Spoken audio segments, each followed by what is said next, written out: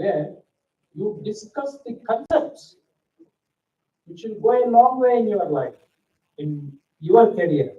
Maybe as a lawyer, maybe as a teacher, maybe as a consultant, maybe as a politician, maybe as an ordinary citizen.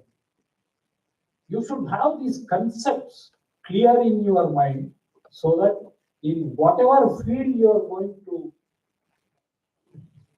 lead your life, you will carry these concepts, practice them, and in turn, you will be practicing constitutional values. So I would request all of you, even today, to make an attempt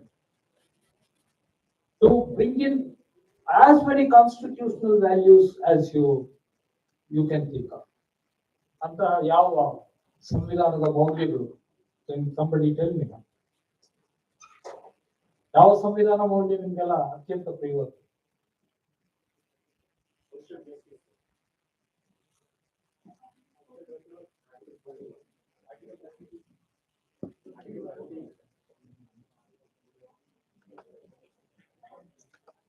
ನೀವು ಹೇಳಿದ್ದು ಎಲ್ಲರೂ ಕೂಡ ಬಹಳ ಮುಖ್ಯವಾದಂತಹ ಸಂವಿಧಾನದ ಮೌಲ್ಯಗಳು. Very good. ಇದೆಲ್ಲ ನಾವು ಇವನ್ನೆಲ್ಲ ತರಬೇಕು.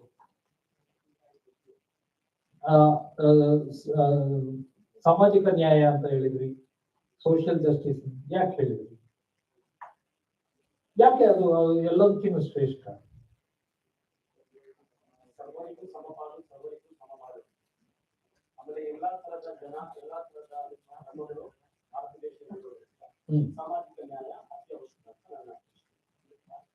ನೀವು ಭಾರತದ ಸಂವಿಧಾನ ಓದಿದ್ದೀರಿ, ನೀವೆಲ್ಲರೂ ಪ್ರಿಯಂಬಲ್ ಓದಿದ್ದೀರಿ. ಪ್ರಿಯಂಬಲ್ದು ಮೊದಲನೇ ಲೈನ್ ರಿಕಲೆಕ್ಟ್ ಮಾಡ್ಕೊಳ್ಳಿ. Very good. Next sentence, what we do.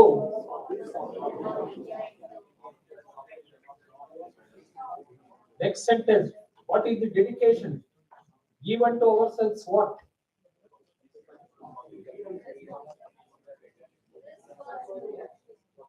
First concept. ನೀವು ಹೇಳಿದ್ದೇನೆ, ನ್ಯಾಯ, justice. What kind of justice? Justice social, then economic, then political. So you are right in saying samajika nyaya, but you should use the constitution. That is the best tool to advance your arguments, to advance your debates.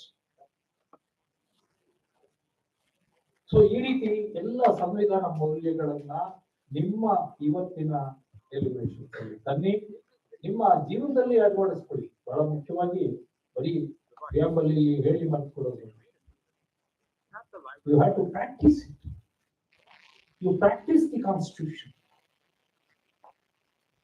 You practice the preamble every day. Make it a point to read the preamble. That should become your Bible. That should become your Gita. That should become your Quran. First and foremost, if this country should survive, we should practice that.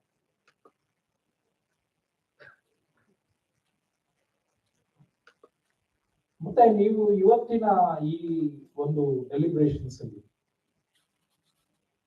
ಮಾಡುವಾಗ ನಮ್ಮ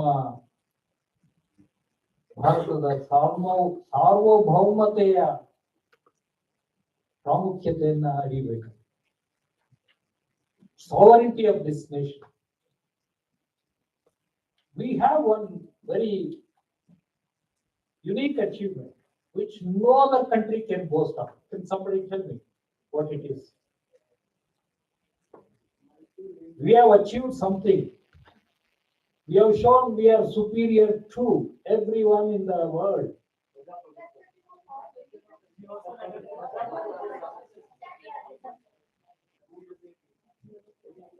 What does our constitution say?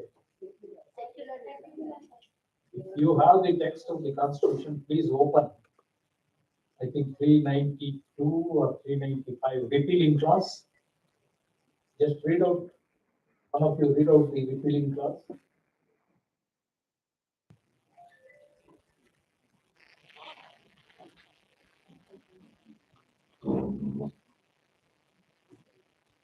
are abrogated? What are repealed?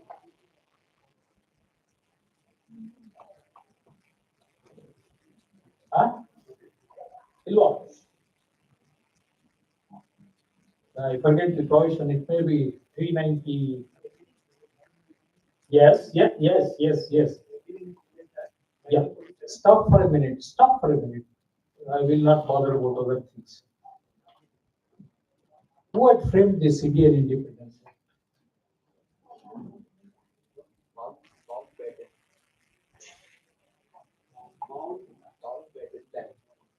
No. Who had enacted this? It. Who had enacted British Parliament? Who said this? British Parliament. Correct. Have you come across any other nation which has abrogated, repealed a mighty British parliamentary enactment? See, that is our sovereignty. We are so supreme.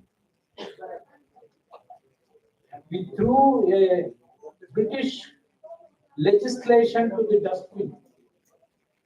We proved that day one we proved we are sovereign. So this is how you should bring in the concept of sovereignty. Just reading the preamble and forgetting it. No. You have to provide anecdotes. You have to provide incidents, provide material to support your conceptual clarity. So that is the kind of sovereignty we have. No other country in the world repealed a law framed by the mother of all parliaments, namely British Parliament.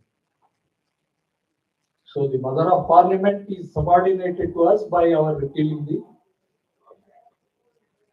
India Independence Act. So that is the importance of our constitution, our sovereignty. Likewise, what does Article 326 say?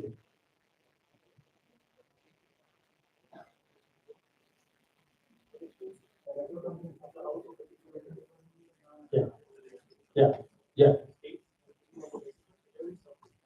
Stop there. Adult suffrage. On the day, men and women in this country got their freedom of franchise, which is popularly known as universal suffrage.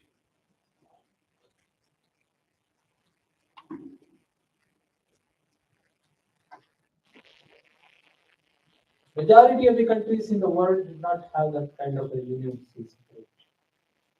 Especially women did not have that kind of suffrage. Can anybody remember when British introduced women franchise?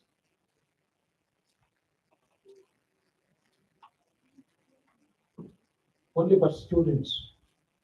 Question only for students. Can anybody remember? You have come to the parliament, you should come with full preparation. Somebody may say these women are not voting the right people, please disenfranchise them. You should stand up and say no.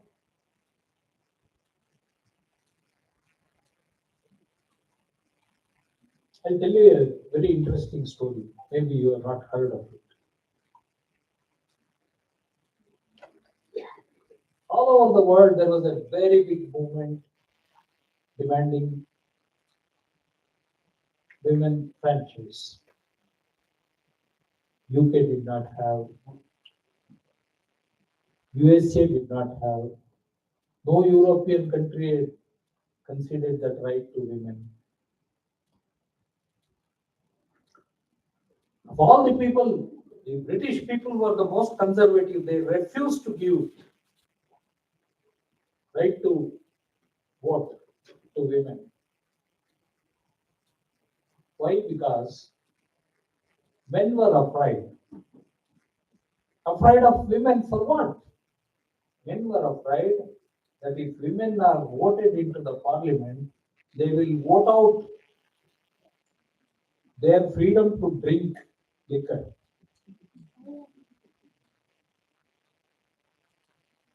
So they did not want women to step into the parliament at all. But then a very interesting incident happened.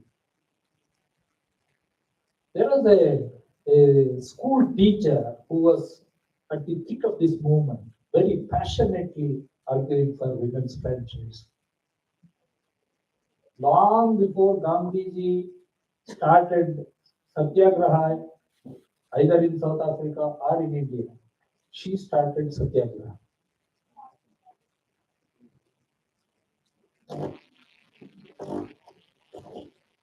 And she used to go on fast.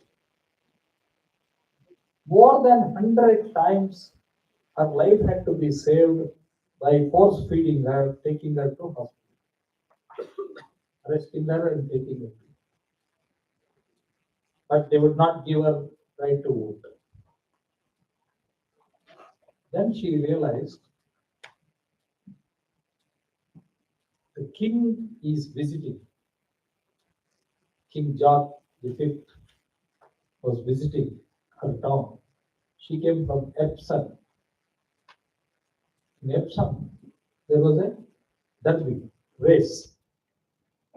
King's horse was participating in that race. So she went to the horse race. She was standing at the goal post.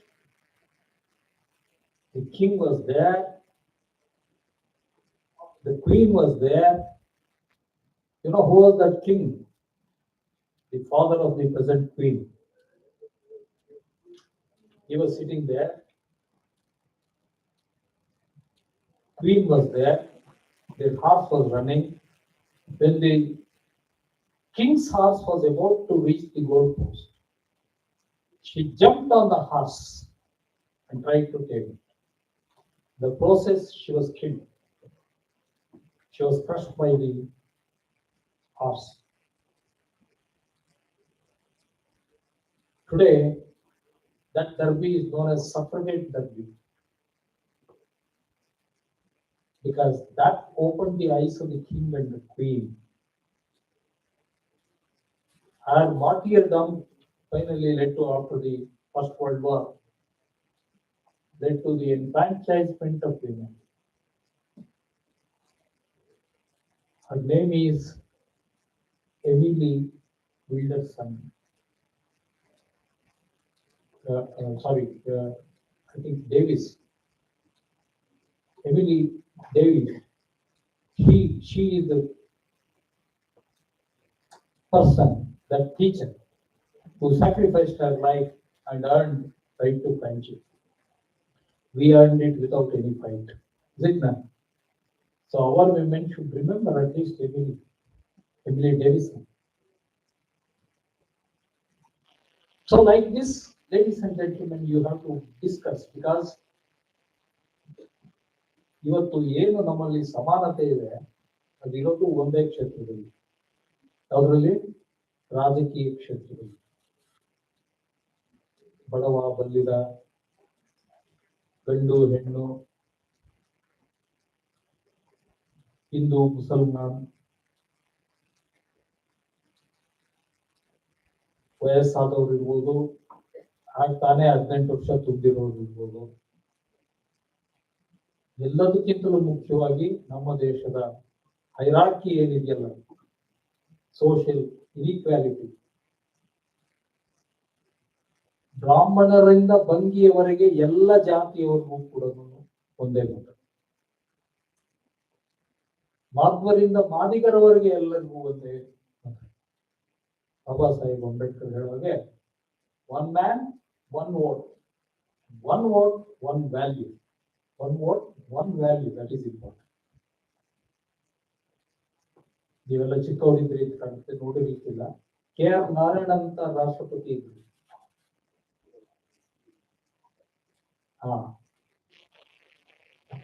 ಅವರು ರಾಷ್ಟ್ರಪತಿ ಭವನದಲ್ಲಿರೋ polling ಬೂತ್ಗೆ ಹೋಗಿ ಸರದಿಯಲ್ಲಿ ನಿಂತು ಒಂದು ಮತ ಹಾಕುದು. ಅವ್ರ ಮುಂದೆ ಯಾರಪ್ಪ ನಿಂತಿದ್ರು ಅಂದ್ರೆ ರಾಷ್ಟ್ರಪತಿ ಭವನ ಕಸ ಹೊಡೆಯೋದಿರ್ಬೋದು, ಜಾಡಮಾಲಿಗಳಿರ್ಬೋದು. ಆದ್ರೆ ಅವ್ರನ್ನ ಗೌರವಿಸ್ತಿದ್ದು ಯಾವ ರೀತಿ ಅಂದ್ರೆ ಅವ್ರನ್ನ ಮುಂದೆ ಸರದಿಯಲ್ಲಿ ಬಿಟ್ಟು ಇವ್ರ ನಂತರ ಹೋಗ್ತಾರೆ.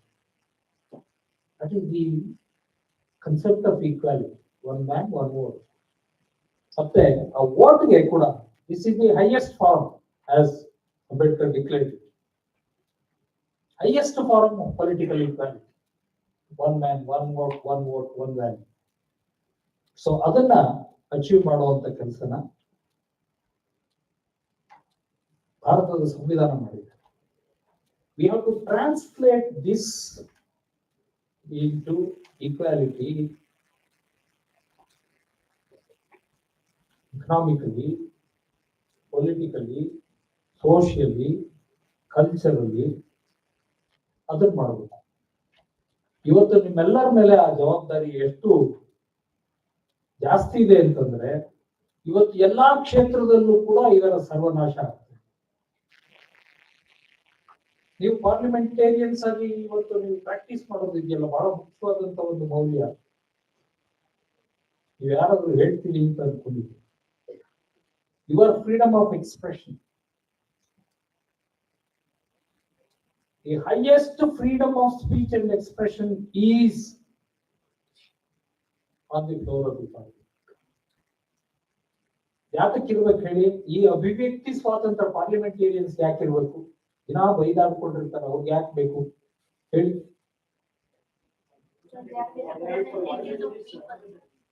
ಸಾರಿ,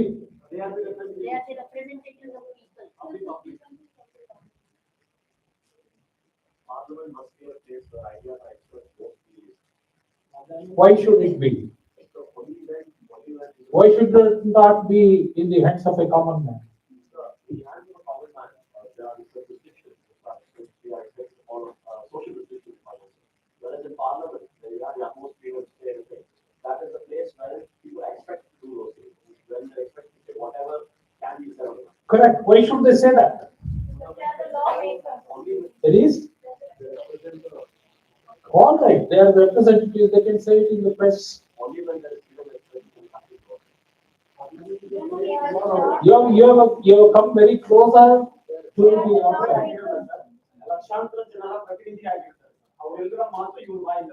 There is one more hand raising. Sir, everyone cannot sit together and make a decision, so that's why they choose their representatives to make it. What is the foundation of democracy? How do you make it a government to the people?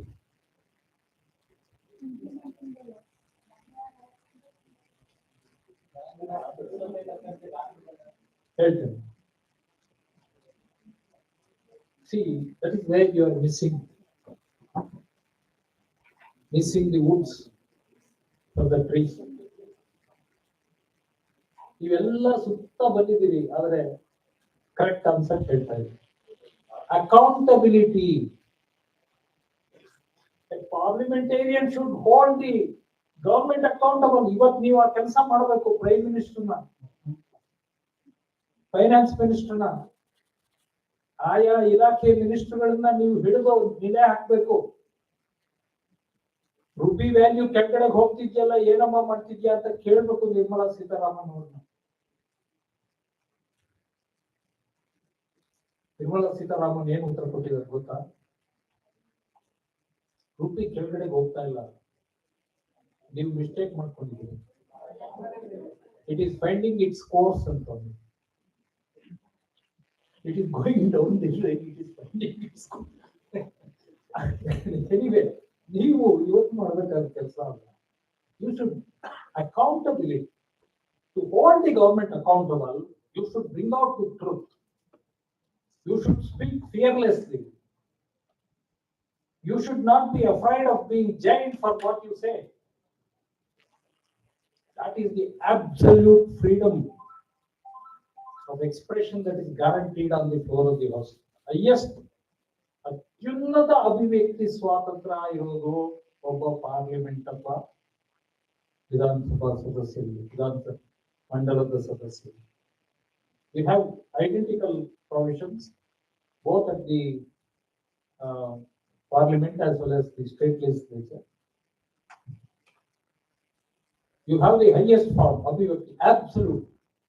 No parliamentarian will be prosecuted, jailed, or made to pay for in civil liability. Any compensation for what he said or what he did while giving vote. Statement and vote both are linked. ಇದೆಲ್ಲ ಈಗಾಗಲೇ ನಿಮ್ಗೆ ನಾನು ವಿದ್ಯಾರ್ಥಿಯಾಗಿದ್ದಾಗ ಇವುಗಳೆಲ್ಲ ಹೊಸ ಕಲ್ಪನೆಗಳಾಗಿದ್ದು ನಮ್ಗೆ ಇನ್ನು academic ವಿಚಾರಗಳಾಗಿತ್ತು. ಇವತ್ತು I am happy to tell you all these issues have already been thrashed out by our judiciary. You have wonderful judgments which throw light on these things. So ಇವನ್ನೆಲ್ಲ ಬಳಸ್ಕೊಳ್ಳಿ. ಎಲ್ಲಕ್ಕಿಂತಲೂ ಮುಖ್ಯವಾಗಿ ಇವತ್ತಿನ ಈ ಒಂದು ಸದನದಲ್ಲಿ ನಿಮ್ಮ ಚಾತುರ್ಯವಷ್ಟೇ ಅಲ್ಲ, ಅದಕ್ಕೆ ಬೇಕಾದಂತಹ ಸಿದ್ಧತೆ, ಪರಿಶ್ರಮ, ಶ್ರದ್ಧೆ, ಯಾವುದೇ ಒಂದು ಸಣ್ಣ ವಿಚಾರ ಹೇಳ್ತಿರ್ಬೋದು, ಅದನ್ನ ಅಚ್ಚುಕಟ್ಟಾಗಿ ಮಾಡಿ, ಮತ್ತೆ ಮಾಡೋದನ್ನ ಫಿಯರ್ಲೆಸ್ ಆಗಿ ಮಾಡಿ. ಬಹಳ ಜನ ವಿದ್ಯಾರ್ಥಿಗಳು ಅಯ್ಯೋ ನಾನು ಹೇಳಿದ್ರೆ ತಪ್ಪಾಗ್ಬಿಡುತ್ತಾ ಅಂತ. ನೀವು ತಪ್ಪು ಇಲ್ಲಿ ಮಾಡ್ಲಿಕ್ಕೆ ಮಾತ್ರ ಸಾಧ್ಯ, ಹೊರಗಡೆ ಮಾಡಿದ್ರೆ ಅದಕ್ಕೆ ಬಹಳ ದೊಡ್ಡ ಪೆನಾಲ್ಟಿ ಇರುತ್ತೆ. ಆದ್ರಿಂದ ಕ್ಲಾಸ್ ರೂಮ್ ಅಲ್ಲಿ ದಯವಿಟ್ಟು ತಪ್ಪು ಮಾಡಿ. ತಪ್ಪು ಮಾಡುವ ಸ್ವಾತಂತ್ರ್ಯ, ಅಭಿವ್ಯಕ್ತಿ ಸ್ವಾತಂತ್ರ್ಯ includes right to make a mistake. Please be bold enough, fearless ಆ ಕೆಲಸವನ್ನ ಮಾಡಿ. ಇವತ್ತು ಬಹಳ ನಮ್ಗೆ ಸಂದಿಗ್ಧವಾದ ಪರಿಸ್ಥಿತಿ ಅಂತಂದ್ರೆ, ಭಾರತದ ಸಂವಿಧಾನದ ಅಡಿಯಲ್ಲಿ ಸೃಷ್ಟಿಯಾಗಿರುವ ಯಾವುದೇ ಸಂವಿಧಾನದ ಶಿಶುಗಳು, ಪಾರ್ಲಿಮೆಂಟ್ ಆಗಲಿ, ಜುಡಿಷಿಯರಿ ಆಗಲಿ, ಎಕ್ಸಿಕ್ಯೂಟಿವ್ ಆಗಲಿ, ಎಲೆಕ್ಷನ್ ಕಮಿಷನ್ ಆಗಲಿ, ಯಾವೂ ಕೂಡ ಸ್ವತಂತ್ರವಾಗಿ ನಿರ್ವಹಿಸುವಂತಹ ಸ್ಥಿತಿಯಲ್ಲಿ ಇಲ್ಲ. ಎಲ್ಲವೂ ಕೂಡ ಅವುಗಳ ಸ್ವಾತಂತ್ರ್ಯವನ್ನು ಕಳೆದುಕೊಂಡು, ಎಲ್ಲದಕ್ಕಿಂತ ಮೊದಲು ಸ್ವಾತಂತ್ರ್ಯ ಕಳ್ಕೊಂಡುದು ನಮ್ಮ ಪತ್ರಿಕಾ ಸ್ವಾತಂತ್ರ್ಯ, ಪತ್ರಿಕಾ ಮಾಧ್ಯಮ. ಅದರಿಂದ ಅವುಗಳನ್ನ ಎತ್ತಿ ಹಿಡಿಯುವಂತಹ ಕೆಲಸವನ್ನ ನೀವು ಈ ಸದನದಲ್ಲೂ ಮಾಡಿ, ನಿಮ್ಮ ನಿಜ ಜೀವನದಲ್ಲೂ ಮಾಡಿ. ಅದಕ್ಕೆ ಈ ಒಂದು ಸಭೆ, ಈ ಒಂದು ಸೆಲೆಬ್ರೇಷನ್ಸ್ ನಿಮ್ಗೆ ಹೆಲ್ಪ್ ಆಗಲಿ. ಒಂದೇ ಒಂದು ಸಣ್ಣ ಇನ್ನೊಂದು ಇದನ್ನ ಮಾತನ್ನ ಹೇಳಿ ನನ್ನ ಮಾತನ್ನು ಮುಚ್ಚಿ ಇಚ್ಛೆ ಪಡ್ತೀನಿ. ಈ ಅಭಿವ್ಯಕ್ತಿ ಸ್ವಾತಂತ್ರ್ಯದ ಬಹಳ ಮುಖ್ಯ ಭಾಗ ಅಂತಂದ್ರೆ your right to protest. When you protest, how you protest, where you protest, when you protest, not important. ಆದ್ರೆ ನಿಮ್ಮ ಪ್ರತಿರೋಧ ಇರೋದೇನೆ ಸಾಕು. ಎಲ್ಲಿ ಪ್ರತಿರೋಧ ಇರೋದಿಲ್ವೋ ಅಲ್ಲಿ ಸರ್ವಾಧಿಕಾರ ಬರುತ್ತೆ. ಇವತ್ತು ದೇಶದಲ್ಲಿ ಆಗ್ತಾ ಇರೋದಷ್ಟೇ. ಯಾರು ಪ್ರತಿರೋಧ ಮಾಡ್ತಾರೋ ಅವ್ರನ್ನೆಲ್ಲ ಜೈಲಿಗೆ ಹಾಕಿ ಇವತ್ತು ಸರ್ವಾಧಿಕಾರ ಬೆಳೆದಿದೆ. ನಾನೊಂದು ಸಣ್ಣ ಉದಾಹರಣೆ ಕೊಟ್ಟು ನಿಮ್ಮ ಮಾತನ್ನ ಮುಗಿಸ್ಲಿಕ್ಕೆ ಇದು ನಿಜ ಜೀವನದಲ್ಲಿ ನಡೆದಂತ. ಕೇರಳದಿಂದ ಬಂದ ಯಾರಾದ್ರೂ ವಿದ್ಯಾರ್ಥಿಗಳಿದ್ದಾರ ಇದ್ರೆ ಅವ್ರಿಗೆ ಚೆನ್ನಾಗಿ ಇದ್ರ ಬಗ್ಗೆ ಗೊತ್ತಿರುತ್ತೆ. ಬಟ್ ನನಗೆ ಬಹಳ ಕಮ್ಮಿ ವಿಚಾರ ತಿಳಿದಿದೆ. ಹಿಂದೆ ಹೆಣ್ಣು ಮಕ್ಕಳಿಗೆ, ವಿಶೇಷವಾಗಿ ಕೆಳಜಾತಿಯ ಹೆಣ್ಣು ಮಕ್ಕಳಿಗೆ ಮೇಲ್ವಸ್ತ್ರ ಧರಿಸುವ ಸ್ವಾತಂತ್ರ್ಯ ಇರಲಿಲ್ಲ. They were not supposed to put on upper garments. ಈಗಲೂ ಕೂಡ ಕರ್ನಾಟಕದಲ್ಲಿ ಸಿದ್ಧಿ ಅಂತ ಒಂದು ಸಮುದಾಯ ಇದೆ, ನೀವು ನೋಡ್ಬೋದು. ಅವ್ರು ಇವತ್ತಿಗೂ ಮೇಲ್ವಸ್ತ್ರ ಧರಿಸೋದು, ಪದ್ಮಶ್ರೀ ಅವಾರ್ಡ್ಗಳು ತಗೊಳ್ತಾರೆ, ಹಾಗೆ ಹೋಗ್ತಾರೆ ರಾಷ್ಟ್ರಪತಿ ಬಂದು. ನನ್ನ ಸ್ನೇಹಿತರಲ್ಲಿ ಒಬ್ಬ ಸುಕ್ರಿ ಬೊಮ್ಮಗೌಡ ಅಂತ ಬಹಳ ಒಳ್ಳೆ ಜನಪದ ಗಾಯಕಿ, ಆಕೆನೂ ಕೂಡ ಮೊನ್ನೆ ಹೋಗಿದ್ರು. ಇನ್ನೊಬ್ರು ಬಂದು ಮೊನ್ನೆ ಇನ್ನೊಂದು ಗಾಯಕಿ, ಆಕೆನೂ ಕೂಡ ತಕೊಂಡು ಮೇಲ್ವಸ್ತ್ರ ಅಲ್ಲಿ ಕಂಪಲ್ಸರಿ ಧರಿಸಿದ್ರೆ ಅಲ್ಲಿಯ ಟ್ರಾವೆಂಕೂರ್ ರಾಜ ಒಂದು ಅವ್ರ ಮೇಲೆ ಜುಲ್ಮಾನೆ ಹಾಕ್ತಾ ಇದ್ದಾರೆ. It was called breast tax. If they cover their breasts, they would. So one day it happened. A lady wanted to go to the market and buy something. Her husband was not immediately. So ಆಕೆ ಏನ್ ಮಾಡ್ತಾಳೆ, ಮೇಲ್ವಸ್ತ್ರ ಧರಿಸ್ಬಿಟ್ಟು ಹೋಗಿ ಅವಳ ಮನೆಗೆ ಬರೋ ಅಷ್ಟೊತ್ತಿಗೆ ರಾಜರಿಗೆ ವರದಿ ಹೋಗಿರುತ್ತೆ. ರಾಜಭಟ್ರು ಬರ್ತಾರೆ. ರಾಜಭಟ್ರು ಬಂದು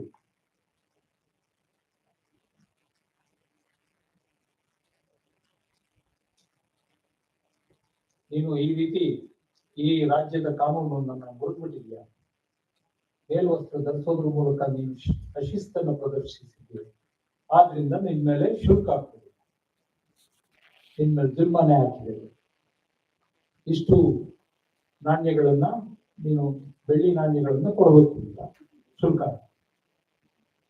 so the lady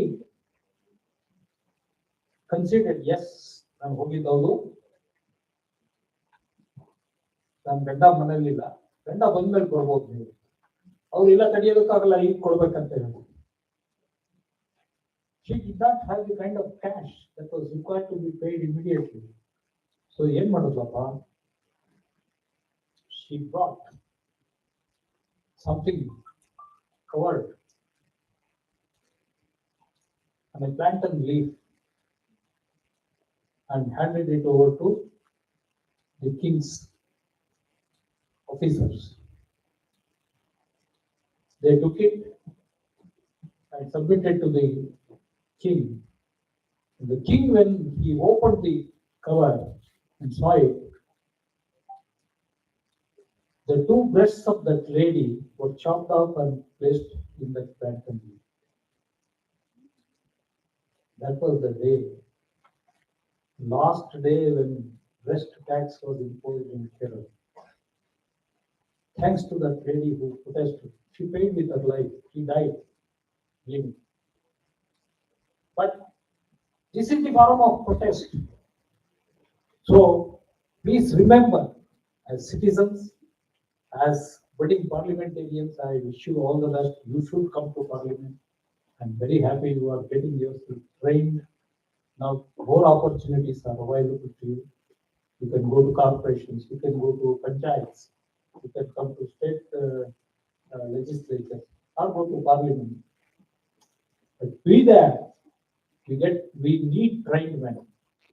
You be those warriors who will take this freedom to the parliament and uphold freedom in this country. Very important factor is you should remember two statements. One, eternal vigilance is the price of freedom. If you don't protest, you will never retain your freedom. And in order to earn that protest, you have to practice your freedom. If you don't criticize the government, nobody will bother harm you. But if you criticize, then you have to be ready for its consequences. That is the form of protest. And the second thing is, you should not only practice your freedom of expression, you should uphold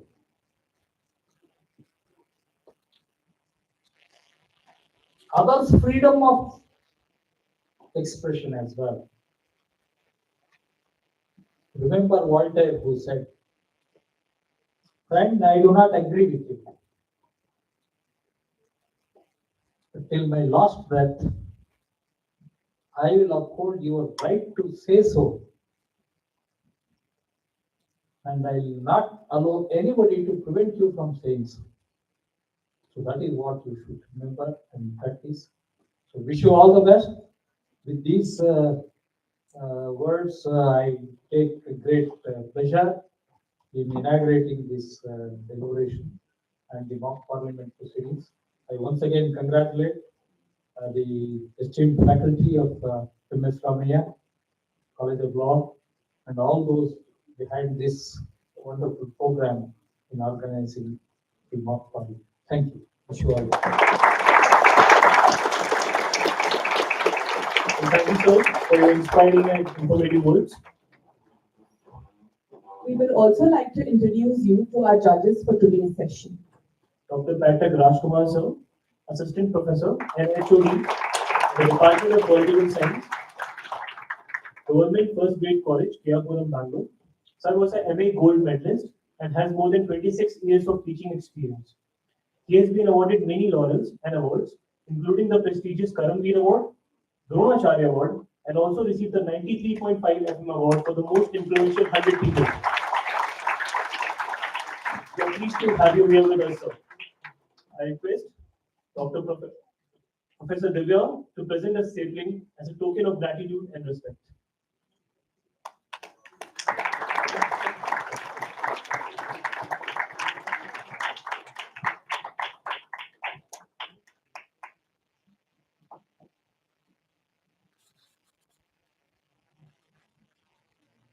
We also have with us Dr. Helen Nalini Paul, with over 28 years of teaching experience, both PG and UG classes, in Government First Grade College and Maharani Cluster University.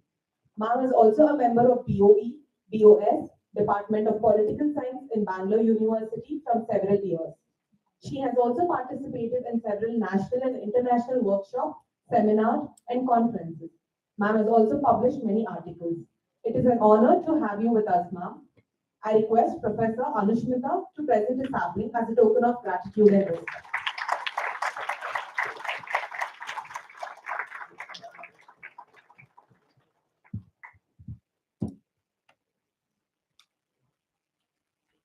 And joining the panel, we also have Dr. Kaveri Swami, Assistant Professor at Trastu Jayanti College. Ma'am has a teaching experience of over 24 years and is an avid researcher with publication of various books and research papers. Ma'am has also attended various seminars and conferences, both as a participant and as a resource person. Additionally, she has worked as a coordinator for civil services in various educational institutions. It is our privilege of having a gracious presence, ma'am. I request Professor Anupa De to present the sapling as a token of gratitude and respect.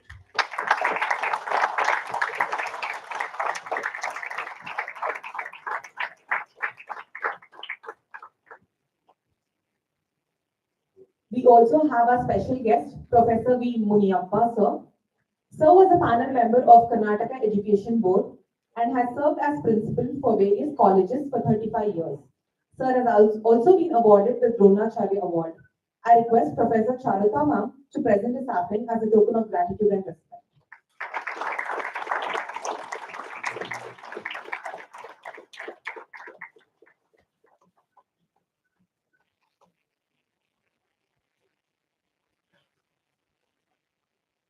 Our principal has always been our support system. I request Professor Rajeshwari to present a sapling as a token of gratitude and respect.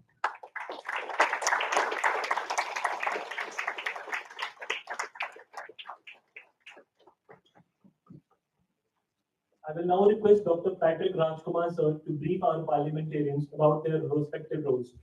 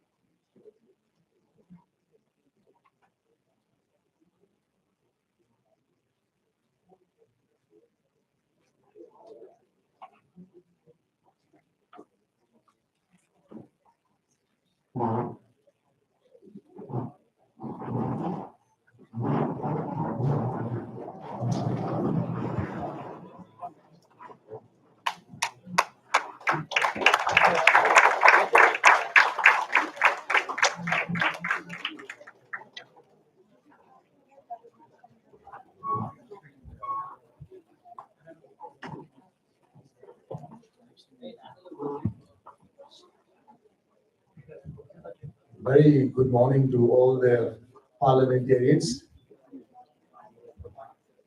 I definitely see a trap. Did you all see a trap? Because after such an eminent speaker like our, Professor Ravi Verma Kumar, the senior advocate, asking me to give instructions on how to run the parliament. This I feel is a real trap too. I don't know who set this trap for me, but anyway, I cannot match the evidence, nor the knowledge, nor the fluency with which the knowledge was oozing out from Professor Verma, and a wonderful, presidential address, and I think he set the tone. Okay, so what I would do. So again, I will come back to what I said on the first day. There are two ways of looking at this mock parliament. Okay, one is mocking it, another one is imitating it. Okay, now I would request all the parliamentarians that this time, although the definition says you imitate the parliamentarians, I will carry on from what Professor Verma said. Don't imitate them. You are a parliamentarian. This is a mock parliament. I want it to be a model parliament. All right. So there are two ways of making this work. One is to make it very interesting. And how to make it very interesting? You can throw all the bottles that are in front of you. You can make noise. You can break the benches. You can, make a lot of noise. Okay. The other one, this is what the other one, that's what normally happens. So we are not here to imitate that kind of a parliamentary procedures. The other one is what Professor Verma set the tone for. You speak with purpose. Okay, conceptual clarity. ಏನೇ ಮಾತಾಡಿದ್ರು ಕೂಡ ಅದರಲ್ಲಿ ಒಂದು ಸಂವಿಧಾನದ ಒಂದು validity ಇರಬೇಕು. ನಿಮ್ಮ ಮಾತುಕತೆಗಳಲ್ಲಿ okay, ನೀವು ಸುಮ್ಮನೆ ಏನೋ ಮಾತಾಡಬೇಕು, ಎದುರಿಸ್ಬೇಕು, ಜೋರಾಗಿ ಮಾತಾಡಿಸಿ ನಮ್ಮ ಶಕ್ತಿಯಿಂದ ಅವ್ರನ್ನ ಓಕೆ ಕೆಳಗಡೆ ಮಾಡಬೇಕು ಅನ್ನೋ ರೀತಿಯಲ್ಲಿ ಮಾತಾಡ್ಸೋದಲ್ಲ. Of course, we are here to see a lot of life in you. We are here to see a lot of arguments. Okay, we know that a lot of procedures around the parliament which requires expression of your anger, expression of your dissatisfaction. But at the same time, what Professor Ravi Verma very clearly says is that there should be some kind of a constitutionality in what you speak. There should be purpose in what you speak because you are representing, very beautifully said, why you are given the freedom to talk is because you are not talking for yourself. You are talking for the people. Okay, so you're talking for the people who are sent you. So that's what. So your purpose remains the same. You're imitating the same parliament people, but the mannerism in which you will be doing this, there should be some constitutionality in it. There should be some dignity in it. There should be protocols followed. So follow all the rules and regulations that a parliamentarian is required to. Address people with sir. Okay, address people with respect. Give women what required, what respect they require. Maintain their decorums. And I wish, I can see all of you transforming physically yourselves into ministers, into parliamentarians. I want also to psychologically, mentally, academically transform yourselves into these parliamentarians and make sure that we have a wonderful lessons to carry from here. Not only for us, but all those who are looking at it, all the parliamentarians will be looking at this at some form or the other when it is being posted, that you must become the model for rest of the parliamentarians. We may not be able to educate, at least for the next generations, the next group that's going to come, they should say, this mock parliament was a fabulous example for many people to carry. Okay, so with these few words, I set these motions or set this mock parliament on, not on fire, of course, on the right tone. And I think Professor Verma has given us the beautiful picture of what we are supposed to be and how we need to carry this. So anything said beyond what Professor Verma said would be nullified. And I said, this is a real trap for me to speak after him because such wonderful knowledge and the procedures he has set for us. Let's, with this spirit of what we call democracy and justice, let's start this parliament. So that's what I've got to say. All the best to every person, the Prime Minister, the ruling party, the ministers, and the opposition parties, the speaker, and the people who are going to ask questions. To everyone present here, Wonderful experience is awaiting you. Please take it on from there. Thank you.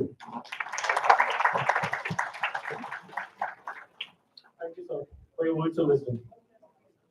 ನಮ್ಮ ಈ ಕಾರ್ಯಕ್ರಮವನ್ನು ದೀಪ ಬೆಳಗಿಸುವ ಮೂಲಕ ಪ್ರಾರಂಭಿಸೋಣ. ಎಲ್ಲಾ ಗಣ್ಯರು ದೀಪ ಹಚ್ಚಲು ಮುಂದೆ ಬರಬೇಕೆಂದು ಕೋರುತ್ತೇನೆ.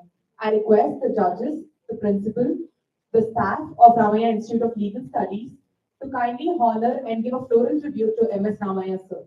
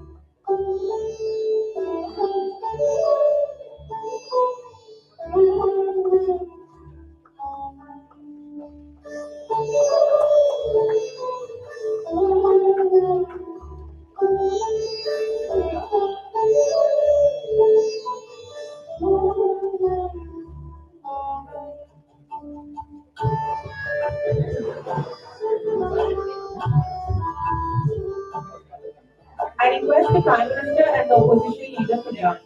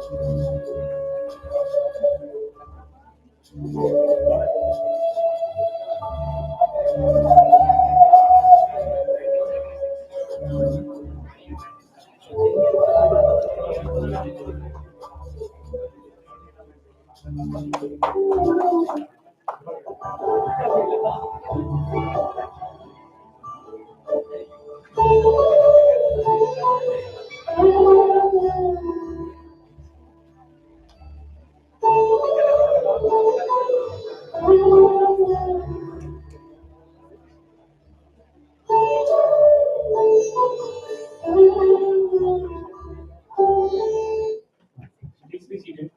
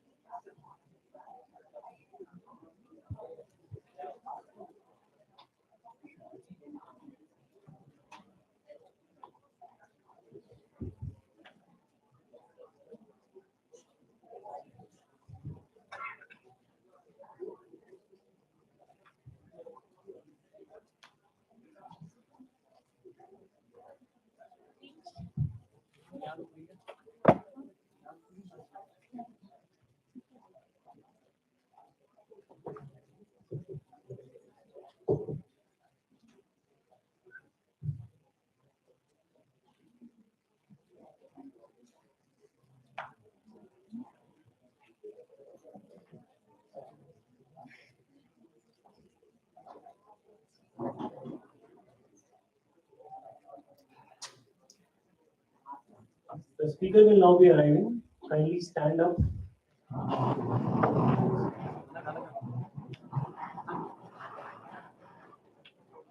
There's a mistake. Please be seated.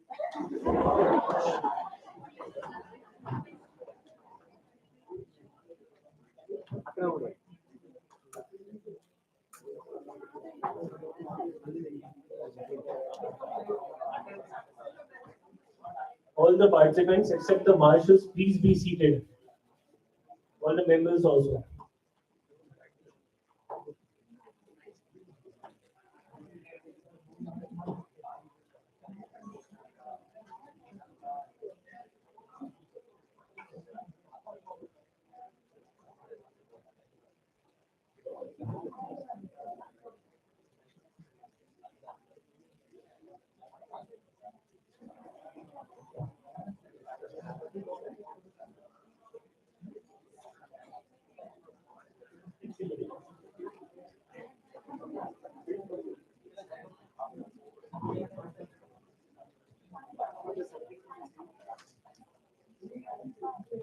All the members are kindly requested to please maintain the decorum.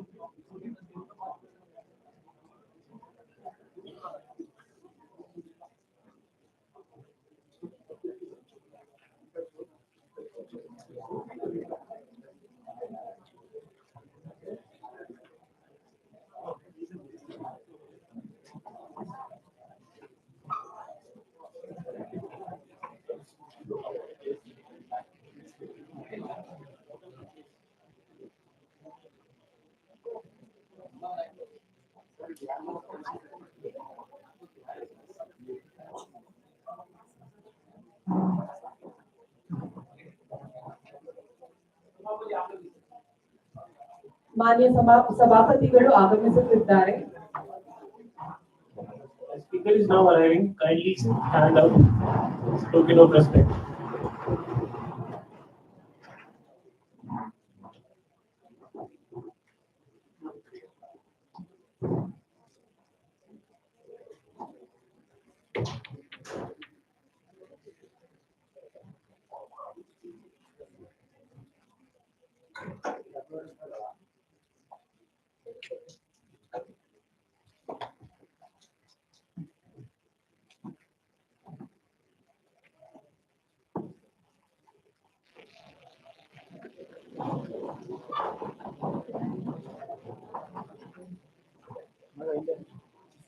The speaker will now commence the session.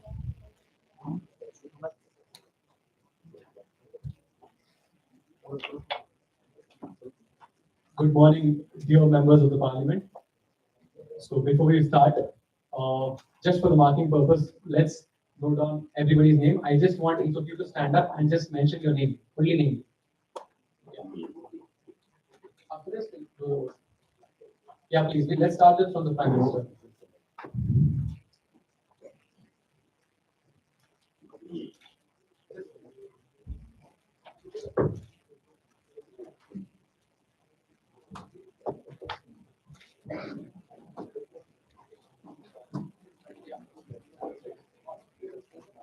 Okay, I request all the members of the parliament to rise. So we'll have a oath.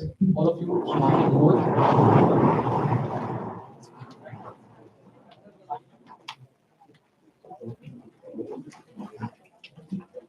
So please repeat right after me. I. Your name. Do. Swear in the name of God that I will bear true faith and allegiance to the Constitution of India as by law established, that I will uphold the sovereignty and integrity of India with will faithfully discharge my duties as a member of.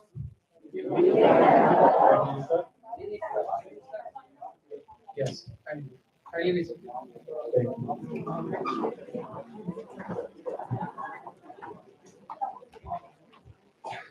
Firstly, before commencing and getting into the bill, let me be specific. Uh, there will be a actual suspension and it will not be taken into record if there is something unparliamentary that happens in the session. Let me be very clear.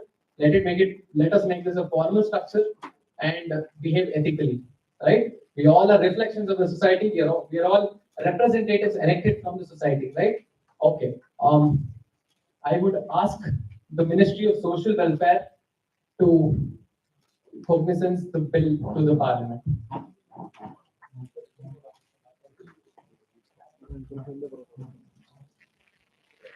Honorable Speaker, Honorable Prime Minister, estimates suggest that each year at least 1.5 million girls under 18 get married in India, which makes it home to the largest number of child brides in the world, according to the third of Global Today. Nearly 60% of adolescent girls aged 15 to 19 are currently married. Hence, the urgent need to tackle this societal issue and to bring in reforms. The Child Marriage Restraint Act 1929 was replaced by the Prohibition of Child Marriage 2006. And we bring forward the Prohibition of Child Marriage Amendment Bill 2022 to prohibit solemnization of child marriage. The law prescribes a minimum age of marriage to essentially outlaw the child marriage, that is increasing the age of marriage from 18 to 25 years for both male and female. We cannot claim progress unless women progress in all social fronts, that is physical, mental, and reproductive health. The existing laws do not adequately secure the constitutional mandate of gender equality. In order to address the issues of women in a holistic manner as a measure for empowerment of women, gender equality, increasing the female labor force participation, make them self-reliant, and to enable them to take decisions themselves. The bill aims to amend the Prohibition of Child Marriage Act 2006 to reinforce its application, overriding all other existing laws, bring women at par with men in terms of marriageable age by raising the age from 18 to 25, prohibit child marriage irrespective of any law, custom, usage, or practice governing the parties, make the amendments effective in relation to marriageable age 2 years from the date the bill receives assent of the President so as to provide sufficient opportunity for all collective growth. The bill seeks to achieve the overall objectives and I remain.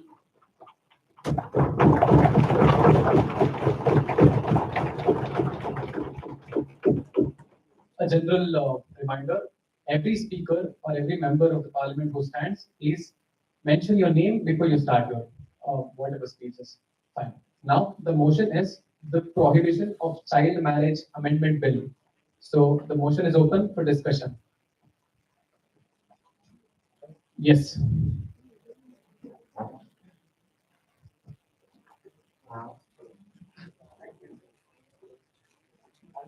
ಮಾನ್ಯ ಸಭಾಧ್ಯಕ್ಷರೇ, ನನ್ನ ಹೆಸರು ನಿರಂಜನ್, ಕ್ರಮ ಸಂಖ್ಯೆ 20. ಏನಿವತ್ತು ನಮ್ಮ ಆಡಳಿತದಲ್ಲಿರುವ ಸರ್ಕಾರ ಒಂದು ಬಿಲ್ ಚರ್ಚೆಗೆ ತಂದಿದೆ. ವಿಚಾರ ಕೇಳಿದ್ಮೇಲೆ ನನಗೆ ನಗಬೇಕೋ ಒಳಬೇಕೋ ಗೊತ್ತಾಗ್ತಾ ಇಲ್ಲ ಸ್ವಾಮಿ. ಕಾರಣ ಯಾಕಂದ್ರೆ ಸ್ವಾಮಿ, ನಮ್ಮ ಸರ್ಕಾರ ಆಡಳಿತದಲ್ಲಿದ್ದಾಗ ಇದ್ದಿದ್ದೇ ಸ್ವಲ್ಪ ತಿದ್ದು ಮಾಡಿ ತಂದಿದೆ. ಈ ವಿಚಾರ ಬಂದಿದೆ ಅಂದಿದ ತಕ್ಷಣ ನಾನು ನಮ್ಮ ವಿರೋಧ ಪಕ್ಷದ ನಾಯಕರು ತುಂಬಾ ಖುಷಿ ಪಟ್ಟು, ಆದ್ರೆ ಈ ಬಿಲ್ ಓದಿದ್ಮೇಲೆ ಯಾಕಾದ್ರೂ ಈ ಬಿಲ್ ಜಾರಿ ಮಾಡುವ ಅನಿಸ್ತಾ ಇದೆ. ಲೋಪದೋಷಗಳು ಒಂದಾ ಎರಡ ಸ್ವಾಮಿ. ಮೊದಲಿಗೆ ಇವ್ರು ಹೇಳಿದ್ದಾರೆ, ಮಗು ಎಂದರೆ ಪುರುಷ ಅಥವಾ ಮಹಿಳೆ ಅಥವಾ ಇತರರು 25 ವರ್ಷ ವಯಸ್ಸಿನೊಳಗೆ ಇರುವವರು. 25 ವರ್ಷಕ್ಕೆ ನೀವು ವರ್ಷದವರೆಗೂ ಅವ್ರನ್ನ ಮಕ್ಕಳು ಅಂತ ಕರೀತಾ ಇದ್ರೆ, ನೀವು 17 ವರ್ಷಕ್ಕೆ ಡಿಫೆನ್ಸ್ ಕೆಲಸಕ್ಕೆ ಬಳಸ್ತೀರಾ?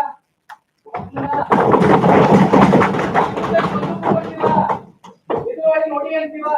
ಯಾವ ಆಧಾರದ ಮೇಲೆ ಮಾಡಿದ್ರಿ ಸ್ವಾಮಿ ನೀವು? ಆಯ್ತು, ಅದಾದ್ಮೇಲೆ ಮುಂದಕ್ಕೆ ಹೋಗ್ತಾ ಸ್ವಾಮಿ, ಕೆಲವು ಎಲ್ಲಾ ಕಾನೂನುಗಳನ್ನ ಒಂದೇ, ಶರಿಯ ಕಾನೂನು ಎಲ್ಲಾನು ಒಂದು ಸೇರಿದ್ದಾರೆ. ಒಳ್ಳೆ ವಿಚಾರ. ಇದಕ್ಕೆ ಆಡಳಿತ ಪಕ್ಷದವ್ರಿಗೆ ನಾನೇ ಕೂತು ಟೇಬಲ್ ಕಟ್ಟಿ ಪ್ರೋತ್ಸಾಹ ಕೊಡ್ತೀನಿ ಸ್ವಾಮಿ. ಅದು ಲೋಪದೋಷ ಏನಂದ್ರೆ, ಗಂಡು ಮಕ್ಕಳು ಹೆಣ್ಮಕ್ಳಿಗೆ ಮದುವೆ ಆಗಿ 25 ವರ್ಷ ಮಾಡಿದೀವ. ಒಂದೇ ಸರಿ ಸಮಯ ಎಷ್ಟು ಕೊಟ್ಟಿಗೆ ಒಪ್ಕೊಳ್ತೀನಿ. ನೀವೇನೋ 25 ವರ್ಷ ಅಂತೀವಿ, ವ್ಯಕ್ತಿ 25ಕ್ಕೆ 200 ರೂಪಾಯಿ ಹೋಯ್ತಾನೆ, 27 ಆಗುತ್ತೆ. ಮದುವೆ ಆದ್ಮೇಲೆ ಗಂಡ ಹೆಂಡತಿ 5 ವರ್ಷಗಳ ಕಾಲ ಫ್ಯಾಮಿಲಿ ಪ್ಲಾನಿಂಗ್ ಅಲ್ಲಿ ಇರಲ್ಲ. 5 ವರ್ಷ ಆದ್ಮೇಲೆ ಫ್ಯಾಮಿಲಿ ಪ್ಲಾನಿಂಗ್ ತೊಂದ್ರೆ ಆದ್ರೆ ಏನ್ ಸಮಸ್ಯೆ? ಇದಕ್ಕೆ ಸಂಬಂಧಪಟ್ಟಂತೆ ಯಾವ್ದಾದ್ರು ಮೆಡಿಕಲ್ ಡಾಕ್ಯುಮೆಂಟ್ ಇದೆಯಾ ನಿಮ್ಮ ಹತ್ರ? ಅದಕ್ಕೆ ನನ್ನ ಹತ್ರ ಏನಾದ್ರು ಸ್ವಾಮಿ ನಾನು ಕೇಳ್ಕೊಳ್ಳೋದು, ಒಂದು ಸಮಿತಿ ರಚನೆ ಮಾಡಿ. ಭಾರತದಲ್ಲಿ ಪ್ರಖ್ಯಾತ ವೈದ್ಯರುಗಳ ಬಳಿ ಅವ್ರ ಹತ್ರ ಒಪಿನಿಯನ್ ತಗೊಳ್ಳಿ, ಅವ್ರು ಏನ್ ಒಪಿನಿಯನ್ ಕೊಡ್ತಾರೋ ಅದ್ರ ಮೇಲೆ ಪಾಲನೆ ಮಾಡಿ. ಇಷ್ಟೇ ಅಲ್ಲ ಸ್ವಾಮಿ, ದಿನಾಂಕ ಅಲ್ಲ ವೈಂಡ್ ಅಪ್ ಮಾಡ್ತೀನಿ ಸ್ವಾಮಿ. ನಿಮ್ಮ ಮಂಡನೆ ಏನಿದ್ರು ಚಿಕ್ಕದಾಗಿ 2 ನಿಮಿಷದಲ್ಲಿ ಮುಗಿಸುವಂತ ಒಂದು ಪ್ರಯತ್ನ ಮಾಡಿ. ದಿನಾಂಕ 25/7/2019 ನ್ಯೂಸ್ ಪೇಪರ್ ಅಲ್ಲಿ ಒಂದು ಆರ್ಟಿಕಲ್ ಬಂದಿದೆ ಸ್ವಾಮಿ. ಇಬ್ಬರು ದಂಪತಿ ಆತ್ಮಹತ್ಯೆ ಮಾಡ್ಕೊಂಡಿದ್ದಾರೆ. ಕಾರಣ ಏನಂದ್ರೆ ವೆರಿ ಸಿಂಪಲ್, ಅವ್ರಿಗೆ ಮಕ್ಕಳಾಗಿಲ್ಲ ಅನ್ನೋ ಕಾರಣಕ್ಕೋಸ್ಕರ ಆತ್ಮಹತ್ಯೆ ಮಾಡ್ಕೊಂಡಿದ್ದಾರೆ.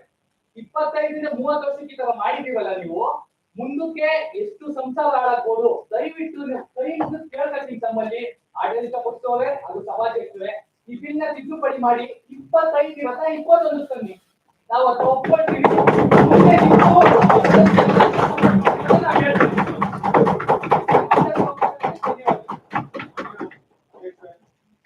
ನನ್ನ ಸಹೋದರಿ ವಿರೋಧ ಪಕ್ಷದ ಸ್ನೇಹಿತರು ಆಡ್ಬೇಕಂತ ವಿರೋಧ ಪಕ್ಷ ನಾವು ಕೊಡ್ತೀವ್ರೆ ಆಡೋದಕ್ಕೆ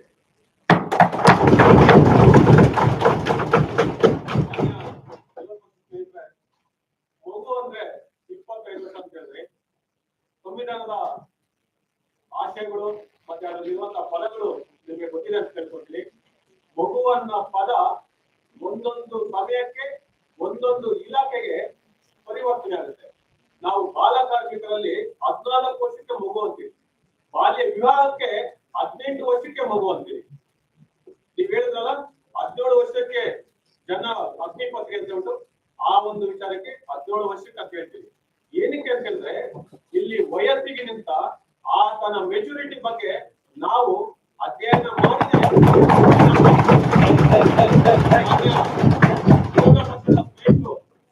ಒಂದು ಪತ್ರಿಕೆ 2019 ಪತ್ರಿಕೆಗೆ ಒಂದು ಉದಾಹರಣೆ ಕೊಟ್ಟು ಅಧ್ಯಕ್ಷ ತಮ್ಮ ಗಮನಕ್ಕೆ ಬರಲಿ. ನಿನ್ನೆಯ ಪತ್ರಿಕೆ ನೀವು ನೋಡ್ಬೋದು, 71 ವರ್ಷದ ಮುದುಕ 70 ವರ್ಷದ ವೃದ್ಧೆ ನಿನ್ನೆ ಅವ್ರಿಗೆ ಮದುವೆ ಆಗಿದೆ, ಮಗು ಆಗಿದೆ. 54 ವರ್ಷ ಮದುವೆ ಆದ್ಮೇಲೆ ಮಗು ಇಲ್ಲಿರೋರಿಗೆ ನಿನ್ನೆ ಮಗು ಆಗಿದೆ. ಮಗು ಆಗೋದು ಅವರ ವಯಸ್ಸಲ್ವಾ, ಅದರಲ್ಲಿರುವಂತ ಕೆಲವೊಂದು ದೇಹದಲ್ಲಿರುವಂತ ಕೆಲವೊಂದು ಸೂಕ್ಷ್ಮ ಬೆಳವಣಿಗೆಗಳನ್ನು ನಾವು ಅರ್ಥ ಮಾಡ್ಕೋಬೇಕಾಗುತ್ತೆ. ಮಾನ್ಯ ನನ್ನ ವಿರೋಧ ಪಕ್ಷದ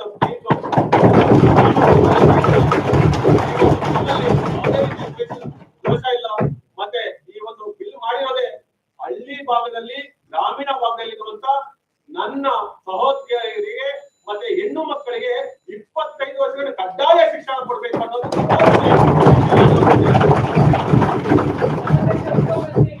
ಇಲ್ಲ ಖಂಡಿತ ಇಲ್ಲ. ನಿಮ್ಗೆ ಎಲ್ಲರಿಗೂ ಅವಕಾಶ ಕೊಡುವಂತ ಒಂದು ಪ್ರಯತ್ನ ಮಾಡ್ತಾ ಇದೀವಿ. 1 ನಿಮಿಷ, ಎಲ್ಲರಿಗೂ ಪ್ರಯತ್ನ ಮಾಡ್ತಾ ಇದೀವಿ, ಎಲ್ರಿಗೂ ಆಪರ್ಚುನಿಟಿ ಸಿಗತ್ತೆ. ನಿಮ್ಮ ವಿರೋಧ ಪಕ್ಷದ ನಾಯಕರು ಮಾತಾಡಕ್ ರೆಡಿ ಇದ್ದಾರೆ, ಅವ್ರ ಮಾತು ಕೇಳಿ. ಸರ್ಕಾರ ಬಿಲ್ ತಂದಿದೆ ಅಂದ್ಮೇಲೆ ಮತ್ತೆ ನಮಗೆ ಕ್ವಶನ್ ಮಾಡಕ್ ಅವಕಾಶ ಕೊಡಿ. ಪ್ರಧಾನಮಂತ್ರಿಗಳು ಏನ್ ಮಾತಾಡ್ಬೇಕು, ಸದನ ಹೆಂಗ್ ನಡೀತದೆ ಅಂದ್ರೆ ಬಿಲ್ ತರ್ತೀವಿ, ಬಿಲ್ ತಂದ್ಮೇಲೆ ಅಪೋಸಿಷನ್ ಅವರು ಅಪೋಸಿಷನ್ ಪಾಯಿಂಟ್ಸ್ ಗಳನ್ನ ಕೊಡ್ತೇವೆ. ಆಮೇಲೆ ಸರ್ಕಾರದಲ್ಲಿ ಯಾರ್ಗಾನ ಇದ್ರ ಬಗ್ಗೆ ವಿರೋಧ ಇದ್ರೆ ಸರ್ಕಾರದವ್ರು ಮಾತಾಡ್ತಾರೆ. ಎಲ್ಲ ಮುಗಿದ ಮೇಲೆ ಬಿಲ್ ಸಂಬಂಧಪಟ್ಟ ಸಚಿವರು ಮತ್ತು ಮಾನ್ಯ ಪ್ರಧಾನಮಂತ್ರಿಗಳು ಮಾತಾಡ್ಬೇಕೆ ಹೊರತು ಪ್ರಧಾನಮಂತ್ರಿಗಳು ಆತರದಲ್ಲಿ ಬಂದು ಆ ಸ್ಥಾನದಲ್ಲಿ ಕುಂತ್ಕೊಳ್ಬೇಕು. ಆತರದಲ್ಲಿ ನಾನು ಕೇಳೋ ವಿಷಯ ಸಾಮಾನ್ಯ ಅಧ್ಯಕ್ಷರೇ, ಬಿಲ್ ಸದನಕ್ಕೆ ಬಂದಿದೆ ಅಂದ್ರೆ it is an admitted fact. The concern government the ಆಡಳಿತ ಪಕ್ಷ ಏನಿದೆ ಇವ್ರು ಕನ್ಸೆಂಟ್ ಈಗಾಗಲೇ ಕೊಟ್ಟಿದ್ದಾರೆ ಅಂತ ಅರ್ಥ. ಹಾಗಾಗಿ ವಿರೋಧ ಪಕ್ಷದವ್ರಿಗೆ ಹೆಚ್ಚಿನ ಅವಕಾಶ ಕೊಡಿ. ವಿರೋಧ ಪಕ್ಷದವರು 2 ನಿಮಿಷ ಮಾತಾಡ್ಲಿ, ಎಲ್ಲಾರು ಮಾತು ಮುಗಿಸಿದ ನಂತರ ಸಂಬಂಧಪಟ್ಟ ಸಚಿವರು ಮಾತಾಡ್ಲಿ. ನನ್ನ ಕ್ರಮ ಸಂಖ್ಯೆ 18, ನನ್ನ ಹೆಸರು ಚಿನ್ಮಯಿ. ಸಂಬಂಧಪಟ್ಟ ಸಚಿವರು ಮಾತಾಡ್ಲಿ, ತದನಂತರ ಮಾನ್ಯ ಪ್ರಧಾನಮಂತ್ರಿಗಳು ತಮ್ಗೆ ಏನ್ ಉತ್ತರ ಕೊಡ್ಬೇಕು ಕೊಡ್ಲಿ. ಆಮೇಲೆ ನಾವು ಓಟಿಗೆ ಹಾಕೋಣ, ಡಿವಿಷನ್ ತಗೋಣ. ಪ್ರೊಸೀಜರ್ ಮೂಲಕ ಹೋಗೋದ್ ಬಿಟ್ಬಿಟ್ಟು ಇಷ್ಟ ಬಂದವ್ರು ಎದ್ದು ನಿಂತು ಮಾತಾಡಿದ್ರೆ ಇದು ಸಮಂಜಸ ಅಲ್ಲ ಅನ್ನೋದು ನನ್ನ ಅಭಿಪ್ರಾಯ. ವಿರೋಧ ಪಕ್ಷದವ್ರಿಗೆ ಆದಷ್ಟು ಅವಕಾಶ ಖಂಡಿತ ಪ್ರೊಸೀಜರ್ ಪ್ರಕಾರವಾಗಿ ನಡೀತಾ ಇದೆ. ಅವ್ರು ಮಾಡುವಂತ ಮಂಡನೆಗಳು ಕೇಳ್ತೀವಿ, ನೀವ್ ಮಾಡುವಂತ ಮಂಡನೆಗಳು ಕೇಳ್ತೀವಿ. ಸೊ ಎಲ್ಲ ಕೇಳೋದಕ್ಕೆ ನಾವ್ ಇರೋದಾಗಿರೋದ್ರಿಂದ ಆಮೇಲೆ ಇನ್ನೊಂದು ವಿಷಯ, ಪ್ರತಿಯೊಬ್ಬರು ಮಾತಾಡ್ಬೇಕಾದ್ರೆ ತಮ್ಮ ಹೆಸರು ತಮ್ಮ ಕ್ರಮ ಸಂಖ್ಯೆ ದಯವಿಟ್ಟು ತಿಳಿಸಿ, ಮರಿಬೇಡಿ. Number number 15 Manjayya Chavadi. ಏನು ಈ ಸಭೆ ಇವತ್ತು ಪಾರ್ಲಿಮೆಂಟ್ ಅಲ್ಲಿ ನಾವೆಲ್ಲರೂ ಸದಸ್ಯರಾಗಿ ಬಂದಿದ್ದೇವೆ. ತಾವು ಒಂದನ್ನು ಅರ್ಥ ಮಾಡ್ಕೋಬೇಕಾಗಿದೆ. ಇವತ್ತು ನಾವು ದೇಶನ ಅಭಿವೃದ್ಧಿ ಹತ್ರ ತಗೊಂಡು ಹೋಗೋದಕ್ಕೆ ನಿಮ್ಮ ಮನೆಯಲ್ಲಿ ಮುಂದಿನ ಪೀಳಿಗೆಗಳು ಹುಟ್ಟತಕ್ಕಂತ ಪೀಳಿಗೆಗಳು ಸಹ ಸಂಪೂರ್ಣ ವಿದ್ಯಾಭ್ಯಾಸ ಮಾಡ್ಲಿ ಅನ್ನೋ ನಿಟ್ಟಿನಲ್ಲಿ ನಾವು ಈ ಒಂದು ಬಿಲ್ ಅನ್ನ ಪಾಸ್ ಮಾಡೋದಕ್ಕೆ ಬಂದಿದ್ದೀವಿ. ನಮ್ಮ ವಿರೋಧ ಪಕ್ಷದ ನಾಯಕರು ನಮ್ಮ ಗೌರವಾನ್ವಿತ ಪ್ರಧಾನಮಂತ್ರಿಗಳಿಗೆ ಒಂದು ಮಾತು ಹೇಳಿದ್ರು ಸಭೆಯಲ್ಲಿ. ಇದನ್ನ ತಾವು ತಿಳ್ಕೊಬೇಕು ಅಂತೇಳಿ ಅವ್ರು ಹೇಳ್ತಿದ್ದಾರೆ. ಸಭೆ 7:45ಕ್ಕೆ ಸ್ಟಾರ್ಟ್ ಆಗಿತ್ತು ಸಭಾಧ್ಯಕ್ಷರೇ. ನಮ್ಮ ವಿರೋಧ ಪಕ್ಷದ ನಾಯಕರಿಗೆ ಸಮಯಕ್ಕೆ ಸರಿಯಾಗಿ ಬರೋದು ಗೊತ್ತಿಲ್ಲ. 7:44ಕ್ಕೆ ಬಂದಿದ್ದಾರೆ ಸಭಾಧ್ಯಕ್ಷರೇ. ಅವರು ಇನ್ನೆಷ್ಟರ ಮಟ್ಟಿಗೆ ಈ ಸಭೆನ ವಹಿಸ್ಕೊಂಡು ಈ ಬಿಲ್ ಅನ್ನ ವಿರೋಧ ಮಾಡ್ಲಿಕ್ಕೆ ಅವ್ರಿಗೆ ಸಾಧ್ಯ ಆಗುತ್ತೆ ಸಭಾಧ್ಯಕ್ಷರೇ. ದಯಮಾಡಿ ತಾವು ಈ ಬಿಲ್ಗೆ ಸಹಕಾರ ಕೊಡಬೇಕು. ಯಾಕೆ ಅಂತಂದ್ರೆ ನಿಮ್ಮ ಪ್ರಶ್ನೆಗೆ ನೇರ ಉತ್ತರ ಇಷ್ಟೇ ಅಧ್ಯಕ್ಷ. 25 ವರ್ಷದ ಒಳಗಡೆ ಇರ್ತಕ್ಕಂಥವ್ರು ತಾವೆಲ್ಲರೂ ನೋಡಿದ್ದೀರಾ. ಮೊನ್ನೆ ನಡೆದ ಜನಗಣತಿ ಪ್ರಕಾರ 60% ವಿದ್ಯಾರ್ಥಿಗಳು PUC ಮುಗಿದ ತಕ್ಷಣ ಮನೆಯಲ್ಲಿ ಮದುವೆಗೋ ಮತ್ತೊಂದಕ್ಕೋ ಸೇರ್ಕೊತಾ ಇದ್ರು, ನಮ್ಮನೆ ಮಕ್ಕಳು ಸೇರ್ಕೊಂಡು.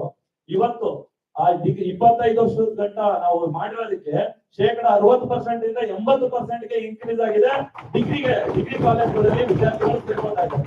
ಯಾಕೆ ಅಂತಂದ್ರೆ 18 ಮೂರನೇ ಮದುವೆ ಮಾಡೋದಕ್ಕೋಸ್ಕರ ತಂದೆ ತಾಯಿ ಪ್ರತಿಯೊಬ್ಬರು ಕಾಯ್ಕೊಂಡಿರ್ತಾರೆ. ವಿದ್ಯಾಭ್ಯಾಸದ ಕಡೆಗೆ ಹೆಚ್ಚಿನ ಗಮನವನ್ನು ಕೊಡೋ ನಿಟ್ಟಿನಲ್ಲಿನೇ ಈ ಒಂದು ಜವಾಬ್ದಾರಿಯುತವಾದ ಕೆಲಸ ನಾವು ಮಾಡಿದ್ದೀವಿ. ಈ ಬಿಲ್ ನ ದಯಮಾಡಿ ಗಣನೆಗೆ ತೆಗೆದುಕೊಂಡು ತಾವು ದಯಮಾಡಿ ಆಪೋಸಿಷನ್ ಇರ್ತಕ್ಕಂಥವ್ರು ನಮ್ಮ ಗೌರವಾನ್ವಿತ ಪ್ರಧಾನಮಂತ್ರಿಗಳು ತಮ್ಮೆಲ್ಲರಿಗಿಂತ ಹೆಚ್ಚು ಮತಗಳನ್ನು ತಗೊಂಡು ಕೂತಿದ್ದಾರೆ. ಅವ್ರಿಗೆ ತಾವು ಗೌರವ ಕೊಡ್ಲೇಬೇಕು ಅಂತ ನಾನು ನಿಮಗೆ ಈ ಚೇರ್ ಮೇಲೆ ಗೌರವ ಇದ್ರೆ ದಯವಿಟ್ಟು ನೀವು ಕೈ ಎತ್ತಿಸ್ತೀರಾ, ಕೇಳ್ತೀರಾ, ಪರ್ಮಿಷನ್ ತಗೊಂಡು ನಂತರ ಮಾತಾಡ್ತೀರಾ. ಅವಾಗ ಒಂದು ಸ್ಟ್ರಕ್ಚರ್ ಇರುತ್ತೆ. ಸೊ ಖಂಡಿತ ಹಂಗ ಮಾತಾಡಕ್ ಆಗಲ್ವಲ್ಲ. ನೀವು ನಾನು ಅನುಮತಿ ಕೊಟ್ಟ ನೀವು ಮಾತಾಡ್ಬೇಕಲ್ವಾ? ನಿಮ್ ಸಲಹೆ ಏನಿತ್ತು? Let's follow the procedure.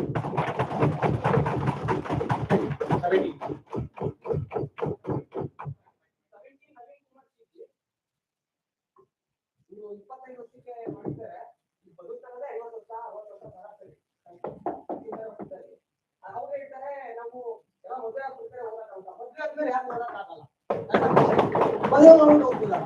ಮದುವೆ ಆದ್ಮೇಲೆ ಎಷ್ಟೋ ಜನ ಓದಿರೋರು ಇದ್ದಾರೆ, ಇನ್ನು ಓದ್ತಾ ಇದ್ದವರು ಇದ್ದಾರೆ. ಕಲಿಕೆಗೆ ಅದ್ ಬೇಕಿಲ್ಲ, ಮದುವೆ ಆಗ್ಬಿಟ್ಟು ಓದ್ಬೋದು. ಮತ್ತೆ 25 ಪ್ರಧಾನಿಗಳೇ ಒಂದ್ ನಿಮಿಷ. ಪ್ರಧಾನಿ ಆಗ್ಲಿ ವಿರೋಧ ಪಕ್ಷದ ನಾಯಕರಾಗ್ಲಿ ಇದನ್ನ ನೋಟ್ ಮಾಡ್ಕೊಳ್ಳಿ.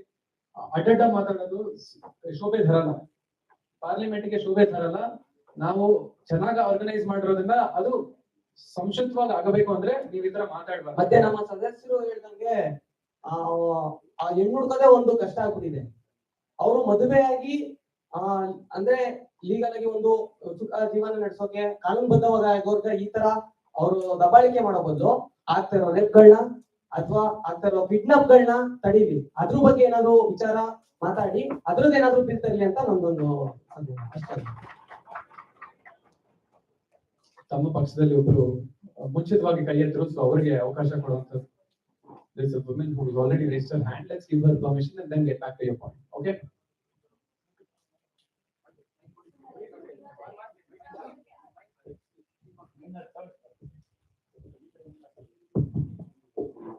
ನನ್ನ ಹೆಸರು ವಿನೋದ ಎನ್, ಕ್ರಮ ಸಂಖ್ಯೆ 6. ಸೊ ನಮ್ಮ ವಿರೋಧ ಪಕ್ಷದ ನಾಯಕರು ಹೇಳಿ ಮಾತಾಡಿದ್ರು ಏನಂದ್ರೆ, ಈಗ ಹುಡುಗಿನೇ ಸಿಗ್ತಾ ಇಲ್ಲ, 50 ವರ್ಷ ನಾವು ಬದುಕ್ತಿರೋದು, 25 ವರ್ಷ ಆದ್ರೂ ಹುಡುಗಿ ಸಿಗ್ತಾ ಇಲ್ಲ ಅಂತ. ಸ್ವಾಮಿ ನೋಡಿ, 13 ವರ್ಷ ಮಹಿಳೆ ಮೆಚುರಿಟಿ ಪಡ್ಕೊಳಕ್ಕೆ, 17 ವರ್ಷ ಪುರುಷ ಮೆಚುರಿಟಿ ಪಡ್ಕೊಳಕ್ಕೆ. ಸೊ ನಮ್ಮ ನಾಯಕರು ಹೇಳಿದ್ರು 28 ವರ್ಷ ಆದ್ರೂ ಹುಡುಗಿ ಸಿಗಲ್ಲ, 30 ವರ್ಷಕ್ಕೆ ಮಕ್ಳಾಗಿಲ್ಲ ಅಂತ ಸುಸೈಡ್ ಮಾಡ್ಕೊಂಡ್ರು ಅಂತ. ಅಷ್ಟ್ ವಯಸ್ಸಿದೆ ಸ್ವಾಮಿ. ನಾವು ಸಮೀಕ್ಷೆ ನಡೆಸೇ ನಾವು ಏನು ಈ ಬಿಲ್ ನ ಜಾರಿ ತಂದಿರೋದು, ಸರಿನಾ? ಒಂದು ಅತ್ಯಾಚಾರಗಳು ನಡೀತಿದೆ ಅಂತ ಹೇಳಿದ್ರಲ್ಲ ಸ್ವಾಮಿ. ಅತ್ಯಾಚಾರ ಏನಕ್ಕೆ ನಡೀತಿದೆ? ವಿದ್ಯಾವಂತ ಆಗಿರೋದ್ರಿಂದಾನೇ ಅಲ್ವಾ ಅದನ್ನ ಎದುರಿಸಕ್ಕಾಗ್ತ ಮಹಿಳೆ ಮನೆಯಲ್ಲಿರೋದು. ಅದೇ ವಿದ್ಯಾವಂತ ಮಹಿಳೆ ಆಗಿದ್ರೆ ಆಕೆ ಎಜುಕೇಶನ್ ಪಡ್ಕೊಂಡು ಆಕೆ ಕಾಲೇಜು ಸ್ಕೂಲು ಎಲ್ಲ ಓದಿದ್ರೆ ಆಕೆ ಅದನ್ನ ಎದುರಿಸೋ ಶಕ್ತಿ ಇರ್ತಿತ್ತು. ಆಗ ಆಕೆ ಹಿಂದೆ ಉಳಿತಿರ್ಲಿಲ್ಲ. ಅತ್ಯಾಚಾರ ಅನ್ನೋದು ಒಂದು ಪದವನ್ನಾಗಿ ಇಟ್ಕೊಂಡು ನಾವು ಸಮಾಜದ ಬೆಳವಣಿಗೆಗೆ ಮಾರಕ ಆಗ್ತಿದೀವಿ ಸ್ವಾಮಿ. ಸೊ ನಾವ್ ಅದನ್ನ ಮುಂದೆ ತರಬೇಕು ಅಂತ ಅಂದ್ರೆ ನಾವು ಸ್ವಲ್ಪ ಮಟ್ಟಿಗೆ ಎಚ್ಚರ ವಹಿಸ್ಕೊಂಡು ಮುಂದೆ ಏನೇನ್ ಪ್ರೊಸೀಜರ್ಸ್ ಇದೆಯೋ ಅದನ್ನ ಮಾಡ್ತಾ ಹೋಗ್ಬೇಕು. ಇನ್ನೊಂದು ಯಾರು ಮಾನ್ಯ ಇವ್ರು ಸಭಾಧ್ಯಕ್ಷೆ ಇವ್ರ ನಾಯಕರು ಹೇಳಿದ್ರು ಏನು ಅಂತ ಅಂದ್ರೆ ಸಮೀಕ್ಷೆನೇ ನಡೆಸಿಲ್ಲ ನೀವು, ಮಕ್ಳು ಆಗ್ತಿಲ್ಲ ಅನ್ನೋದಕ್ಕೆ ಸಮೀಕ್ಷೆನೇ ನಡೆಸಿಲ್ಲ ಅಂತ ಅಂದ್ರು. ಸ್ವಾಮಿ ಅವ್ರ ಮದ್ವೆ ಆಗಿದ್ದು 32ನೇ ವಯಸ್ಸಿಗೆ ಸ್ವಾಮಿ, ಅವ್ರ ಮದ್ವೆ ಆಗಿ ಮಕ್ಕಳಾಗಿದ್ದು 35ನೇ ವಯಸ್ಸಿಗೆ. ಯಾಕಂದ್ರೆ ಅವರು ರಾಜಕೀಯ ಬರ್ಬೇಕು, ನಾಯಕ ಆಗ್ಬೇಕು ಅಂದ್ಬಿಟ್ಟು ಮದ್ವೆ ಆಗಿದ್ದೆ 30ನೇ ವಯಸ್ಸಿಗೆ. ನಮ್ ನಾಯಕರೇ ಹೆಂಗ್ ಮಾಡಿರ್ಬೇಕಾದ್ರೆ ನಮ್ಮ ಸಮಾಜದ ಬೆಳವಣಿಗೆ ಎಲ್ಲಿ ಹೋಗ್ತಿದೆ? ನಮ್ಮ ಸಮಾಜದ ಬೆಳವಣಿಗೆಗೆ ನಾವು ತಂದಿರ್ತಕ್ಕಂಥ ನಾವು ಚೈಲ್ಡ್ ಮ್ಯಾರೇಜ್ ಆಕ್ಟ್ ಕರೆಕ್ಟ್ ಆಗಿ ತಂದಿದೀವಿ. ಮಹಿಳೆಗೆ 25ನೇ ವಯಸ್ಸಿಗೆ ಮತ್ತು ಪುರುಷ ಮತ್ತೆ ಮಹಿಳೆ 25ನೇ ವಯಸ್ಸಿಗೆ ವಿವಾಹ ಆದಾಗ ಅವರಿಬ್ಬರಲ್ಲೂ ಅಂಡರ್ಸ್ಟ್ಯಾಂಡಿಂಗ್ ಇರುತ್ತೆ ಸ್ವಾಮಿ. ಅವರಿಬ್ರು ಸಮಾನತೆಯನ್ನ ಹೊಂದಾಣಿಕೆ ಸಹಬಾಳ್ವೆ ನಡೆಸಲಿಕ್ಕೆ ಅದು ಅವಕಾಶ ಆಗುತ್ತೆ ಅಂತ ಹೇಳ್ತಾ ನಾನು ಮಾತನ್ನ ಮುಗಿಸ್ತಿದ್ದೀನಿ. ಉತ್ತರ ಸಿಕ್ಕಿದೆ ಅನ್ಕೋತೀನಿ. ನಾಯಕರ ನಿಮ್ಗೆ ಸಿಕ್ಕಿದೆ ಅನ್ಕೋತೀನಿ.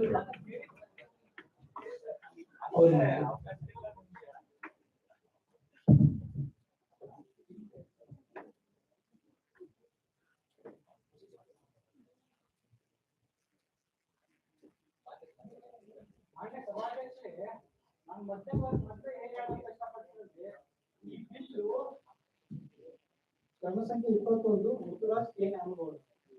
ಮನೆ ಸಭಾಧ್ಯಕ್ಷರೇ, ಈ ಬಿಲ್ಲು ಒಂದು ಸುಳ್ಳು ಭರವಸೆಗಳ ಬಿಲ್ಲು ಅಂತ ಹೇಳೋಕೆ ಇಷ್ಟಪಡ್ತೀನಿ. ಮನೆ ಸಭಾಧ್ಯಕ್ಷರೇ, ಈ ದೇಶದಲ್ಲಿ 18ನೇ ವಯಸ್ಸಿಗೆ ಒಬ್ಬ ಹುಡುಗಿ ಒಬ್ಬ ಪ್ರಧಾನಿ ಮಂತ್ರಿಯನ್ನ ಆಯ್ಕೆ ಮಾಡ್ಬೋದು. ಈ 18 ವಯಸ್ಸಿಗೆ ಒಬ್ಬ ಹುಡುಗಿ ಲಿವಿಂಗ್ ರಿಲೇಶನ್ಶಿಪ್ ಅಲ್ಲಿ ಇರ್ಬೋದು. 18ನೇ ವಯಸ್ಸಿಗೆ ಈ ದೇಶದಲ್ಲಿ ಒಬ್ಬ ಹುಡುಗಿ ಸೆಕ್ಸುವಲ್ ರಿಲೇಶನ್ ಅಲ್ಲಿ ಇರ್ಬೋದು. ಆದ್ರೆ 18ನೇ ವಯಸ್ಸಲ್ಲಿ ಸರ್ಕಾರ ಹೇಳುತ್ತೆ ಅವ್ರು ಮದುವೆ ಆಗಕ್ ಆಗಲ್ಲ. ಯಾವ ನ್ಯಾಯ ಸ್ವಾಮಿ? ಮಾನ್ಯ ಸಭಾಧ್ಯಕ್ಷರೇ, ಈ ಬಿಲ್ ಅಲ್ಲಿ ಒಂದು ಅಬ್ಜೆಕ್ಟಿವ್ ಹೇಳ್ತಾರೆ, the objective is to prevent the child marriage ಅಂತ. ಮಾನ್ಯ ಅಧ್ಯಕ್ಷರೇ, ಚೈಲ್ಡ್ ಮ್ಯಾರೇಜ್ ಏನಕ್ಕೆ ಆಗ್ತಾ ಇದೆ ಈ ದೇಶದಲ್ಲಿ? ಹಳ್ಳಿಗಳಲ್ಲಿ, ಆಮೇಲೆ ಬೇರೆ ರೂರಲ್ ಏರಿಯಾಗಳಲ್ಲೆಲ್ಲ ಪ್ರಾಪರ್ ಆಗಿ ಎಜುಕೇಶನ್ ಇಲ್ಲ. ಹಳ್ಳಿಗಳಲ್ಲಿ ಹುಡುಗಿರೆಲ್ಲ ಪ್ರೈಮರಿ ಎಜುಕೇಶನ್ ಮುಗಿಸ್ಕೊಂಡು ಬಂದು ಮನೇಲಿ ಕುಂಡ್ತಾರೆ. ಮನೇಲಿ ಕುಂಡ್ಕೊಂಡು ಏನ್ ಮಾಡೋದು? ಅವ್ರ ಅಪ್ಪ ಅಮ್ಮ ಏನ್ ಚಿಂತೆ ಮಾಡ್ತಾರೆ, ನನ್ ಮಗಳನ್ನ ಒಂದ್ ಒಳ್ಳೆ ಫ್ಯಾಮಿಲಿ ಕೊಟ್ಟು ಮದುವೆ ಮಾಡೋದಂತ. ಅದಕ್ಕಾಗಿ ಆಗ್ತಿರೋದು.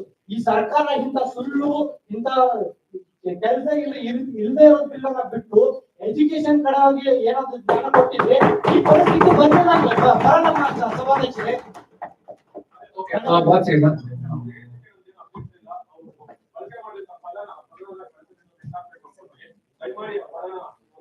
ಖಂಡಿತ ಒಂದ್ ನಿಮಿಷ.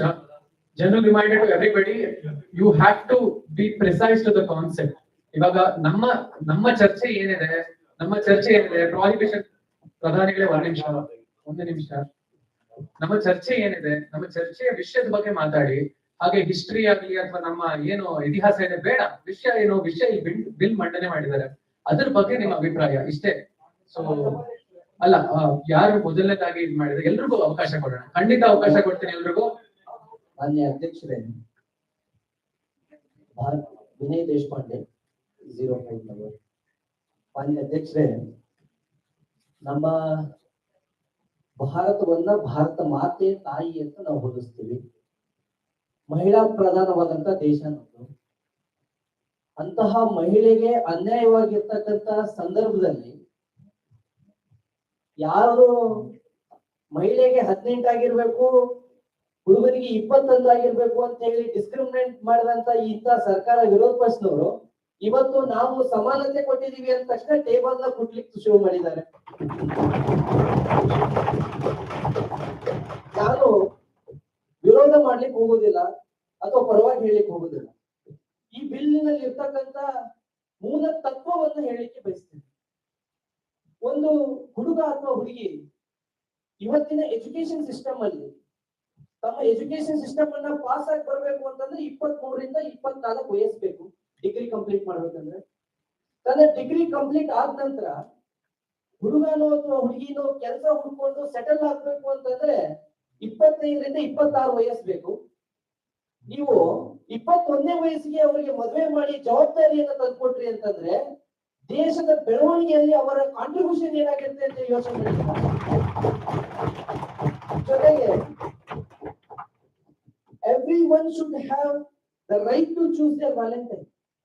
ಆದ್ರೆ ಹಿಂದಿನ ಸರ್ಕಾರದಲ್ಲಿ ಆಗ್ತಿದ್ದಂಥದ್ದು ಏನು, ಫೋರ್ಸಬಲಿ ವಾಲೆಂಟೈನ್ ಚೂಸ್ ಮಾಡ್ಕೊಳ್ಳುವಂತ ಚೂಸ್ ಅನ್ನೋ ಪದಕ್ಕೆ ಅರ್ಥನೇ ಹೋಗಿತ್ತು. ಆದ್ರೆ ಇವತ್ತು 25ನೇ ವಯಸ್ಸಿಗೆ ಮದುವೆ ಆಗ್ಬೇಕು ಎಂಬಂತ ಕಾನೂನು ಏನಿದೆ, ಅವರ ಮೆಚುರಿಟಿಗೆ ತಕ್ಕಂತ ಅವರ ಯಾರು ಬೇಕಾದ್ರೂ ಚೂಸ್ ಮಾಡ್ಕೊಳ್ಬಹುದಂತ ಯೋಚನೆ ಮಾಡಬಹುದಂತ ಶಕ್ತಿಯನ್ನು ತಂದುಕೊಟ್ಟಿದ್ದು ಈ ಕಾನೂನು. ಅದರ ಜೊತೆಗೆ I just wanted to make some figure outs. ಮಾನ್ಯ ಅಧ್ಯಕ್ಷರು 2013ರಲ್ಲಿ ಕರ್ನಾಟಕದಲ್ಲಿ 26 ಕೇಸ್ಗಳು ರಿಜಿಸ್ಟರ್ ಆಯಿತು. 2014ರಲ್ಲಿ 44 ಚೈಲ್ಡ್ ಮ್ಯಾರೇಜ್ ಕೇಸ್ಗಳು ರಿಜಿಸ್ಟರ್ ಆಯಿತು. 2015ರಲ್ಲಿ 35, 17ರಲ್ಲಿ ಅದು 65ಕ್ಕೆ ಏರಿತ್ತು. It is almost 5 times double. ಇದೇ ಮೋಸ್ಟ್ ಎಜುಕೇಟೆಡ್ ಸ್ಟೇಟ್ ಗಳನ್ನು ನೋಡೋಣ. ಕೇರಳದಲ್ಲಿ 2013ರಲ್ಲಿ 11 ಕೇಸ್ಗಳು ರಿಜಿಸ್ಟರ್ ಆಗಿತ್ತು. ಅದೇ 2017ಕ್ಕೆ 28 ಕೇಸ್ಗಳು ರಿಜಿಸ್ಟರ್ ಆಗಿತ್ತು. Almost 3 times double. ನಾವು ಬೆಳೀತಿರುವಂತ ರಾಷ್ಟ್ರ, ಡೆವಲಪ್ಡ್ ದೇಶ ಅಂತ ಹೇಳ್ತಾ ಒಂದ್ ಕಡೆ ಇಡೀ ಜಗತ್ತಲ್ಲಿ ನಮ್ಮ ಎದೆಯನ್ನು ಉಬ್ಬಿಸಿ ಮಾತಾಡ್ಬೇಕಾದಾಗ ಇಂಥ ಒಂದು ಸಮಸ್ಯೆ ನಮ್ಮಲ್ಲಿ ಇದೆ ಎಂಬಕ್ಕಂತ ಅಳಕನ್ನ ಸರ್ಕಾರ ಜನರಿಗೋಸ್ಕರ ಗಮನ ಹರಿಸಿ ಹೋದ್ರೆ ಇನ್ಯಾರು ಗಮನಿಸ್ತಾರೆ ಅಂತ. ಅದರ ಜೊತೆಗೆ I just wanted to make a names. Kamala 12ನೇ ವಯಸ್ಸಿಗೆ ಮದುವೆ ಆಗ್ತಾಳೆ. You know the output of it, death. Pramila 14ನೇ ವಯಸ್ಸು ಮಹಾರಾಷ್ಟ್ರದಲ್ಲಿ ಮದುವೆ ಆಗ್ತಾಳೆ. You know the cause of death. Himanta 17ನೇ ವಯಸ್ಸಿಗೆ ಮದುವೆ ಆಗ್ತದೆ. You know what is the cause, death. ಇವತ್ತು ಇದಿಷ್ಟೇ ಅಲ್ಲ, ಪ್ರತಿ ವರ್ಷ 10,000 ಹೆಣ್ಣು ಮಕ್ಕಳು ಈ ಚೈಲ್ಡ್ ಮ್ಯಾರೇಜ್ ಇಂದ ಸಾಯ್ತಾ ಇದ್ದಾರೆ. ನೆನಪಿರ್ಲಿ. ಇವತ್ತು ನನಗೆ ಬಹಳ ಖುಷಿ ಇದೆ, ಈ ಬಿಲ್ ಅನ್ನ ಇಂಟ್ರೊಡ್ಯೂಸ್ ಮಾಡಿದ್ದು ನನ್ನ ದೇಶದ ಹೆಮ್ಮೆಯ ಮಹಿಳೆ ಅಂತ ಹೇಳಲಿಕ್ಕೆ ನನಗೆ ಬಹಳ ಹೆಮ್ಮೆ ಇದೆ. ಇವತ್ತು ನಮ್ಮ ಸರ್ಕಾರ ಮಕ್ಕಳಲ್ಲಿ ಮತ್ತು ದೇಶದ ಎಲ್ಲ ನಾಗರಿಕರಲ್ಲಿ ಸಮಾನತೆ ತರುವುದರ ಜೊತೆಗೆ ದೇಶದ ಆರ್ಥಿಕತೆ, ದೇಶದ ಎಜುಕೇಶನ್, ದೇಶದ ಸಮಾನತೆಯನ್ನ ಎತ್ತಿ ಹಿಡಿಯುವಂತ ಎಲ್ಲ ಕೆಲಸವನ್ನು ನಮ್ಮ ಸರ್ಕಾರ ಮಾಡ್ತಿದೆ. ನಮ್ಮ ಪ್ರಧಾನಮಂತ್ರಿಗಳಿದ್ದಾರೆ, ನಮ್ಮ ಶ್ರೇಷ್ಠ ಮಂತ್ರಿ ಮಂಡಲ ಇದೆ ಮತ್ತು ಮಹಿಳೆಯರಿಗೆ ಆದ್ಯತೆ ಇದೆ. ಇನ್ನು ಮುಂದೆ ನಿಮಗೆಲ್ಲ ನಾಟಕಗಳು ದೇಶದ ಎದುರುಗಡೆ ಕಾಣಿಸ್ತಾ ಇದೆ. ಟೇಬಲ್ ಕಟ್ಟುವ ಅವಶ್ಯಕತೆ ಇಲ್ಲ. ನಾವು ಜನಪರವಾಗಿದ್ದೀವಿ, ಜನರಿಗೋಸ್ಕರ ಇದೀವಿ ಅಂತ ಹೇಳಿ ಮತ್ತೊಮ್ಮೆ ಹೇಳಿಕ್ಕೆ ಇಷ್ಟಪಡ್ತೀನಿ.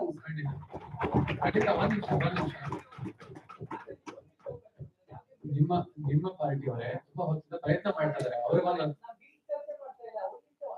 ಖಂಡಿತ ನಿಮಗೆ ಅಪರ್ಚುನಿಟಿ ಕೊಟ್ಟಾಗ ನೀವು ಅದೇ ಪಾಯಿಂಟ್ ನೇ ರೈಸ್ ಮಾಡಿ.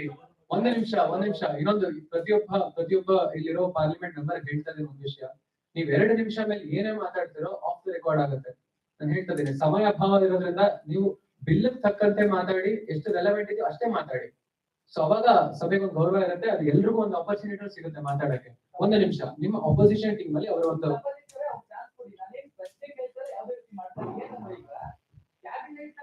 ಆಡಳಿತ ಪಕ್ಷದ ಸದಸ್ಯರು ಈ ಬಗ್ಗೆ ಎಲ್ಲ ಚರ್ಚೆ ಮಾಡ್ಕೊಂಡಿರ್ತಾರೆ. ಇನ್ನೇನಿದೆ, ವಿರೋಧ ಪಕ್ಷದವರು ಯಾವ ಲೋಕದೋಷ ಇದೆ ಬಿಲ್ ಅದಕ್ಕೆ ಉತ್ತರ ಕೊಡ್ಬೇಕು.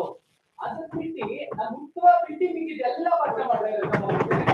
ಖಂಡಿತ 1 ನಿಮಿಷ. ಇವಾಗ ನಾನು ಹೇಳಿದ್ದೇನು ಇವಾಗ ಇದ್ರ 2 ನಿಮಿಷದ ಮುಂಚೆ ನಾನು ಹೇಳಿದ ಮಾತೇನು, ಪ್ರಿಸೈಸ್. ನೀವು ಬಿಲ್ ಬಗ್ಗೆ ಏನ್ ಮಾತಾಡಿದ್ರೆ ಅಷ್ಟೇ ಮಾತಾಡಿ ಅಂತ ನಾನು ಅವ್ರು ಮಂಡಿಸಿ. ಅವ್ರ ವಿಷಯ ಅರ್ಥ ಆಗಿದೆ, ಅರ್ಥ ಆಗೋ ತರ ಅರ್ಥ ಆಗಿದೆ. ಎಲ್ರಿಗೂ ಒಂದು ಅವಕಾಶ ಕೊಡೋಣ. ಓಕೆ,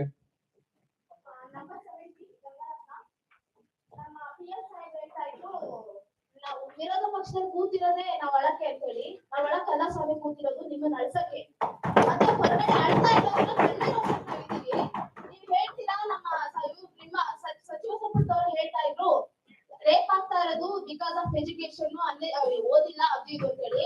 ರೇಪ್ ಆಗ್ತಾ ಇರೋದು ಎಜುಕೇಟೆಡ್ ಪರ್ಸನ್ ಇಂದ, ನಾಟ್ ಅನ್ಎಜುಕೇಟೆಡ್. ಅವ್ರು ತಿನ್ನಕ್ಕೂ ಗೊತ್ತಿಲ್ಲ, ಅವ್ರ ಜೀವನ ಅವ್ರ ಬಗ್ಗೆ ಯೋಚನೆ ಮಾಡ್ತಿದ್ದಾರೆ.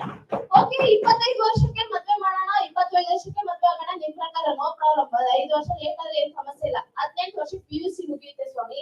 ಡಿಗ್ರಿ ಮಾಡಕ್ ಓದಿಸ್ಬೇಕು. ನನ್ ಮಗಳು ನಂಗೆ ಓದ್ಸಕ್ ಆಗಲ್ಲ, ಏನ್ ಮಾಡ್ತೀರಾ? ನನ್ ಮಗಳು ಬೇಡ, ಯಾರು ಇನ್ನೊಬ್ರು ಬಡವರು ಕೂರ್ಲಿಂದ ಕಡಿಮೆ ಇರೋರು ಡಿಗ್ರಿ ಓದಿಸ್ಬೇಕು. ನಿಮ್ದೇ ಸಚಿವ ಸಂಪುಟದಲ್ಲಿರೋ ಕಾಲೇಜ್, ನಿಮ್ದೇ ಸ್ವಂತ ಕಾಲೇಜುಗಳಲ್ಲಿ ಎಷ್ಟೇ ಫೀಸ್ ಇದೆ ಫೀಸ್ ಏನಾದ್ರೂ ಎಷ್ಟು ಕಟ್ಟಬೇಕು, ಫೀಸ್ ವ್ಯವಸ್ಥೆ ಏನಾದ್ರೂ ಮಾಡ್ತೀರಾ? ಇಲ್ಲ. ಓಕೆ, 18 ವರ್ಷ ಆದ್ಮೇಲೆ ನಾನು ಓದ್ಸಕ್ ವ್ಯವಸ್ಥೆಯಲ್ಲಿ ಅಟ್ಲೀಸ್ಟ್ ಏನೋ ಉದ್ಯೋಗ ಕಳಿಸ್ತೀನಿ ಅಂತಂದ್ರು, ಉದ್ಯೋಗ ಕಳಿಸ್ಬೇಕಾದ್ರೂ ಅಲ್ಲಿನ ಉದ್ಯೋಗ ಭರವಸೆ ಏನಾದ್ರೂ ಕೊಡ್ತೀರಾ? ಅವ್ರಿಗೆ ಏನಾದ್ರು ಕರಕುಶಲ ಇದ್ರ ಬಗ್ಗೆ ಏನಾದ್ರು ಅವ್ರಿಗೆ ಟ್ರೈನಿಂಗ್ ಕೊಡ್ತೀರಾ? ಓನ್ಲಿ ಇಲ್ಲ ಓದಿಸಿ 25 ವರ್ಷಕ್ಕೆ ಮದ್ವೆ ಆಗಿ ಸರಿ ನಾನು 7 ವರ್ಷ ಏನ್ ಮಾಡ್ಲಿಕ್ಕೆ ಕೂರಿಸ್ಕೊಂಡು ನನ್ನ ಮಗಳು ನನ್ಗೆ ಓದ್ಸಕ್ಕಾಗಲ್ಲ, ನನ್ ವ್ಯವಸ್ಥೆ ಇಲ್ಲ ಫೈನಾನ್ಷಿಯಲ್ ಸಪೋರ್ಟ್ ಮಾಡ್ತೀರಾ? ಹೌದು, ಮೈನಾರಿಟಿ ವೆಲ್ಫೇರ್ ಇದರಿಂದ, ಮೈನಾರಿಟಿ ಇದರಿಂದ, ಸೋಷಿಯಲ್ ವೆಲ್ಫೇರ್ ಇಂದ ನಿಮ್ಗೆ ಸ್ಕಾಲರ್ಶಿಪ್ ಅಂತ ರಿಲೀಸ್ ಮಾಡ್ತೀರಾ. ನಿಮ್ ಫೀಸ್ ನೋಡಿದ್ರೆ ಲಕ್ಷ ಕಟ್ಟಿಸ್ಕೊತೀರಾ, 3,000 ಸ್ಕಾಲರ್ಶಿಪ್ ಕೊಡ್ತೀರಾ. 3,000 ಅವ್ರ ಟ್ರಾವೆಲ್ಗೆ ಸಾಕಾಗಲ್ಲ. ಇದು 25 ನಿಮ್ಮ ಕಾನೂನು ಸರಿಯಾಗಿದೆ, ನಿಮ್ ಬಿಲ್ ಸರಿಯಾಗಿದೆ, ಆದ್ರೆ ಅದಕ್ಕೆ ಬೇಕಾದಂತಹ ವ್ಯವಸ್ಥೆ, ಭರವಸೆಗಳು, ಅದಕ್ಕೆ ಬೇಕಾದ ತಿದ್ದುಪಡಿಗಳನ್ನ ಮಾಡಿ ನೀವು ಮುಂದಕ್ಕೆ ಹೋಗ್ಬೋದು. ಅದ್ ಬಿಟ್ಬಿಟ್ಟು ನಾವು ಮಾಡಿರೋದೇ ಸರಿ, ನಾವು ಮಾಡ್ತೀವಿ, ನಾವು ಹೇಳಿದ್ ಒಪ್ಕೋಬೇಕು ಅನ್ನೋದು ತಪ್ಪು. ಅಲ್ಲ ಒಂದೇ ನಿಮಿಷ, ನಿಮ್ಮ ಡಿಫೆನ್ಸ್ ಮಿನಿಸ್ಟರ್ ಅವಾಗಿಂದ ಕಾಯ್ತಾ ಇದ್ದಾರೆ ಒಂದು ಪಾಯಿಂಟ್ ಮಾಡಕ್ಕೆ, ಮಾತಾಡಿ. Yes the chair and yeah, please.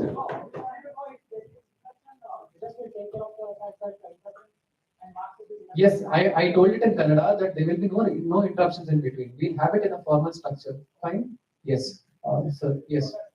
The law minister wanted to make a point. We'll give him an opportunity. He waited for 3 rounds.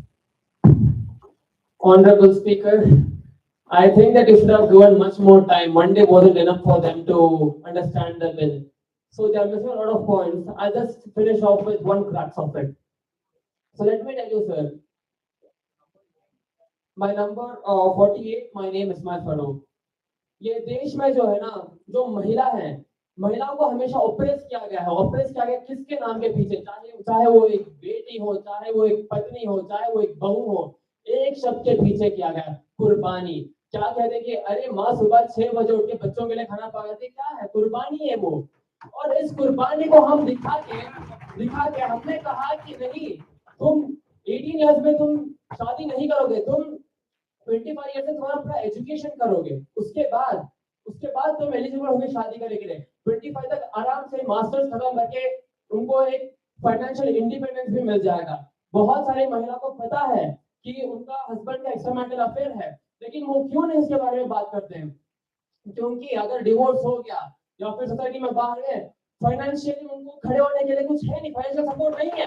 तो ये फाइनेंशियल सपोर्ट के लिए जब बात किया गया है, मेरे सारे जो अपोजिशन लीडर है, थोड़े लोग तो चले गए कि 75 तक जीने के बात करते हैं। 75 तक जिएंगे कैसे जब पैसे नहीं है? और ये पैसे को लाने के लिए और इनको बेसिक जो एंटिटी है, जो एजुकेशन है, वो देने की जब बात कर रहे हैं तो अपोज कर रहे हैं। और मैं कहता हूँ, आपने जो इतने सालों से नहीं किया है, वो हम यहाँ करने के लिए बैठे हैं। और जब हम कर रहे हैं तो हमको प्रॉब्लम है कि कुर्बानी के नाम से बाहर लेके हम उनको बेसिक एजुकेशन दे रहे हैं। धन्यवाद। ಇದನ್ನ ನಮ್ಮ ಡೆಪ್ಯೂಟಿ ವಿರೋಧ ಪಕ್ಷದ ಡೆಪ್ಯೂಟಿ ನಾಯಕರು ಮಾತಾಡ್ತಾರೆ.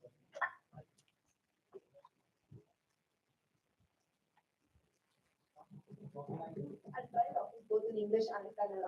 ಎಲ್ಲರೂ ಅವಾಗಿಂದ ಎಜುಕೇಶನ್ ಬಗ್ಗೆ ಮಾತಾಡ್ತಿದ್ದಾರೆ. ಹಾಗಾದ್ರೆ ರೈಟ್ ಟು ಎಜುಕೇಶನ್ 14% 25 ವರ್ಷ ತನಕ ಹಾಕಿ.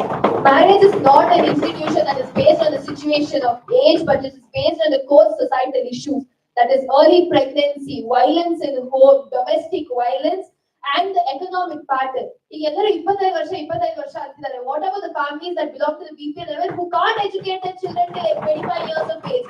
What about those girls who want to escape from an abusive household? What about those families who send their daughter to a better house where they can get a better life? And ಎಲ್ಲರೂ ಹೇಳ್ತಿದ್ದಾರೆ women are being oppressed. ಹಾಗಾದ್ರೆ ನಿಮ್ ಪ್ರಕಾರ 25 ವರ್ಷ ತನಕ ಅಪ್ಪನ ಮೇಲೆ depend ಆಗಿರ್ಬೇಕಾ? ಅವ್ರು ಮದುವೆ ಆದ್ಮೇಲೆ ಏನಕ್ಕೆ ಮಾಡಲ್ಲ? Because it is a patriarchal society. Change those. Health minister ನೀವು ಸೆಕ್ಷನ್ ಅವೇರ್ನೆಸ್ ತನ್ನಿ, ಅರ್ಲಿ ಪ್ರೆಗ್ನೆನ್ಸಿಗೆ ಇದು ತನ್ನಿ. ಅಬೋರ್ಷನ್ 18 ವರ್ಷಕ್ಕೆ ಆಗ್ಬೋದು, ಅಂದ್ರೆ ಮದ್ವೆ 25 ವರ್ಷ ತನಕ ಆಗ್ಬೋದು. ವೋಟ್ 18 ವರ್ಷಕ್ಕೆ ಮಾಡ್ಬೋದು, ಅಂದ್ರೆ ಮದ್ವೆ 25 ವರ್ಷ ತನಕ ಆಗ್ಬಾರ್ದು. 14 ವರ್ಷ ತನಕ ಮಾತ್ರ ನೀವ್ ಎಜುಕೇಶನ್ ಕೊಡ್ತೀರಾ, ಆಮೇಲೆ 10 ವರ್ಷ ಅಪ್ಪ ಅಮ್ಮ ಎಲ್ಲಿ ಹೋಗ್ಬೇಕು? ಇದನ್ನೆಲ್ಲಾ ನೋಡಿ ಆಮೇಲೆ ಹೇಳ್ತಾರೆ ಇದು ಸೆಕ್ಷನ್ ಅನ್ನೋ ವರ್ಡ್ ನ ಇದ್ರಲ್ಲಿ ಇರಬಾರ್ದು ಅಂತ. ನಾವ್ ಹೆಣ್ಮಕ್ಳು ಇದ್ರ ಬಗ್ಗೆ ಮಾತಾಡದೆ ಇರೋದ್ರಿಂದಾನೇ ಅರ್ಲಿ ಪ್ರೆಗ್ನೆನ್ಸಿ ಆಗ್ತಿರೋದು. ನಾವ್ ಹೆಣ್ಮಕ್ಳು ಇದ್ರ ಬಗ್ಗೆ ಮಾತಾಡ್ದಿರೋದ್ರಿಂದಾನೇ they are being violated. Talk about such issues instead of just talking about the age. ಅವರು ಸತತವಾಗಿ ಪ್ರಯತ್ನ ಮಾಡ್ತಾರೆ. ಶರಣ್ಯ 49.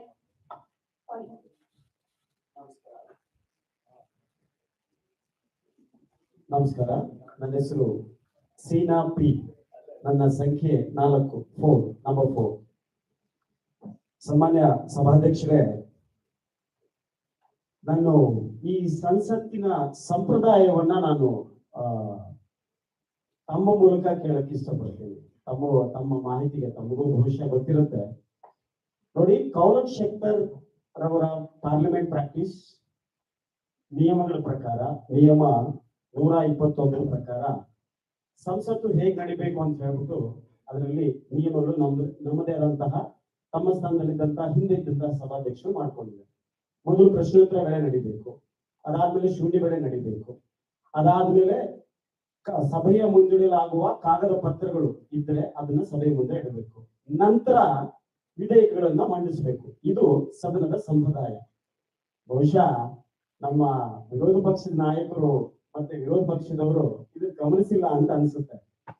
ನೀವು ಮೊದಲನೇ ಸಲ ಇದ್ದಾಗ ಇದನ್ನ ಕೇಳ್ತೀರಿ ನೀವು ಫಸ್ಟ್, ಯಾಕೆಂದ್ರೆ ಸದನದ ಸಂಪ್ರದಾಯ ಅಥವಾ ಸರ್ಕಾರದ ಸಂಪ್ರದಾಯ, ಸರ್ಕಾರದ ಯೋಜನೆಗಳನ್ನ, ಕಾರ್ಯಕ್ರಮಗಳನ್ನ ಇಂಪ್ಲಿಮೆಂಟ್ ಮಾಡೋದ್ರ ಬಗ್ಗೆ ಇರಬಹುದು, ಅಥವಾ ದೇಶದ ಕಟ್ಟ ಕಡೆಯ ಜನಕ್ಕೆ ಸಿಗದೇ ಇರುವಂತದ್ರ ಬಗ್ಗೆ ಮೊದಲನೇದು ವಾಯ್ಸ್ ರೈಸ್ ಮಾಡೋದೇ ನಮ್ಮ ವಿರೋಧ ಪಕ್ಷದ ನಾಯಕರು ಮತ್ತು ನೀವು ಕೇಳಿಲ್ಲ. ಈ ಸದನ ಮೊದಲನೇದಾಗಿ ಬಂದ ತಕ್ಷಣ ತಾವು ತೀರ್ಮಾನ ತಗೊಂಡ್ರಿ, ಸಮಾಜ ಕಲ್ಯಾಣ ಇಲಾಖೆಯಿಂದ ಬಾಲ್ಯ ವಿವಾಹದ ವಿಧೇಯಕವನ್ನ ಮಂಡಿಸಬೇಕು ಅಂತ ಹೇಳ್ಬಿಟ್ಟು. ಇದ್ರ ಬಗ್ಗೆ BSc ಕಮಿಟಿಯಲ್ಲಿ ಚರ್ಚೆ ಮಾಡಿದ್ರ? BSc ಚರ್ಚೆ ಆಗಿದ್ದ? ಮಾನ್ಯ ವಿರೋಧ ಪಕ್ಷದ ನಾಯಕರು, ನಮ್ಮ ಇವರು ಲ್ಯಾಂಡ್ ಪಾರ್ಲಿಮೆಂಟರಿ ಮಿನಿಸ್ಟರ್ ಇದ್ರ ಬಗ್ಗೆ ನೋಡಲ್ವಾ, ಸದನ ಹೇಗ್ ನಡಿಬೇಕು ಅಂತ ಹೇಳ್ಬಿಟ್ಟು ತಾವಲ್ವಾ ಅದ್ರ ಬಗ್ಗೆ ತಾವು ಹೇಳ್ಬೇಕಲ್ವಾ? ಬಗ್ಗೆ ಚರ್ಚೆ ಬೇಡ, ಬಿಲ್ ಬಗ್ಗೆ ಮಾತಾಡ. ಸನ್ಮಾನ್ಯ ಸಭಾಧ್ಯಕ್ಷರೇ, ಸದನ ಹೇಗ್ ನಡಿಬೇಕು ಅಂತ ನಿಯಮಗಳ ಪ್ರಕಾರ ನಡಿಬೇಕು ಅಂತ ತಮ್ಮ ಗಮನಕ್ಕೆ ತರ್ತಾ ಇದ್ದೀವಿ. ಒಂದು ಈಗ ವಿಧೇಯಕದ ಬಗ್ಗೆ ಯಾಕೆ ಅಂತಂದ್ರೆ, ಇಡೀ ದೇಶ ನಮ್ಮನ್ನ ನೋಡ್ತಾ ಇರುತ್ತೆ, ನಮ್ಮ ಸದನವನ್ನ ನೋಡ್ತಾ ಇರುತ್ತೆ. ಇಡೀ ದೇಶದ ಜನ ನಮ್ಮನ್ನ ನೋಡ್ತಿರ್ತಾರೆ, ಅವರು ನಮ್ಮನ್ನ ಆರಿಸಿ ಕಳಿಸಿರ್ತಾರೆ. ನಾವೇ ನಿಯಮಗಳನ್ನ ಪಾಲಿಸದೇ ಇದ್ರೆ ಇನ್ ಯಾರು ಪಾಲಿಸ್ತಾರೆ? ಸಾಮಾನ್ಯ ಜನ ಹೇಗ್ ಪಾಲಿಸ್ತಾರೆ? ದಯವಿಟ್ಟು ತಮ್ಮ ಗಮನಕ್ಕೆ. ಇದ್ರ ಜೊತೆಗೆ ವಿಧೇಯಕದ ಪರವಾಗಿ ನಾನು ಕೆಲವು ಮಾತುಗಳನ್ನ ಹೇಳ್ತೇನೆ. ವಿಧೇಯಕ ಬಾಲ್ಯ ವಿವಾಹದ ಬಗ್ಗೆ ಹೇಳಿದ್ರು. ಬಾಲ್ಯ ವಿವಾಹ ಒಂದು ಗಾದೆ ಇದೆ ಸನ್ಮಾನ್ಯ ಸಭಾಧ್ಯಕ್ಷರೇ. ಅಪ್ಪ ಅಮ್ಮ ಪಟ್ಟಕ್ಕೆ ಬಂದಾಗ ಮಗ ಚಟ್ಟಕ್ಕೆ ಹೋದಂತೆ, ಅಪ್ಪ ಚಟ್ಟಕ್ಕೆ ಹೋದಾಗ ಮಗ ಪಟ್ಟಕ್ಕೆ ಬಂದಂತೆ. ಏನ್ ಅವೇರಿದ್ರಿ ಸನ್ಮಾನ್ಯ ಸಭಾಧ್ಯಕ್ಷರೇ, ತುಂಬಾ ಶಾರ್ಪ್ ಆಗಿದ್ದಾರೆ ನಮ್ಮ ಸಂಸತ್ತಿನ ಸದಸ್ಯರು. ಅಪ್ಪ ಚಟ್ಟಕ್ಕೆ ಹೋದಾಗ ಮಗ ಪಟ್ಟಕ್ಕೆ ಬಂದಂತೆ. ಈ ವಯಸ್ಸಿನ ಬಗ್ಗೆ ನಾನು ನಮ್ಮ ಮಾನ್ಯ ಸಚಿವರ ಗಮನಕ್ಕೆ ತರ್ತೇನೆ, ನಮ್ಮ ಸರ್ಕಾರದ ಗಮನಕ್ಕೆ. ವಯಸ್ಸಿನ ಮಾಡಿದ್ದು 25 ವರ್ಷ ಮಾಡಿದ್ದು, ನಾನು ಸಹ ಕೆಲವು ವಿಚಾರಗಳಲ್ಲಿ ವಯಸ್ಸಿನ ಬಗ್ಗೆ ನಾನು ಸಹ ನನ್ನ ವಿರೋಧವನ್ನ ವ್ಯಕ್ತಪಡಿಸ್ತೇನೆ. ಯಾಕೆ ಅಂತಂದ್ರೆ ನಾನು ಹೇಳಿದಂದ್ರೆ ಬಿಲ್ ಬಗ್ಗೆ ಮಾತಾಡಿ. ಖಂಡಿತ ನೀವು ಬರೋದಕ್ಕೆ ಇಷ್ಟೊಂದು ಸಮಯ ತಗೊಂಡ್ರೆ ಒಂದ್ ನಿಮಿಷ ಕೂತ್ಕೊಳ್ಳಿ. ಆಯ್ತು, ಅರ್ಥ ಆಯ್ತು. ನಿಮ್ ಬಿಲ್ ವಿಷಯಕ್ಕೆ ಬರಕ್ಕೆ ಇಷ್ಟೊತ್ತು ತಗೊಂಡ್ರೆ ನಿಮ್ ಸಮಯ ಭಾವ ಇದೆ, ಎಲ್ರಿಗೂ ಆಪರ್ಚುನಿಟಿ ಕೊಡ್ಬೇಕಾಗತ್ತೆ. ಖಂಡಿತ ಕೂತ್ಕೊಳ್ಳಿ. ಖಂಡಿತ ಕೂತ್ಕೊಳ್ಳಿ. Next home minister. Thank you.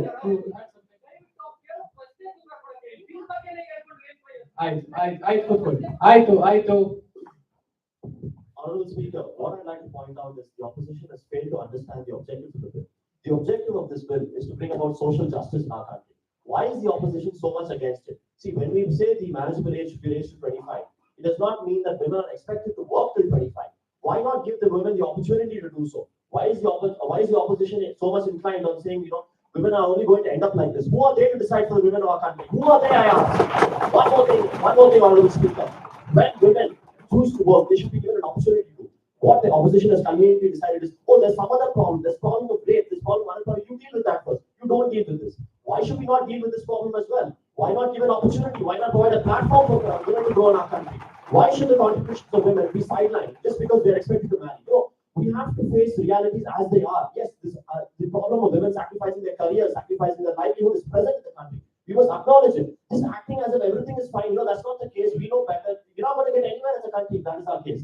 So the opposition must understand and must take to their head that, what the practical situation, the ground reality of the country must be addressed to. And that is what we seek to do with this bill.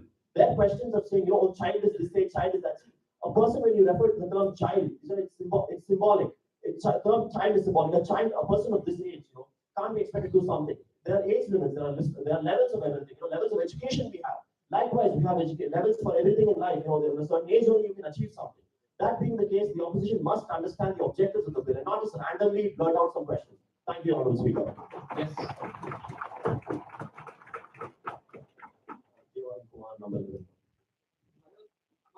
Number 30.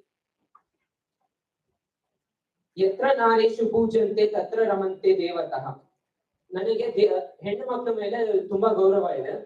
But ಈ ನನ್ನ ಜೀವನದಲ್ಲಿ ನಡೆದಂತ ನೈಜ ಘಟನೆಯನ್ನ ನಿಮ್ಮ ಮುಂದೆ ಹೇಳಕ್ಕೆ ನಾನು open ಆಗಿ ಹೇಳ್ತೀನಿ. ನಾನು ಯಾವಾಗ SSLC ನಲ್ಲಿ ಇದ್ದೆ, ಒಂದು ಹುಡುಗಿ ಅವಳು ಚೆನ್ನಾಗಿ ಓದ್ತಿದ್ದು, ಬಟ್ ಅವಳ ತಾಯಿಗೆ ಅಷ್ಟು ಹುಡುಗರ ಮೇಲೆ ಭರವಸೆ ಇರ್ಲಿಲ್ಲ. ಅವಳು ಸ್ಕೂಲ್ ಮುಗಿದ ತಕ್ಷಣ ಕಾಲೇಜ್ ಅಂತ ಅಡ್ಮಿಷನ್ ಹೋಗ್ಬೇಕಿತ್ತು. ಆಗ ಅವರು ನನ್ನ ನಂಬಿಕೆಯಿಂದ ಕಳ್ಸಿದ್ರು, ಹೋಗಿ ಅಡ್ಮಿಷನ್ ಮಾಡ್ಸಪ್ಪ ಅಂತ ಕಳ್ಸಿದ್ರು. ಬಟ್ ಹುಡುಗಿಗೆ ಆಕೆ ಚೆನ್ನಾಗಿ ಓದೋ ಹುಡುಗಿ, ಅವ್ಳು ಬಾಯ್ ಫ್ರೆಂಡ್ ಒಬ್ಬ ಇದ್ದ. ಅವ್ಳಿಗೆ ಇನ್ನೂ 16 ಇಯರ್ಸ್ ಆಗಿದ್ರು. ಇದು ಬಿಲ್ ಸಂಬಂಧಪಟ್ಟ ನನ್ನ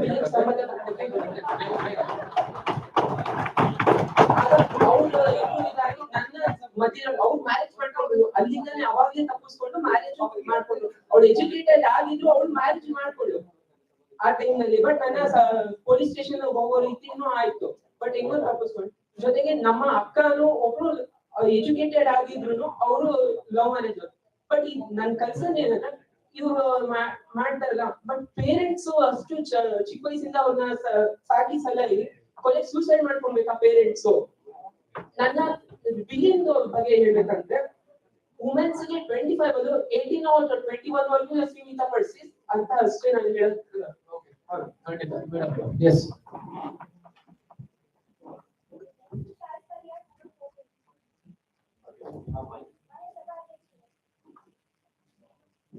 ಸಭಾಧ್ಯಕ್ಷರೇ, ಅವಾಗಿಂದ ಇವರೆಲ್ಲ ಹೇಳ್ತವ್ರೆ. ಇವಾಗ ಅಪೋಸಿಷನ್ ಪಾರ್ಟಿ ಒಬ್ರು ಹೇಳ್ತು, ಎಜುಕೇಟೆಡ್ ಆಗಿದ್ರು ಮದುವೆ ಮಾಡ್ಕೊಂಡ್ರು ಅಂತ ಅಂದ್ರು. ಫಸ್ಟ್ ಆಫ್ ಆಲ್ ಅಂದ್ರು SLC ಓದಿದಾಳೆ ಅಂತ ಅಂದ್ರು. SLCಗೆ ಏಜ್ ಎಷ್ಟು ಇರುತ್ತಪ್ಪ? 16 ಇಯರ್ ಇರುತ್ತೆ. ಓಕೆನಾ? ಅದೇ +2 ಬಂದ್ರೆ 18 ಇಯರ್ಸ್ ಕಂಪ್ಲೀಟ್ ಆಗುತ್ತೆ. ಇವಾಗ ಈ ಕಡೆ ನಾಟ್ ಜಸ್ಟ್ ಈ ಬಿಲ್ಲು ಜಸ್ಟ್ ಚೈಲ್ಡ್ ಮ್ಯಾರೇಜ್ ನ ದೇಶನ ಹೊರ ತರಬೇಕು ಅನ್ನೋದಿದ್ರೆ ಮಾತ್ರ ಅಂತಲ್ಲ, ಇದರಿಂದ ಎಕನಾಮಿಕ್ಲಿ ನಾವು ಒಳ್ಳೆದನ್ನ ಸಾಧಿಸಬಹುದು. ಇನ್ನೊಂದು ಲಿಟ್ರಸಿ ರೇಟ್ ಗೊತ್ತಿದೆ ನಿಮ್ಗೆ, 77.70% ಇದೆ ಇಂಡಿಯಾದ ಲಿಟ್ರಸಿ ರೇಟ್. ಅದರಲ್ಲಿ ಹೆಚ್ಚಾಗಿರೋದೇ ಮೇಲ್ 84.70 ಇದೆ. ಫೀಮೇಲ್ಸ್ 70.30 ಇದೆ. ಸೊ ಇದ್ರಲ್ಲೇ ಅರ್ಥ ಮಾಡ್ಕೋಬಹುದು ಮೇಲ್ಗಿಂತ ಫೀಮೇಲ್ ತುಂಬಾ ಕಡಿಮೆ ಇದೆ ಅಂತ. ನಾವು ಟ್ರೈ ಮಾಡ್ತಿರೋದಿಷ್ಟೇ, ಮೇಲು ಮತ್ತೆ ಫೀಮೇಲು ಇಬ್ರು ಸಮಾನವಾಗಿ ಬರ್ಬೇಕು ಅಂತ. ಇವರು ಹೇಳ್ತಾರೆ, ಈ ಕಡೆ ಹೆಣ್ಮಕ್ಳ ಬಗ್ಗೆ ಮಾತಾಡ್ತಾರೆ. ಆದ್ರೆ ಒಂದನ್ನ ಅರ್ಥ ಮಾಡ್ಕೊಳ್ಳಿ, ಪುರುಷ ಮತ್ತು ಮಹಿಳೆ ಎರಡು ಸಮಾನವಾಗಿ ಮುಂದುವರಿಬೇಕಂತಂದ್ರೆ ಅದು ಇಕನಾಮಿಕಲಿ ಆಗಿರ್ಬೋದು ಮುಂದುವರಿಬೇಕು, ಪ್ಲಸ್ ಎಜುಕೇಶನ್ ಅಲ್ಲೂ ಸಹ ಈಕ್ವಲ್ ಆಗಿ ಬರ್ಬೇಕು. ಇವ್ರು ಹೇಳ್ತಿರೋ ಪ್ರಕಾರ ನಾನು ನೋಡಿದ್ರೆ 18 ಮಾಡಿ 21 ಮಾಡಿ ಅಂತ ಹೇಳ್ತವ್ರೆ. ಆದ್ರೆ 18 ವರ್ಷಕ್ಕೆ ಕೇವಲ PUC ಮಾತ್ರ ಮುಗಿಯುತ್ತೆ ಸಭಾಧ್ಯಕ್ಷರೇ. ಅದ್ರಲ್ಲಿ ಯಾರು ಕೆಲಸ ಕೊಡ್ತಾರೆ ನಿಮ್ಗೆ? ಅದೊಂದು ಪಾಯಿಂಟ್. ಇನ್ನೊಂದು ಮಾತಾಡಕ್ ಇನ್ನೊಂದು ಡಿಗ್ರಿ ಮುಗಿಯೋವರೆಗೂ 21 ವರ್ಷ ಆಗ್ತದೆ ಸಭಾಧ್ಯಕ್ಷರೇ. 21 ವರ್ಷ ಆದ್ಮೇಲೆ ಸಡನ್ ಆಗಿ ಯಾರಾದ್ರೂ ವರ್ಕ್ ಕೊಡ್ತಾರ? ಅದಕ್ಕೂ ಕೆಲವೊಂದು ಪಾಯಿಂಟ್ ಅನ್ನು ಗಮನಕ್ಕೆ ತಗೋಬೇಕು ನಾವು. ಕೆಲಸ ಹುಡುಕಕ್ಕೂ ಟೈಮ್ ಸಿಗುತ್ತೆ, ಎಲ್ಲರಿಗೂ ಗೌರ್ಮೆಂಟ್ ಜಾಬ್ ಸಿಗ್ಬೇಕು ಅನ್ನೋದು ಏನೂ ಇಲ್ಲ. ಇನ್ನೊಂದೇನಂತಂದ್ರೆ ಇವ್ರು ಹೇಳ್ತವ್ರೆ ಎಜುಕೇಶನ್ ಕೊಡಿ ಅಂತ ಹೇಳ್ಬಿಟ್ಟು, ಎಜುಕೇಶನ್ಗೋಸ್ಕರ ನಾವು 1,000 ಕೋಟಿ ಬಜೆಟ್ ಮಂಡನೆ ಮಾಡಿದೀವಿ. ನಮ್ಗೆ ಗೊತ್ತು ಎಜುಕೇಶನ್ ಏನೇನ್ ಮಾಡ್ಬೇಕು ಅಂತ. ಇನ್ನೊಂದು ಪಾಪ್ಯುಲೇಷನ್ ಏನಾಗಿದೆ ನಮ್ದು 140 ಕೋಟಿಗೂ ಹೆಚ್ಚು ದಾಟಿದೆ. ನಾಟ್ ಜಸ್ಟ್ ಇವಾಗ ದೇಶದಲ್ಲಿ ಮದುವೆ ಆಗ್ಬೇಕು ಅನ್ನೋ ವಿಚಾರಕ್ಕಿಂತ ಜಾಸ್ತಿ ನಮ್ಗೆ ಪಾಪ್ಯುಲೇಷನ್ ಕಡೆನೂ ನಾವು ಗಮನ ಕೊಡ್ಬೇಕು. ಅದನ್ನು ಸಹ ಇವ್ರು ಅರ್ಥ ಮಾಡ್ಕೋಬೇಕು. ಇನ್ನೊಂದು, ನಮ್ ದೇಶದ ವಾತಾವರಣ ಹೇಗಿದೆ ಅಂತಂದ್ರೆ, ಇಲ್ಲಿ ಅತಿ ಬೇಗ ಮೆಚೂರ್ ಆಗ್ತಾರೆ ಗಂಡ್ಮಕ್ಳಾಗ್ಲಿ ಹೆಣ್ಮಕ್ಳಾಗ್ಲಿ. ಅದೇ ವೆಸ್ಟರ್ನ್ ಕಂಟ್ರೀಸ್ ಅಲ್ಲಿ ಆತರ ಇಲ್ಲ.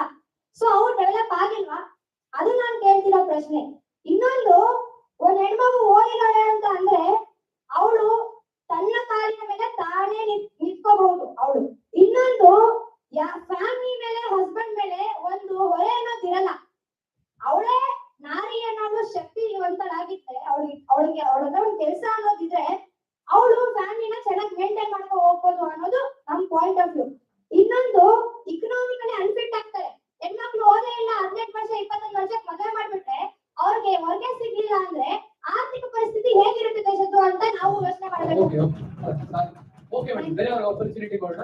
ನೀವು ಅಲ್ಲ ನೀವು ಒಂದು ನಿಮಿಷ ಅವ್ರು ಇದ್ರೆ ತುಂಬಾ ಹೊತ್ತಿನ ಕಾಯ್ತಾ ಇದ್ದಾರೆ, ಅವಕಾಶ ಕೊಡೋಣ. S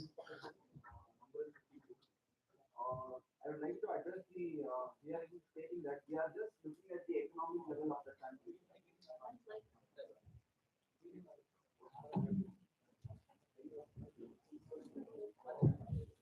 We are not looking forward for the health aspect of this bill, sir. The age which is mentioned by the opposition party, that is the 25 years. When the 25 years thing happens, 25 ವರ್ಷಕ್ಕೆ 26 ವರ್ಷ 28 ವರ್ಷ ಆಗುತ್ತೆ ಮದುವೆ. 28ನೇ ವರ್ಷದ ನಂತರ ಯಾವುದೇ ಒಂದು pregnancy ಆದರೆ that is called geriatric pregnancy. What is geriatric pregnancy? ಆ ಜೆರಿಯಾಟಿಕ್ ಪ್ರೆಗ್ನೆನ್ಸಿ ಅಂದ್ರೆ ವಯಸ್ಸು ತುಂಬಾ ಮೀರಿದಾಗ ಆ ಹೆಣ್ಣು ಮಗುಗೆ ಅಥವಾ ಆ ತಾಯಿಗೆ she is not able to take care of that, she is not able to give the amount of nutrients to the kid. So there is a lot of health issues to it. Let me point out a few health issues in which health issues ಬಂದಾಗ ನಾವು there is premature birth, low birth weight in the baby, miscarriage, stillbirth, chromosomal abnormalities, which is ADHD, autism, all those things. So, when looking after all these things, the future generation would be a very curved generation. You understand, right? The future generation should be strong enough. We are strong enough because our mothers were able to cater us the amount of nutrients and requirements to us. But once the age moves, it is medically proven. I'm not just telling anything. And to stating that this bill is to curb the population, I would like to tell that WHO, which has given its new amendment on new survey, which states that the Indian population has come to 2.0, which is the minimum limit. So India is not in the verge of overpopulating or more population. And I would like to even address that. Taking of Article 377 and bringing this thing, a person can have his sexual intercourse with the person, and later on, once this happens, there is a more growth towards the. I want to stop you for here because let's speak only on the bill. Okay, let me tell that. Like no, we're running out of time. Please sit, sir. Please sit, sir. 1 second, sir. You're not allowed to talk to the chair like that. Please, let's have some decorum in the hall. And yes, Kishore, sir.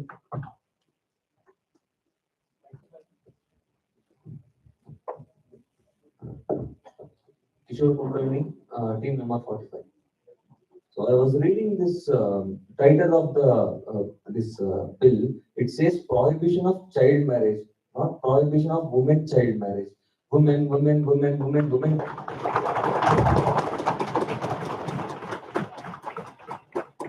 Why only women? Don't you think the men also are the victim of child marriage? Men are also, for the family pressure, they are being married. Why do you think that only for women? Oh, only women will have problems after child marriage. Won't the men have problems? This is my question. And then why does the opposition always have this agenda that we need to oppose a bill introduced by the ruling party? If it is good also, they are going to oppose it. That's your point. I would like to give ma'am 19. Yes.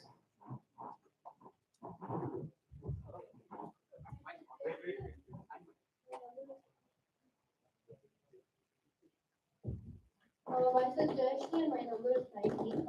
I think the health minister should be aware of the reduction of female fertility after the age, as I am being a woman, I'm telling after the age of 30, no woman will be able to reproduce in a normal way. Okay, now we are getting introduced with the new things called PCOS. You know why all these are causing? Because of the food. If more than concentrating on the child marriage and all these things, if we are able to give a good food and give a good, we could give the junk food and all those things, these problems are causing. Here, if you have introduced the age limit of 25 years old, like limitation of getting married at 25. Here we are finishing our education at 23. As soon as you get married at 25 and no one is going to reproduce, you need time for family planning and you need time for understanding each other. All these things comes into existence, right? If the woman is getting pregnant at the age of 30, maybe she might have miscarriage. Maybe after that, maybe the IVF. Are you all aware of IVF in India? More than 2 to 3 lakhs of hospitals being introduced within these 5 years. What is the tie-up between the government and these IVF hospitals? Because to get an IVF treatment in this common there, you have to pay more than 2 to 3 lakhs. Per treatment over there costs more than 3 lakhs. Per sitting, maybe the miscarriage might happen even after that or even before that. Why isn't the health minister concentrating on that? Why are you not thinking about the women's reproduction stuff? Even men are not having sperms to reproduce after the age of 45. They're also becoming useless. Right. Okay, madam. Thank you. We'll go to ಮಾನ್ಯ ಸಭಾಧ್ಯಕ್ಷರೇ, ನನ್ನ ವಿರೋಧ ಪಕ್ಷದ ಒಂದ್ ನಿಮಿಷ ಅಲ್ಲಿ ಪಾಪ ನಿಮ್ಗಿಂತ ಮುಂಚೆಯಿಂದ ಕೈ ಎತ್ತಿ ವೆಯ್ಟ್ ಮಾಡ್ತಾರೆ, ಅವ್ರಿಗೆ ರೆಸ್ಪೆಕ್ಟ್ ಮಾಡ್ಬೇಕಲ್ಲ. Yes. Good morning, everyone. My name is Pragya and my number is 27. As my opponent was speaking about female reproduction, then let me tell you, you only made a statement that the age minimum where a woman can give birth is 30. And if you speak about the age of 18, I being a medical student, I studied it for 2 years. I can tell you, if a woman gives birth at the age of 18, then the stillbirth and other concerns come into play, which is also mentioned in the bill. And it was also concerned by the other person that reproductive health is not taken into consideration. So I think I have answered your query. And the other thing, one person questioned it out that a woman is given the right to have live-in relationship but not get into marriage. If we go according to bill, in the first paragraph, it is clearly written that we are taking into consideration 3 factors. First is physical, second is mental, and third is reproductive health. So talking about the mental thing, I'm doing my psychology, and the main thing is that for running up a family, you should understand the bonding between 2 people. The people you are going to give life to, you have to understand them and have a bonding between your partners. Okay, madam. We'll give everybody opportunity. Let the next person speak. Yeah. ಮಾನ್ಯ ಸಭಾಧ್ಯಕ್ಷರೇ, ನನ್ನ ವಿರೋಧ ಪಕ್ಷದ ಮಿತ್ರರು ಆಗ್ಲಿಂದ ಕೂಡ ನಮ್ಮ bill ನ ಬಗ್ಗೆ ಚರ್ಚೆಯನ್ನ ಮಾಡ್ತಿದ್ದಾರೆ. ಬಿಲ್ ನ ಮತ್ತೊಮ್ಮೆ ಅವಲೋಕನ ಮಾಡಬೇಕಾಗಿರ್ತಕ್ಕಂಥ ಅವಶ್ಯಕತೆ ಅವ್ರಿಗಿದೆ ಅನ್ನೋದನ್ನ ನಾನು ತಿಳಿಸ್ಕೊಡ್ತೇನೆ. ಮೊದಲನೇದಾಗಿ ನನ್ನ ಮಾತನ್ನ ಡಿವಿಜಿ ಅವರ ಮಂಕುತಿಮ್ಮನ ಕಾಗದ ಉಲ್ಲೇಖವನ್ನ ಮಾಡ್ತಾ ಹೇಳ್ತೇನೆ. ಎದ್ದೆದ್ದು ಬೀಳುತ್ತೀಯೇ, ಎದ್ದೆದ್ದು ಬೀಳುತ್ತೀಯೇ, ಎದ್ದೆದ್ದು ಬೀಳುತ್ತೀಯೇ, ಗುದ್ದಾಡಿ ಸೋಲುತ್ತೀಯೇ, ಎದ್ದೆದ್ದು ಬೀಳುತ್ತೀಯೇ, ಗುದ್ದಾಡಿ ಸೋಲುತ್ತೀಯೇ, ಪ್ರಸಿದ್ಧರಾಗುತ್ತಿರುವ ಸಕನೆ ನೀನು ಉದ್ಧಾರವೆಷ್ಟೋ. ಮತ್ತೊಂದ್ಸಲ ಹೇಳ್ತೇನೆ, ಎದ್ದೆದ್ದು ಬೀಳುತ್ತೀಯೇ, ಗುದ್ದಾಡಿ ಸೋಲುತ್ತೀಯೇ, ಪ್ರಸಿದ್ಧರಾಗುತ್ತಿರುವ ಸಕನೆ ನೀನು ಉದ್ಧಾರವೆಷ್ಟೋ. ಇವೆಲ್ಲರೂ ಕೂಡ ನಿಜಕ್ಕೂ ಕೂಡ ಈ ಬಿಲ್ ನಲ್ಲಿ ಇರ್ತಕ್ಕಂಥ ತಾತ್ಪರ್ಯ ಏನು ಅನ್ನೋದನ್ನ, ಅದರಲ್ಲಿ ಇರ್ತಕ್ಕಂಥ ಅಂಶಗಳೇನು ಅನ್ನೋದನ್ನ ಸ್ಪಷ್ಟವಾಗಿ ನೀವೆಲ್ಲರೂ ಕೂಡ ಅವಲೋಕನ ಮಾಡ್ಕೊಳ್ಳಿಲ್ಲ ಅಂತ ನಾನು ಖಡಾಖಂಡಿತವಾಗಿ ಹೇಳ್ತೇನೆ. ಯಾಕಂದ್ರೆ ಇಲ್ಲಿ ಚರ್ಚೆ ಆಗ್ಬೇಕಾಗಿರ್ತಕ್ಕಂಥ ವಿಚಾರ ಆಗಿರ್ತಕ್ಕಂಥದ್ದು ಬಾಲ್ಯ ವಿವಾಹವನ್ನ ನಿಷೇಧ ಮಾಡೋದ್ರ ಬಗ್ಗೆ. ನೀವೆಲ್ಲರೂ ಕೂಡ ಸಂತಾನೋತ್ಪತ್ತಿ ಬಗ್ಗೆ ಮಾತಾಡ್ತಾ ಇದ್ದೀರಾ. 25 ವರ್ಷ ಪ್ರಮುಖವನ್ನ ಉಲ್ಲೇಖವನ್ನ ಮಾಡಿರ್ತಕ್ಕಂಥದ್ದು ಈಕ್ವಾಲಿಟಿ, ಸಮಾನತೆಯನ್ನು ತರೋದ್ರ ಮೂಲಕ 25 ವರ್ಷ ಅಂತ ಹೇಳಿ ನಾವು ಮೆನ್ಷನ್ ಮಾಡಿದ್ದೀವಿ. ಎಲ್ಲರೂ ಕೂಡ 28 ವರ್ಷ, 30 ವರ್ಷ ಕೆಲವೊಂದು ಉಲ್ಲೇಖಗಳನ್ನ ಮಾಡಿ ಮಾತಾಡ್ತಿದ್ರೆ ಎಷ್ಟು ಮಟ್ಟಿಗೆ ಸರಿ ಮಾನ್ಯ ಸಭಾಧ್ಯಕ್ಷರ? ನಿಜಕ್ಕೂ ಕೂಡ ಈ ಪಾಯಿಂಟ್ ಅನ್ನ ಅರ್ಥ ಮಾಡ್ಕೊಳ್ಬೇಕಾಗಿದೆ. ಕೆಲವೊಂದು ಉದಾಹರಣೆಯ ಉಲ್ಲೇಖಗಳನ್ನು ಇಟ್ಕೊಂಡು ಇಡೀ ನಮ್ಮ ಈ ಬಿಲ್ಲನ್ನೇ ಸರಿ ಇಲ್ಲ ಅಂತ ಹೇಳ್ತಕ್ಕಂಥದ್ದು ನಿಜಕ್ಕೂ ಕೂಡ ಸಮಂಜಸವಾಗಿರ್ತಕ್ಕಂಥದ್ದಲ್ಲ. ದಯವಿಟ್ಟು ಬಿಲ್ಲನ್ನ ಸರಿಯಾಗಿ ಓದಿ ಸ್ವಾಮಿ. ಅಲ್ಲಿರ್ತಕ್ಕಂಥ ಅಂಶಗಳನ್ನ ಏನು ಅನ್ನೋದನ್ನ ಅರ್ಥ ಮಾಡ್ಕೊಳ್ಳಿ, ಆಮೇಲೆ ವಿರೋಧ ಮಾಡಿ, ಅವಾಗ ಉತ್ತರ ಕೊಡ್ತೇವೆ. Thank you. Let's give 18.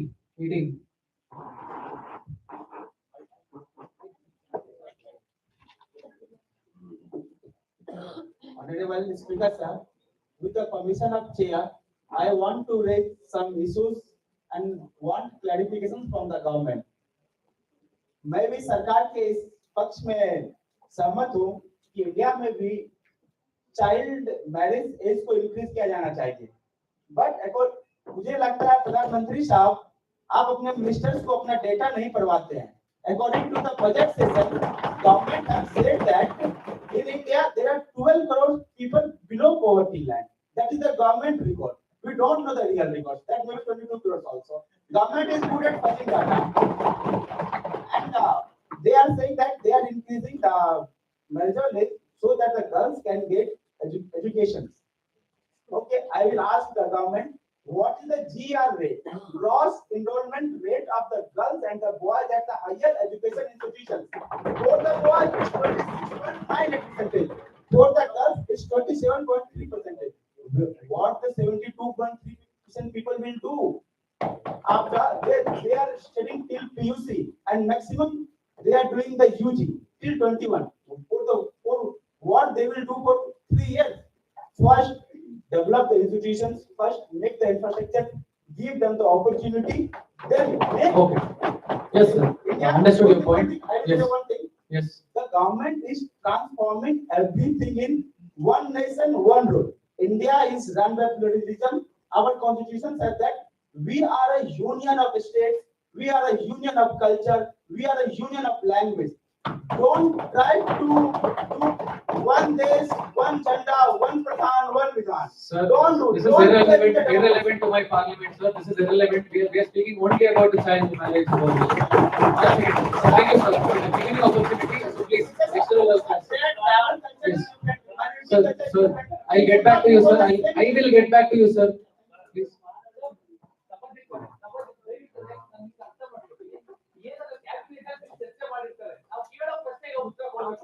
Sir ಒಂದ್ ನಿಮಿಷ ನೀವು ಒಂದ್ ನಿಮಿಷ ಇರಿ ಸರ್ ಒಂದ್ ನಿಮಿಷ ಇರಿ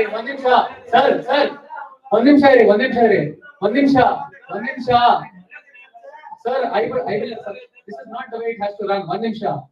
ನೀವು ಪ್ರಾಹಿಬಿಷನ್ ಆಫ್ ಚೈಲ್ಡ್ ಮ್ಯಾರೇಜ್ ಬಗ್ಗೆ ಮಾತಾಡಿದ್ರೆ ಖಂಡಿತ ಉತ್ತರ ಕೊಡ್ತಾರೆ. ಎಜುಕೇಶನ್ ಬಗ್ಗೆ ಮಾತಾಡಿ. ಒಂದ್ ನಿಮಿಷ ಕೇಳಿ, ನನ್ನ ಮಾತು ಕೇಳಿ.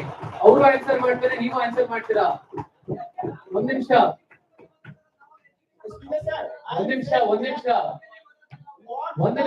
ಎಲ್ರು ಮಾತು ಕೇಳಿ ನಂತರ ಮಾತಾಡಿ. ಎಲ್ರು ಮಾತು ಕಂಪ್ಲೀಟ್ ಆಗಿ ಕೇಳಿ. ಅವ್ರ ಒಪಿನಿಯನ್ ಏನಿದೆ ಕೇಳಿ. ಪಾರ್ಲಿಮೆಂಟ್ ಎಲ್ಲ ಇಂಪಾರ್ಟೆಂಟ್. ಅವ್ರು ಹೇಳೋದು ಇಂಪಾರ್ಟೆಂಟ್, ನೀವು ಹೇಳೋದು ಇಂಪಾರ್ಟೆಂಟ್. ಕೇಳಿ. ನಿಮ್ ಪಾಯಿಂಟ್ ಅರ್ಥ ಆಯ್ತು, ನಿಮ್ ಮಂಡನೆ ನಂಗೆ ಅರ್ಥ ಆಯ್ತು.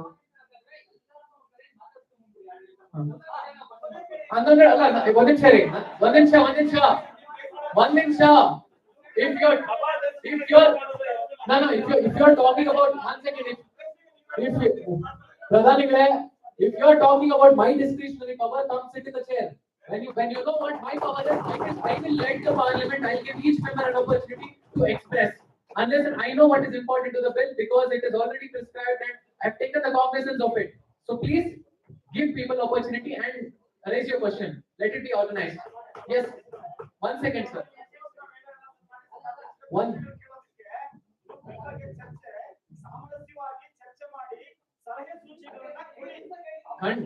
Kandita, okay. Harris has a point. Yes. You raised your hand 2 rounds before. 1 second. They've raised hands before. We'll give you a point. We'll give you opportunity. Respected Chairperson, sir. I stand here today to talk about the amendment that has to be made to the prohibition of the Child Marriage Act. I will talk about the points that I have made in answer to the questions that have been raised. I would like to start with 2 quotes from the biggest psychologists and the educators who have studied India and provided their research and analysis to us.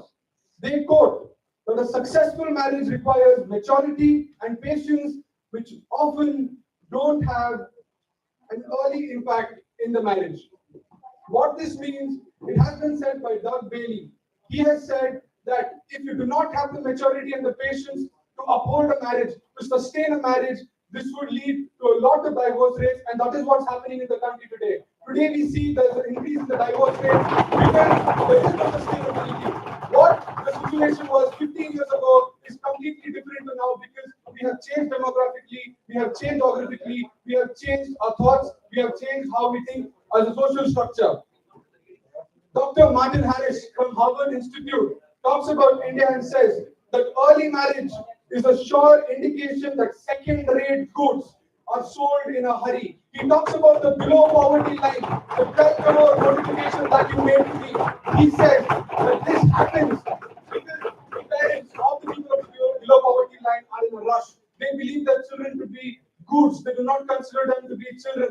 And this is the reason why, when you are not educated enough, when you are not worthy enough, there is an increase in the rate of orphans in the country. We have had a 10 to 15% increase in orphan rates because the parents are not financially stable.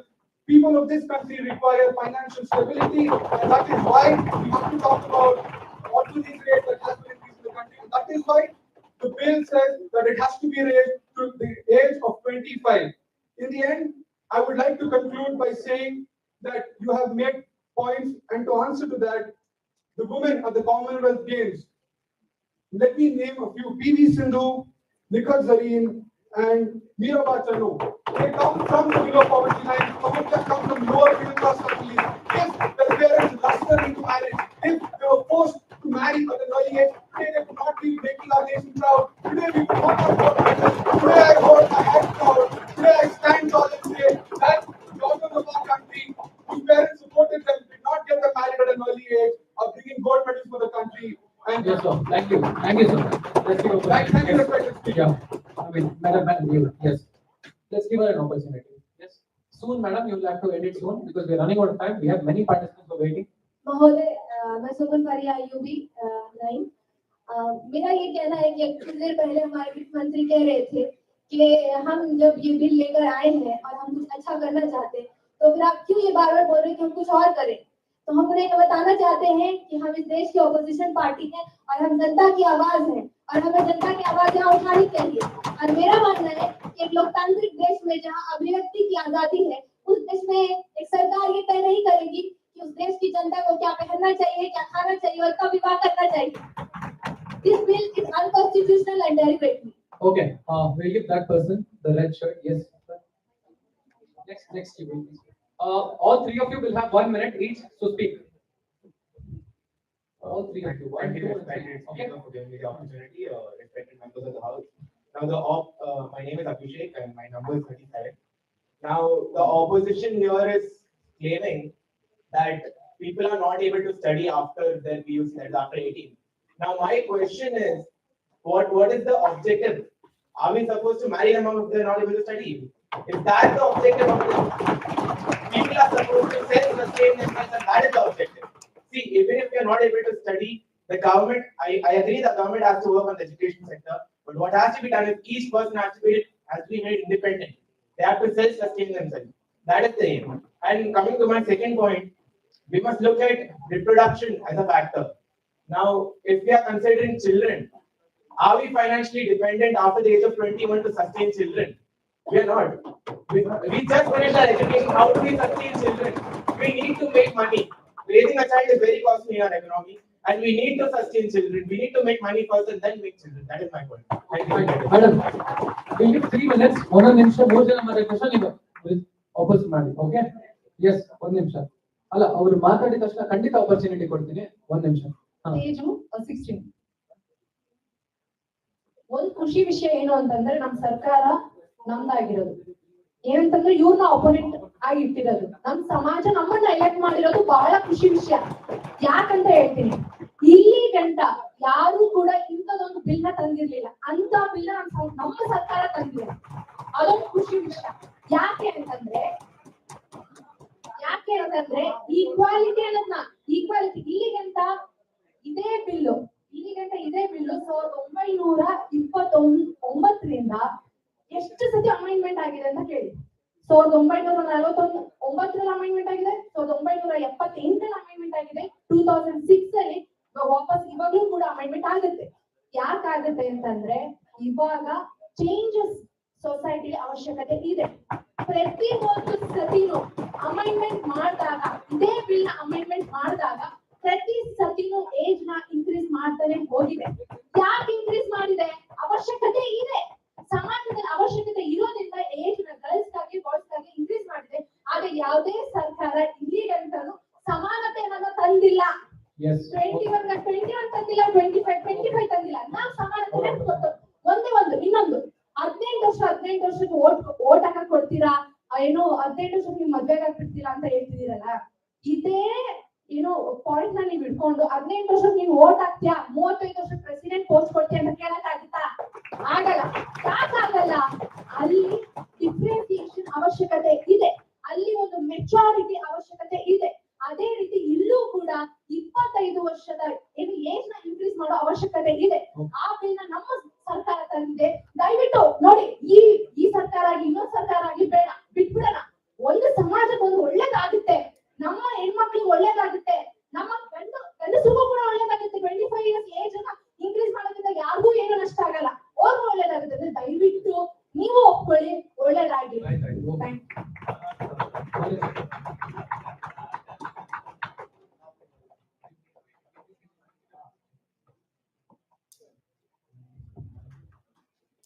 ಮಾನ್ಯ ಸಭಾಪತಿಗಳೇ, ನಮ್ಮ ಪಾರ್ಟಿಯವರು ಏನು ಹೇಳುದು ಇಷ್ಟೊತ್ತು ಎಲ್ಲ ಹೇಳ್ತಾನೆ ಇದ್ರು, ನಾವು ಕೇಳ್ತಾ ಇದ್ವಿ.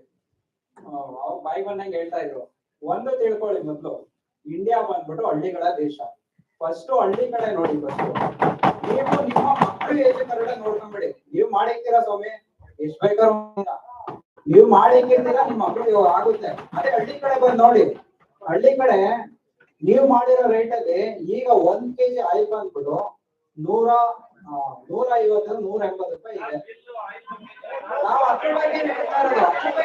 ಒಂದ್ ನಿಮಿಷ ಸಮಯ ಕೊಡಿ, ಒಂದ್ ನಿಮಿಷ ಟೈಮ್ ಕೊಡಿ. ನಾವು ನೀವು ಮಾತಾಡಿದಾಗ ನೀವು ಮಾತಾಡಿದಾಗ ಒಂದ್ ನಿಮಿಷ ನೀವ್ ಮಾತಾಡಿದಾಗ ಅವ್ರು ಕೇಳಿದಾರಲ್ಲ, ನೀವ್ ಮಾತಾಡಿದಾಗ ಅವ್ರು ಕೇಳಿದಾರಲ್ಲ, ಅವ್ರು ಮಾತಾಡೋದು ಕೇಳಾದ್ಮೇಲೆ ನಿಮ್ಮ ಒಬ್ಜೆಕ್ಷನ್ ಏನಿದೆ ಅದನ್ನ ರೇಸ್ ಮಾಡಿ. So you cannot be unparliamentary if they're not relevant. You can't be unparliamentary if they're not relevant. Same that I can tell with you. ಕೇಳಬೇಕು. Be parliamentary. ಹೇಳದ್ನ ಕೇಳಿ, ಪೂರ್ತಿ ಕೇಳ್ಬಿಟ್ಟು ಮಾತಾಡಿ, ಆಯ್ತಾ? ಆಯ್ತು. ಇಷ್ಟು ಆಯ್ತು, ನೀವು ರೈಟ್ ಮಾಡಿದೀರಾ. 25 ವರ್ಷಕ್ಕೆ ಮದ್ವೆಗಿಂತ ಫಿಕ್ಸ್ ಮಾಡಿದ್ರೆ ಆಯ್ತಾ. ಈಗ ಹಳ್ಳಿ ಕಡೆ ಇರೋರೆಲ್ಲ ಮಿನಿಮಮ್ ಏನೇ ಅಂದ್ರೆ ಒಂದು 45 50 ವರ್ಷ ಏಜ್ ಇರೋರು ಪೇರೆಂಟ್ಸ್. ಸರ್ ಒಂದ್ ನಿಮಿಷ ಸರ್, ಇವಾಗ ತಾನೇ ನೀವು ನಾವು ಫಾಲೋ ಮಾಡ್ಬೇಕು ರೂಲ್ಸ್ ಅಂತೆಲ್ಲ ಹೇಳಿದ್ರೆ, ನಿಮ್ ಪ್ರೊಸೀಜರ್ ಹಿಂಗಿರುತ್ತಾ ಸರ್? ಪಾರ್ಲಿಮೆಂಟ್ ಅಟೆಂಡ್ ಮಾತಾಡ್ತಾರ ಸರ್? ಕೇಳಿ ಸರ್, ನೀವ್ ಮಾತಾಡ್ದಾಗ ಅವ್ರು ಕೇಳಿದ್ರೆ, ಇವಾಗ ಅವ್ರು ಮಾತಾಡ್ತಾರೆ, ನೀವು ಕೇಳಿ ದಯವಿಟ್ಟು. Beeresh, serial number 20. ಬೇಗ ನಿಮ್ಮ ಬೇಗ ಮಾಡಿ. ನೀವು ನಿಮ್ ಮಕ್ಳು ಮಾತ್ರ ನೋಡ್ಕೊಂಬೇಡಿ, ಹಳ್ಳಿ ಕಡೆ ನೋಡಿ. ಯಾಕೆಂದ್ರೆ ಇಂಡಿಯಾ ಬಂದ್ಬಿಟ್ಟು ಹಳ್ಳಿಗಳ ದೇಶ. ಅದರಿಂದ ನೀವು ಆದಷ್ಟು ಹಳ್ಳಿ ಕಡೆ ನೋಡಿ. ನೀವು ಡಿಲ್ಲಿಲಿ ಕೂತ್ಕೊಂಡ್ಬಿಟ್ಟು ಡಿಲ್ಲಿ ಮಾತ್ರ ನೋಡ್ಕೊಂಡ್ಬಿಟ್ರೆ ಕೆಳಗಡೆ ಹಳ್ಳಿಗಳನ್ನ ಯಾರು ನೋಡ್ತಾರೆ? ನೀವು 25 ವರ್ಷ ತಾಂಡೋಗಿ ನಿಲ್ಸಿದ್ರೆ ಆ ಮಕ್ಳು ಜವಾಬ್ದಾರಿನ ಪೇರೆಂಟ್ಸ್ ಗಳು ನೋಡ್ಕೊಬೇಕು. ಆಯ್ತು, ನೀವು 25 ವರ್ಷಕ್ಕೆ ಏನೋ ತಾಂಡೋಗಿ ನಿಲ್ಸ್ಬಿಡ್ತೀರಾ, ಮದ್ವೆ ಏಜು ಮತ್ತೆ ರಿಪ್ರೊಡಕ್ಷನ್ ಅದನ್ನೆಲ್ಲ ನಿಲ್ಸ್ತೀರಾ. ಆಯ್ತು, 25 ವರ್ಷಕ್ಕೆ ಮದ್ವೆ ಆಗಿ 27 ವರ್ಷಕ್ಕೆ 2 ವರ್ಷಕ್ಕೆ ಮಕ್ಳು, ಓಕೆ 2 ವರ್ಷಕ್ಕೆ ಅನ್ಕೊಳ್ಳಿ. 27 ವರ್ಷಕ್ಕೆ ಮಕ್ಳಾಗಿ ಅವರು ಪೇರೆಂಟ್ಸ್ ಗಳು ಮಕ್ಳನ್ನ ಅಡ್ಮಿಷನ್ ಮಾಡ್ಬೇಕಂತ ಕರ್ಕೊಂಡು ಹೋದ್ರೆ, ಈಗಿನ ಸ್ಕೂಲ್ ಕಾಲೇಜಲ್ಲಿ ಏನ್ ಕೇಳ್ತಾರೆ, ಹಳ್ಳಿ ಸೈಡ್ ಅಲ್ಲಿ ಏನಪ್ಪಾ ನಿಮ್ ತಂದೆ ತಾಯಿ ಕರ್ಕೊಂಡ್ ಬಂದಿಲ್ಲ, ನಿಮ್ ಅಂಕಲ್ ನಿಮ್ ತಾತನ ಕರ್ಕೊಂಡ್ ಬಂದಿದ್ದೀರಾ ಅಂತ ಕೇಳ್ತಾರೆ. ಅದಕ್ಕೆ ಏನ್ ಹೇಳ್ತೀರಾ, ಉತ್ತರ ಕೊಡಿ. ಸರಿ ಸರ್, ಒಂದ್ ನಿಮಿಷ. Blue shirt behind. ಎಸ್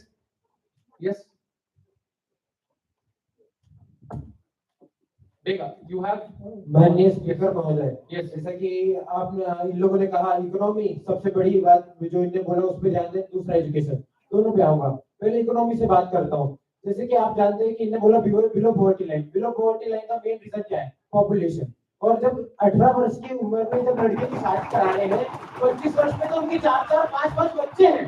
अब बताइए उनको कहाँ से खिलाएंगे? और इनके पास एक खुद खाने के पैसे नहीं है, तो इतने लोगों को बच्चे करने के बाद कहाँ से खिलाएंगे? ये हुई आपकी बिलो पॉवर्टी लाइन की बात, लेकिन नहीं। अब मैं एजुकेशन पे आता हूँ। भैया, जब बेटी बचाओ बेटी पढ़ाओ मूवमेंट भी आया था, उसके अलावा स्कॉलरशिप दे रही है गवर्नमेंट बेटियों को पढ़ाने के लिए, तो इन सब का उपयोग क्यों नहीं कर रहे हैं? इसका मेन कारण है एजुकेशन। और जहाँ एजुकेशन है, जहाँ अपन जानते हैं, जहाँ की मतलब जहाँ आजकल एजुकेशन है, वहाँ 2 बच्चे हैं। जहाँ अपन रूरल एरिया में दे सकते हैं, जहाँ पिछड़े विभाग में दे सकते हैं, वहाँ 4 से 5 बच्चे 18 साल से पहले, 18 25 से नीचे वाले लड़कियों के, और उनके पास वो तो बात वहां तक ठीक है। 25 वर्ष के बाद उनके हेल्थ कंडीशन जांच है। जब अपने गवर्नमेंट विभाग गए थे वहाँ हेल्थ एड को लेके, तो सबसे ज्यादा पता यही चला है कि जिनकी शादी 18 के बाद और 25-22 से नीचे हुई है, वो ज्यादा हेल्थ इश्यूज फेस करते हैं वो बाकी लोगों के कंपैरिजन में। बाकी 25 से बात हुई है। समझ आया उन लोग क्वेश्चन, आपका क्वेश्चन समझ आया sir? Yes sir,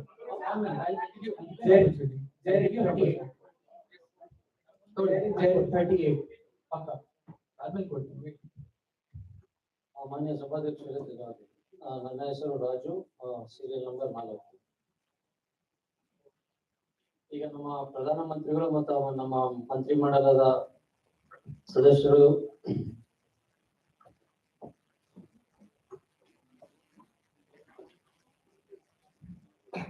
sir next round ಬೇಗ.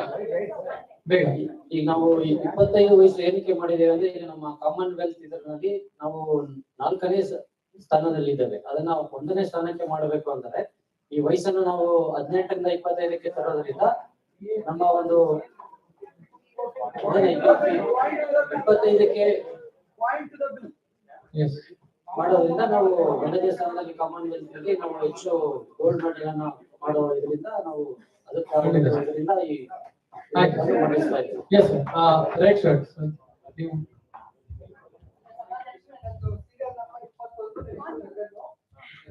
ಇವ್ರು ಹೇಳಿದಾಗ ಅಮೆಂಡ್ಮೆಂಟ್ ಎಲ್ಲ ಮಾಡ್ಕೊಂಡು ಮೈಕಲ್ ಮಾತಾಡಿ.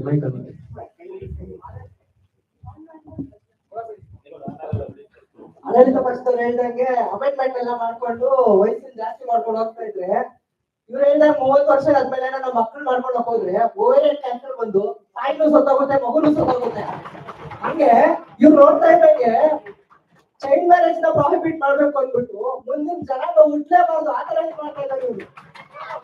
ಈಗ ಅಲ್ಲೇನೋ ಹೇಳಿದ್ರು ಮೆಡಿಕಲ್ ಕೌನ್ಸಿಲ್ ಪ್ರಕಾರ 80 ವಯಸ್ಸಿನಲ್ಲಿ ಮಗು ಹೋಗುತ್ತೆ ಅಂತ. ಬಟ್ ಮೆಡಿಕಲ್ ರೂಲ್ಸ್ ಪ್ರಕಾರ 45 ವರ್ಷಕ್ಕೆ ಒಬ್ಬ ತಾಯಿ ಮೆನ್ಸ್ಟ್ರುಯಲ್ ಸೈಕಲ್ ಕಟ್ಕೊಂತಾರೆ, ಆಮೇಲೆ ಮಗು ಆಗೋದೇ ಇಲ್ಲ. ಹೇಳ್ತಾ ಇದ್ದೀನಿ. ಆಮೇಲೆ ಹಂಗೂ ಏನಾದ್ರು 70 ವಯಸ್ಸಿನಲ್ಲಿ ಮಗು ಆಯ್ತು ಅಂತ ಇಟ್ಕೊಳ್ಳಿ, 70 ವಯಸ್ಸಿನಲ್ಲಿ ತಾಯಿ ನಿಂತ್ಕೊಳ್ಳಕ್ಕೆ ಕಷ್ಟ. ಈಗ 9 ತಿಂಗಳು ಮಗು ಇರುತ್ತೆ, ಆಗಲ್ಲ. ಇದು ನಮ್ಮ ಜನಗಳನ್ನ ತಪ್ಪುದಾರಿ ಸಂಖ್ಯೆ ತಂದಿರುವಂತ ಬಿಲ್ ಅಂತ ಹೇಳಿದ್ರೆ ನಾನು ಇದನ್ನ ಖಂಡಿಸ್ತಾ ಇದ್ದೀನಿ. ಓಕೆ, ಒಂದು ನಿಮಿಷ, ಕೊನೆ ಒಂದು ನಿಮಿಷ, ಒಂದ್ ಪಾಯಿಂಟ್ ಮಂಡನೆ ಮಾಡಿ ಬೇಗ.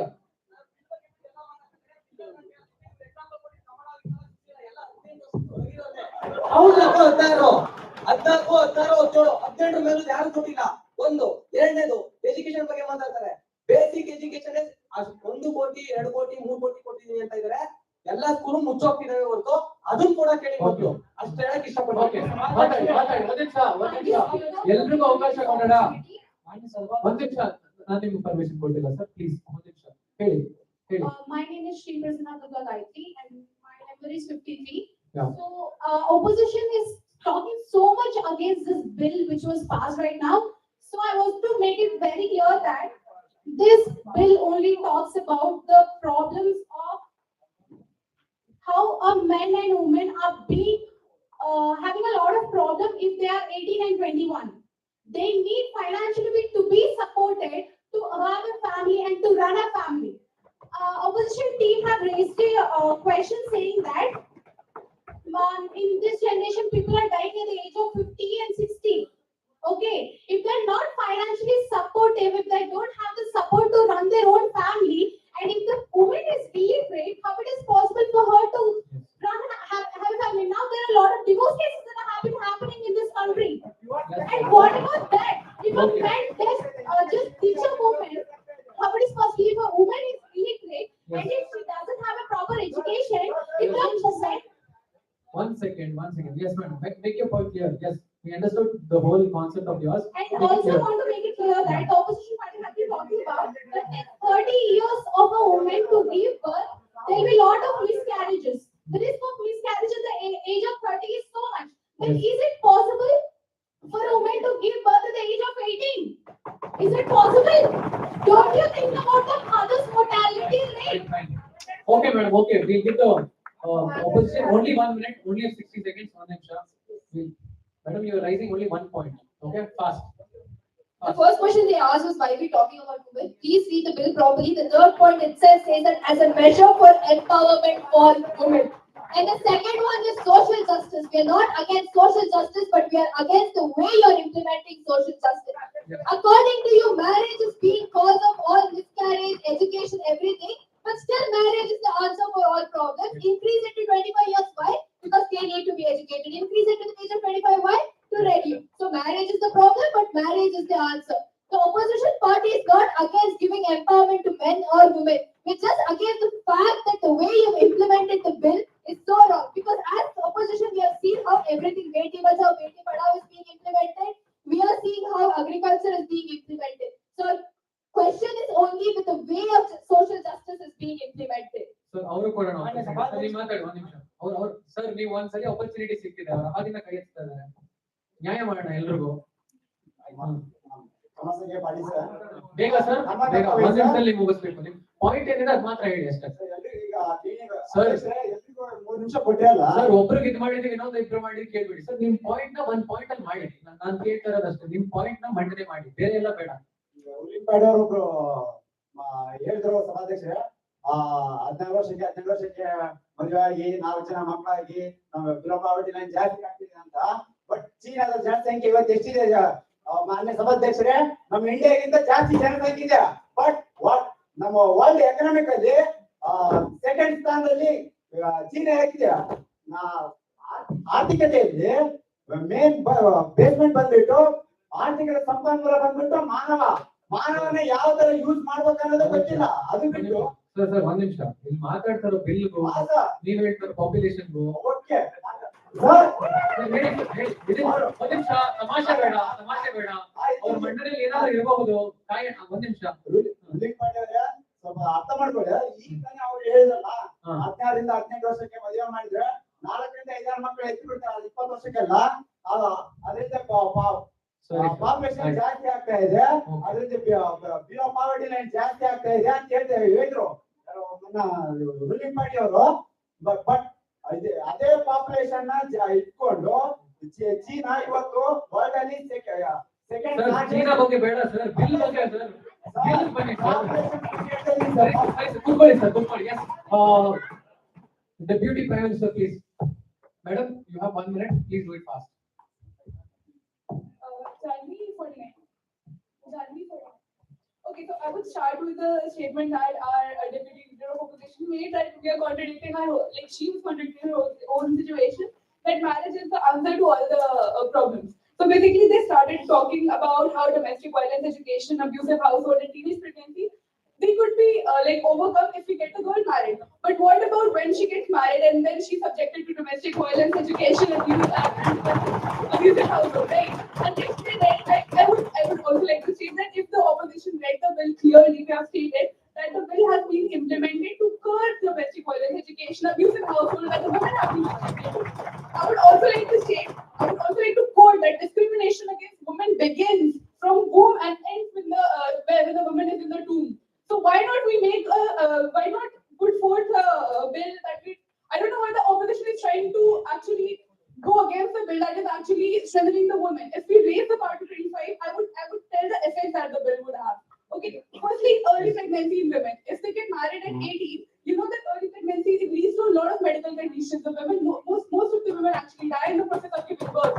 And secondly, the health complications. There are a lot of health complications that they are subjected to. Thirdly, the inability to family planning. If a girl is married at 18, she's not that wise to actually make a family planning decisions, and she mostly ends up getting pregnant, having 3 children, 4 children. That increases the population, right? Yes. So yeah. Yes, ma'am. Madam, 1 point with you, madam. Yes. Our last round when that I will give her one opportunity. Yes, madam. Respected. Sir, ನಿಮ್ಗೆ opportunity ಕೊಡ್ತಾರೆ ನಾನು. Sir ಮಾತಾಡಿ, ಖಂಡಿತ ನಿಮ್ದೇನಿದೆ ಮಂಡನೆ ಮಾಡಿ. My name is Sivarajni, number 2, and I would like to tell that this Article 14 states that right to equality before law. So this age is for both common, both have equal age, and protection, and also equal protection before law. So the girls are also because the equality is given at equal circumstances. The women are not treated. Women's health, mental, and other things are different, and it should not be made less. And we also know that, as everybody discussed, that. Madam Minister, 1 minute. Sorry to interrupt you. This round is for you to answer the questions they're raising. Okay? Yeah. Yes, sir. I'm saying that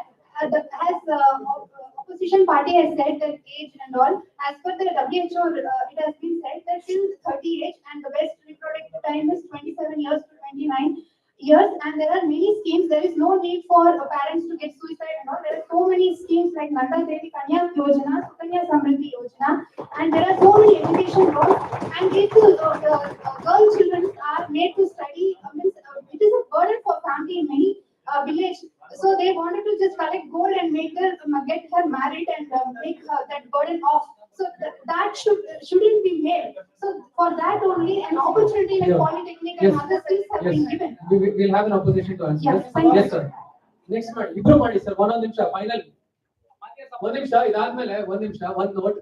People who are raising your points now, make sure you write it in a slip and pass it to your Prime Minister, and people in the opposition, give your point to the opposition party leader. Let him speak on behalf. Let him tell the number who is taking this point. Okay, we'll make it clear, we'll make it precise, right? ಮಾನ್ಯ ಸಭಾಧ್ಯಕ್ಷರೇ, ನನ್ನ ಕ್ರಮ ಸಂಖ್ಯೆ 20 ನಿವೇದನೆ bill ಅಲ್ಲಿ ಒಂದು ವಿಷಯ ಮಂಡನೆ ಆಗಿದೆ. ವಿಶ್ವಸಂಸ್ಥೆಯ ಪ್ರಕಾರ 2030ಕ್ಕೆ ಪಾಪ್ಯುಲೇಷನ್ ಆಗುತ್ತೆ ಅಂತ. 25 ವರ್ಷಕ್ಕೆ ಮದುವೆ ಆದ್ರೆ ದೇಶದ ಪಾಪ್ಯುಲೇಷನ್ ಕಮ್ಮಿ ಆಗುತ್ತೆ ಸರ್. ಅದೇನ್ ಸರ್, ನನಗೆ ಅರ್ಥ ಆಗ್ತಾ ಇಲ್ಲ ಸರ್ ಅದು. ಅಂದ್ರೆ ನಿಮ್ ಪ್ರಕಾರ ಆತರ ಅಂದ್ರೆ ಒಬ್ಬ ಗಂಡು ಹೆಣ್ಣಿಗೆ ಒಂದೇ ಮಗು ಅಂತ ಕಾಯ್ದೆ ಮಾಡ್ಬಿಡಿ, ಅದು ಬಿಟ್ಬಿಟ್ಟು ಇದ್ದೇ ಕೊಂಕ ಸುಟ್ಕೊಂಡು ಯಾಕೆ ಮೈಲಾಗ ಬರ್ತೀರಾ? ಎತ್ತವ್ರ ಜಗಳ ಮುದ್ದು ನಮಗೂ ಗೊತ್ತು. ನೀವ್ ಎಷ್ಟೇ ಕಚಡವಾಗಿ ಬಿಲ್ ಮಾಡೋದು ಚೆನ್ನಾಗಿದೆ ಅಂತಲೇ ವಾದ ಮಾಡ್ತೀವಿ ಸರ್. ಮಾತು ಕಚಡ ಎಲ್ಲ ಬೇಡ, ಪಾರ್ಲಿಮೆಂಟ್ರಿ ಮಾತಾಡೋಣ. ದಯವಿಟ್ಟು ಯಾರಾದ್ರೂ ಸದಸ್ಯರು ಉತ್ತರ ಕೊಡಿ. ಮಾನ್ಯ ಅಧ್ಯಕ್ಷರೇ, 25 ವರ್ಷಕ್ಕೆ ಮದುವೆ ಆದ್ರೆ ಪಾಯಿಂಟ್ ಆಫ್ ಇನ್ಫಾರ್ಮೇಶನ್.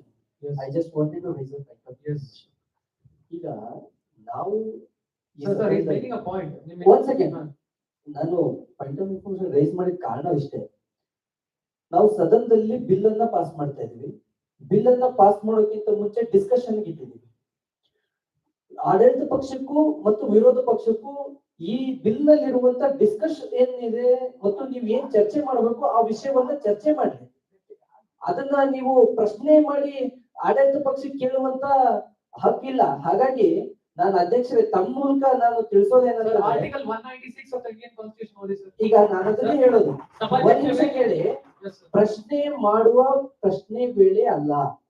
ಅವರು ಈ ಬಿಲ್ ನಲ್ಲಿ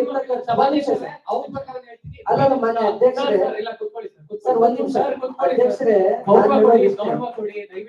ಬಿಲ್ ನಲ್ಲಿ ಇರುವಂತ ಗೌರವ ಕೊಡಿ. ನೀವು ನಿಂತ್ಕೊಳ್ಳಿ, ನಿಮ್ಗೆ ಆಪರ್ಚುನಿಟಿ ಕೊಟ್ಟಿಲ್ಲ. ಅಡ್ಡ ಮಾತಾಡಬೇಡಿ, ಪಾಯಿಂಟ್ ಮಾಡಿ ಸರ್. ಪ್ಲೀಸ್ ಕೂತ್ಕೊಳ್ಳಿ ಸರ್. ಅಲ್ಲ ಪ್ಲೀಸ್ ಕೂತ್ಕೊಳ್ಳಿ ಸರ್. ಇನ್ನೊಂದ್ಸಲಿ ನಾನು ಪ್ಲೀಸ್ ಗೊತ್ತಾಯ್ತು ಮಾನ್ಯ ಅಧ್ಯಕ್ಷ, ತಮ್ಮ ಮೇಲೆ ನಮ್ಗೆ ಅಪಾರವಾದ ಗೌರವ ಇದೆ. ಖಂಡಿತ ಲೋಪದೋಷಗಳನ್ನ ಎದ್ದು ಹೇಳಿ, ನಾನು ಬೇಡ ಅಂತ ಹೇಳಲ್ಲ. ನೀವು ಡೆಮೋಕ್ರಸಿ ಯೂಸ್ ಮಾಡಲ್ಲ ಅಂತಂದ್ರೆ ಯಾವ ಪುರುಷಾರ್ಥಕ್ಕೆ ನಾವು ಬಿಲ್ ಅನ್ನ ಪಾಸ್ ಮಾಡೋದು? suspended if this continues. ಸಭಾಧ್ಯಕ್ಷರೇ, so this is not the right way. Bill ನ ಪ್ರಶ್ನೆ ಸ್ವಲ್ಪ 25 ವರ್ಷಕ್ಕೆ ಮದುವೆ ಆದ್ರೆ ಅದ್ ಯಾವ ರೀತಿ ಪಾಪ್ಯುಲೇಷನ್ ಕಮ್ಮಿ ಮಾಡ್ತೀವಿ ಅಂತ ಯಾರಾದ್ರೂ ಹೇಳ್ಬೋದಪ್ಪ ದಯವಿಟ್ಟು. ಸಭಾ ನಿಮ್ ಪಾಯಿಂಟ್ ಆಯ್ತು ಸರ್, ನಿಮ್ ಪಾಯಿಂಟ್ ರೈಸ್ ಮಾಡಿ. ಬೇಗ. ಮಾನ್ಯ ಸಭಾಧ್ಯಕ್ಷರೇ, ಅಧಿಕಾರದ ಹಾಮಿಕೊಂಡು ಈ ದುರ್ಗ ಅವ್ರ ಬಿಹೇವಿಯರ್ ಅನ್ನ ನೋಡಿ ಮಾನ್ಯ ಸಭಾಧ್ಯಕ್ಷರೇ. ಈಗ ನನ್ನ ಪ್ರಶ್ನೆ ಬಂದು ಅವ್ರು ಎಜುಕೇಶನ್ ಬಗ್ಗೆ ಮಾತಾಡ್ತಾರೆ, ಮತ್ತೆ ಸರ್ ನೀವ್ ಮಾತಾಡೋದ್ರೆ ಪಾರ್ಲಿಮೆಂಟ್ ಯಾಕೆ ಸರ್? ನೀವೇ ಮಾತಾಡ್ತಾ ಇದ್ರಲ್ಲ, ಯಾಕೆ ಪಾರ್ಲಿಮೆಂಟ್ ಹೇಳಿ? ಯಾಕೆ ಇಲ್ಲಿ ಕೂತ್ಕೊಂಡು ನಾವು ಚರ್ಚೆ ಮಾಡ್ತಾ ಇದೀವಿ? ಎಲ್ರು ಒಂದು ನಿರ್ಧಾರಕ್ಕೆ ಬರ್ಬೇಕು ಅಂತ ಚರ್ಚೆ ಮಾಡ್ತಾ ಇದೀವಲ್ಲ, ನೀವ್ ನಿರ್ಧಾರ ಮಾಡ್ಬಿಟ್ಟು ಮಾತಾಡೋಣ. ಎಲ್ರು ಆಪರ್ಚುನಿಟಿ ಬಂದಾಗ ಮಾತಾಡಿ, ಅಡ್ಡ ಮಾತಾಡ್ಬೇಡಿ. ನಿಮ್ ಬಗೆಹರಿಸೋಣ, ಏನ್ ತೊಂದರೆ ಇಲ್ಲ. ಮಾನ್ಯ ಸಭಾಧ್ಯಕ್ಷರೇ, ಅವ್ರು ಬಂದು ಎಜುಕೇಶನ್ ಬಗ್ಗೆ ಖಂಡಿತ ನಿಲ್ಸಿದ್ದೀನಿ, ಅವ್ರನ್ನ ನಿಲ್ಸಿದ್ದೀನಿ. ಒಂದ್ ನಿಮಿಷ ಸರ್,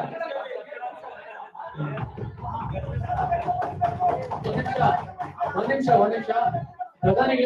ಪ್ರಧಾನಿಗಳೇ ಅವ್ರ ಹೇಳಿದ ತಕ್ಷಣ ನಾನು ಅವ್ರಿಗೆ ಹೇಳಿದ್ದೀನಿ, ಇದು ಮಾತಾಡೋಂಗಿಲ್ಲ, ಇದು ಸನ್ ಪಾರ್ಲಿಮೆಂಟ್ ಅಂತ ಅವ್ರು ಅಲ್ಲಿ ನಿಲ್ಸಿದ್ದಾರೆ. ಖಂಡಿತ will not consider that. Yes ಮಾನ್ಯ ಸಭಾಧ್ಯಕ್ಷರೇ, ಅವ್ರು ಎಜುಕೇಶನ್ ಬಗ್ಗೆ ಮಾತಾಡ್ತಾರೆ, ಆಮೇಲೆ ಎಕನಾಮಿಕ್ ಇಂಡಿಪೆಂಡೆನ್ಸ್ ಬಗ್ಗೆ ಮಾತಾಡ್ತಾರೆ. ಎಜುಕೇಶನ್ ನೋಡೋದಾದ್ರೆ ಅವ್ರ ಸರ್ಕಾರದಲ್ಲಿ ಕೇಳಿ ರೈಟ್ ಗೆ ಎಜುಕೇಶನ್ ಎಲ್ಲಿ ತನಕ ಇದೆ? 14ನೇ ವರ್ಷದ ತನಕ ಇದೆ. ಅವ್ರು ಮಾಡೋ ಬಿಲ್ಲು 25ನೇ ವರ್ಷದ ತನಕ. ಉಳ್ಕಿ ಟೈಮ್ ಏನ್ ಮಾಡ್ಬೇಕು ಮಾತಾಡಿದ್ರೆ? ಆಮೇಲೆ ಇದ್ರ ಬಗ್ಗೆ ಎಕನಾಮಿಕ್ ಇಂಡಿಪೆಂಡೆನ್ಸ್ ಮಾತಾಡ್ತಾರೆ. ಇಂಜಿನಿಯರಿಂಗ್ ಮುಗಿಸ್ಕೊಂಡು ಹೊರಗಡೆ ಬಂದ್ರೆ ಒಂದ್ ಜಾಬ್ ಸಿಗಲ್ಲ ಅವ್ರಿಗೆ, ಜಾಬ್ ಇಲ್ಲ. ಆಮೇಲೆ ಎಕನಾಮಿಕ್ ಇಂಡಿಪೆಂಡೆನ್ಸ್ ಬಗ್ಗೆ ಮಾತಾಡ್ತಾರೆ. ಆಯ್ತು, ಓಕೆ ಸರ್. ಮಾನ್ಯ ಸಭಾಧ್ಯಕ್ಷರೇ, ಒಂದೇ ಆಪರ್ಚುನಿಟಿ ಕೊಡೋಣ, ಕೊಡಿ. ಒಂದೇ ಪಾಯಿಂಟ್ ಸರ್, ನೀವು 2 ಪಾಯಿಂಟ್ ರೈಸ್ ಮಾಡಕ್ ನಾನು ಕೊಟ್ಟಿದ್ದೇನೆ ಅವಕಾಶ.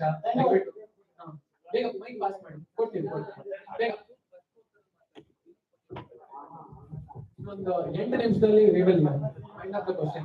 My number is 23. My name is Mohammed Moinuddin.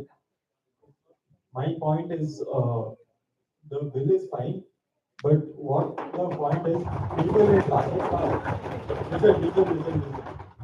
people in Rajasthan, India is such a country where people will find jugaad. Okay, so people in Rajasthan have come up with a way that they'll do the marriages at night. They'll do the marriages with a small group of people. What will you do? How is that relevant? Okay, sir. Okay, point is considered, sir. Yes, sir. We will come back next. ಒಂದ್ ನಿಮಿಷ, ನಿಮ್ point ಗೆ ನೀವು ಇನ್ನೊಂದು point add ಮಾಡ್ಬೇಕಾ? ಒಂದ್ ನಿಮಿಷ ಮುಗಿಲಿ, 1 point opportunity guarantee ಕೊಡ್ತೀನಿ. ಎಸ್, ಬೇಗ ಸರ್. ಶುಭಾಂಕರ್ 05. ಅಧ್ಯಕ್ಷರೇ, ಇಲ್ಲಿ 3 ವಿಚಾರ ಇದೆ. ಮೊದಲನೇದಾಗಿ ವಯಸ್ಸಿನ ಬಗ್ಗೆ ಎಲ್ಲರೂ ಮಾತಾಡ್ತಿದ್ದಾರೆ, 25 ಬೇಡ 25 ಬೇಡ ಅಂತ. ಅವ್ರ ಎಲ್ಲರೂ ಮಕ್ಕಳು ಶ್ರೀಮಂತರ ಮಕ್ಕಳು ಮದುವೆಗೆ ರೆಡಿ ಆಗಿ ಕೂತವ್ರೆ, ಅದಕ್ಕೆ 25 ಬೇಡ 22ಕ್ಕೆ ಕಟ್ಟು ಕಳಿಸ್ಬಿಡೋಣ ಅಂತ ಕಾಯ್ತಾ ಇದ್ದಾರೆ. ರಿಪ್ರೊಡಕ್ಷನ್ ಬಗ್ಗೆ ಮಾತಾಡ್ತಿದ್ದಾರೆ ಎಲ್ಲರೂ. 30 ಮೇಲೆ ಆದ್ರೆ ಮಕ್ಕಳಾಗಲ್ಲ, 25 ಮೇಲೆ ಮಕ್ಕಳಾಗಲ್ಲ ಅಂದ್ಬಿಟ್ಟು ಅಂತ. ಈಗ ಇರ್ತಕ್ಕಂಥ ಲೈಫ್ ಸ್ಟೈಲ್ ನಲ್ಲಿ 4th standard girl she's attaining her first menstrual cycle. ಅವ್ರ ಮದುವೆ ಮಾಡಕ್ಕಾಗತ್ತ ಅವ್ರಿಗೆ? ಸರ್ ಇದು ಅಟೆಂಡ್ ಮಾತಾಡೋದಿಲ್ಲ ಸರ್. ನಿಮ್ಗೆ ಆಪರ್ಚುನಿಟಿ ಕೊಟ್ಟಾಗ ಮಾತಾಡ್ತಿರಲ್ಲ ಸರ್ ನಿಂತ್ಕೊಂಡು. ಇಲ್ಲ ನಿಮ್ ಪಾರ್ಟಿಯಲ್ಲಿ ಯಾರು ಮಾತಾಡ್ತಾರೆ ನಿಂತ್ಕೊಂಡು ಅವ್ರು ಹೇಳಿ. ಈ ತರ ಹಂಗಂಗೆ ಮಾತಾಡೋಂದ್ರೆ ಯಾಕೆ ಸರ್ ಪಾರ್ಲಿಮೆಂಟ್ ಕರಿತೀವಿ? ಗೌರವ ಇಲ್ವಾ ಇದಕ್ಕೆ? ರೈಟ್ ಟು ಎಜುಕೇಶನ್ 14ವರೆಗೂ ಮಾತ್ರ ಕೊಟ್ಟಿದ್ದಾರೆ, ಅದ್ರ ಮೇಲೆ ಕೊಟ್ಟಿಲ್ಲ ಅಂತ ಹೇಳ್ತಾ ಇದ್ದಾರೆ. There are many other schemes, government ತುಂಬಾ ಸ್ಕೀಮ್ಸ್ ಇದಾವೆ, ಒಳ್ಳೊಳ್ಳೆ ಸ್ಕೀಮ್ಸ್ ಇದಾವೆ. ಅಷ್ಟೇ ಅಲ್ಲ, ಸ್ಕಾಲರ್ಶಿಪ್ಸ್ ಇದಾವೆ. ಸರಿಯಾದಂತ ಟ್ಯಾಲೆಂಟ್ ಇರೋರು, ನಾಲೆಡ್ಜ್ ಇರೋರು ಎಕ್ಸಾಮ್ ಕ್ರ್ಯಾಕ್ ಮಾಡ್ತಾರೆ, ಫ್ರೀ ಆಗಿ ಎಜುಕೇಶನ್ ಪಡ್ಕೊಂತಿದ್ದಾರೆ, ಸ್ಟೈಪಂಡ್ಸ್ ಕೊಡ್ತಾ ಇದೀವಿ. ಸರ್ಕಾರ ಇದರಲ್ಲಿ ನಿಲುವು ಚೇಂಜ್ ಮಾಡ್ತಾ ಇಲ್ಲ. ವಿಪಕ್ಷ ನಾಯಕರು ಆಗ್ಲಿಂದ ಸೈಲೆಂಟ್ ಆಗಿದ್ದಾರೆ. ಮೌನಂ ಸಮ್ಮತಿ ಲಕ್ಷಣಂ. Yes madam, 1 point of yours, 1 point of you only madam, 1 point fast, 1 point, 1 point. Yes madam, fast, we're running out of time, so you have to be really quick. Yes. So the opposition just said, they keep talking about children, bearing children after marriage and all that. I want to ask them, is bearing children after marriage the only reason people marry? And it's not like you can't bear children after age 25. And also the opposition said, what will people do after 2 years of if there's a gap Yes. from 25 to 23, are they implying that marriage is the final step in life? And I just want to quote the opposition once again. They said bill is fine. Okay, madam, yes madam, madam. ಅವ್ರು ಆಗಿದಷ್ಟು 1 point ಮಾಡಿ, ನೀವು ಅವ್ರು ಆಗಿದಷ್ಟು 1 point ಮಾಡಿ ಅಷ್ಟೇ. Okay, ಬೇಗ. Yes madam. Everyone are telling women should be educated. All these things. What about the women who are not financially independent or not educated?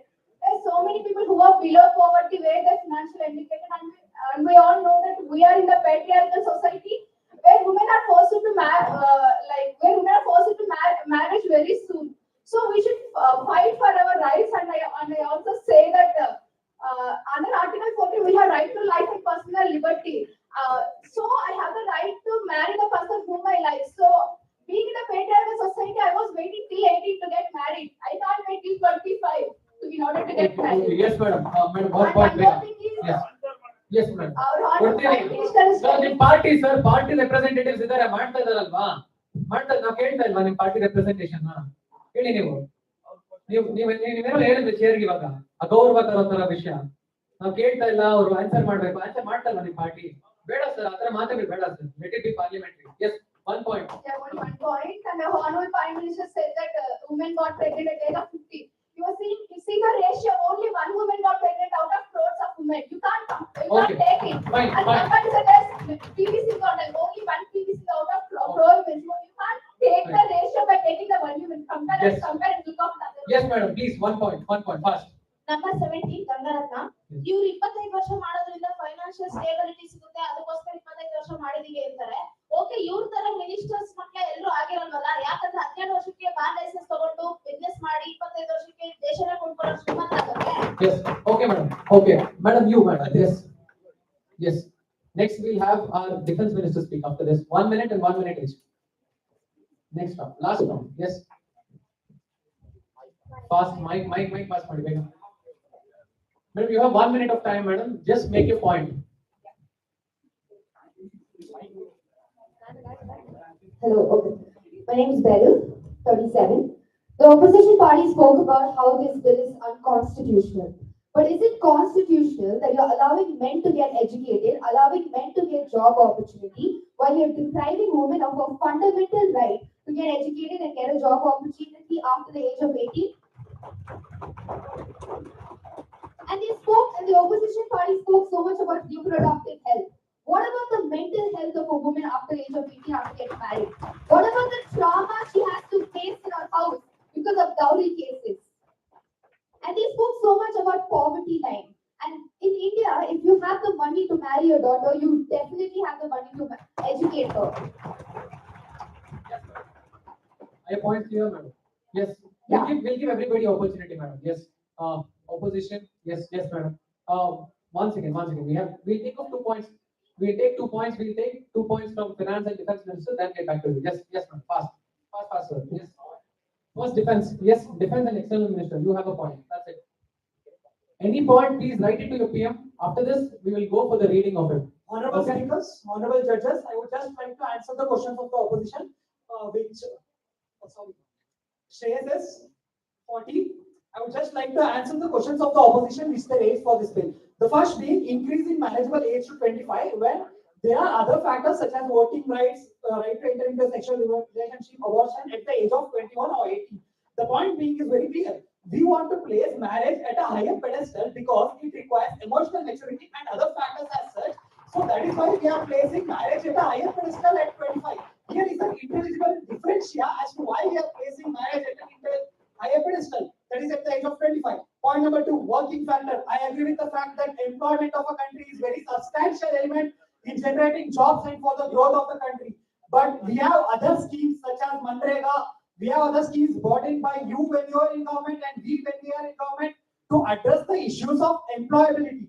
The raising of marriageable age is to bolster the education for women especially and make children. Yes, sir. External Minister, please. So, given you an opportunity, yes. Thank you, Speaker. Yes.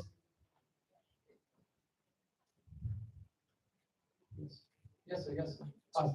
Honorable Speaker, Honorable Prime Minister, and Honorable Opposition Leader, I just want to answer some questions that the opposition asked. Firstly, what if if they marry at the night? That's not relevant. When they marry at night, midnight, or whenever that is a crime. They will be prosecuted.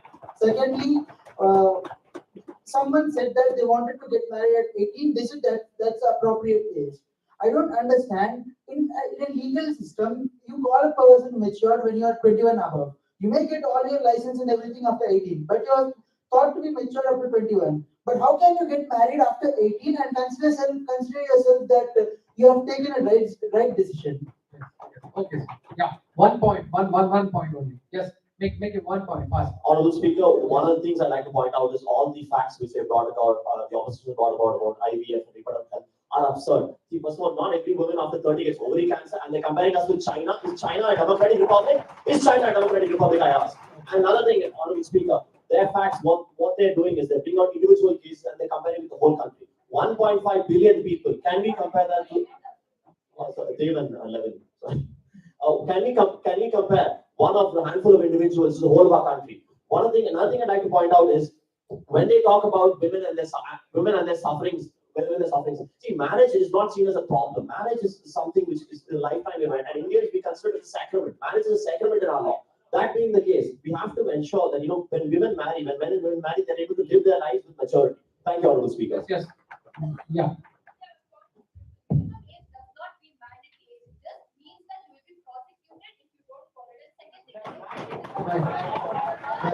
Wait. One second. Sir, Home Minister, sir, please.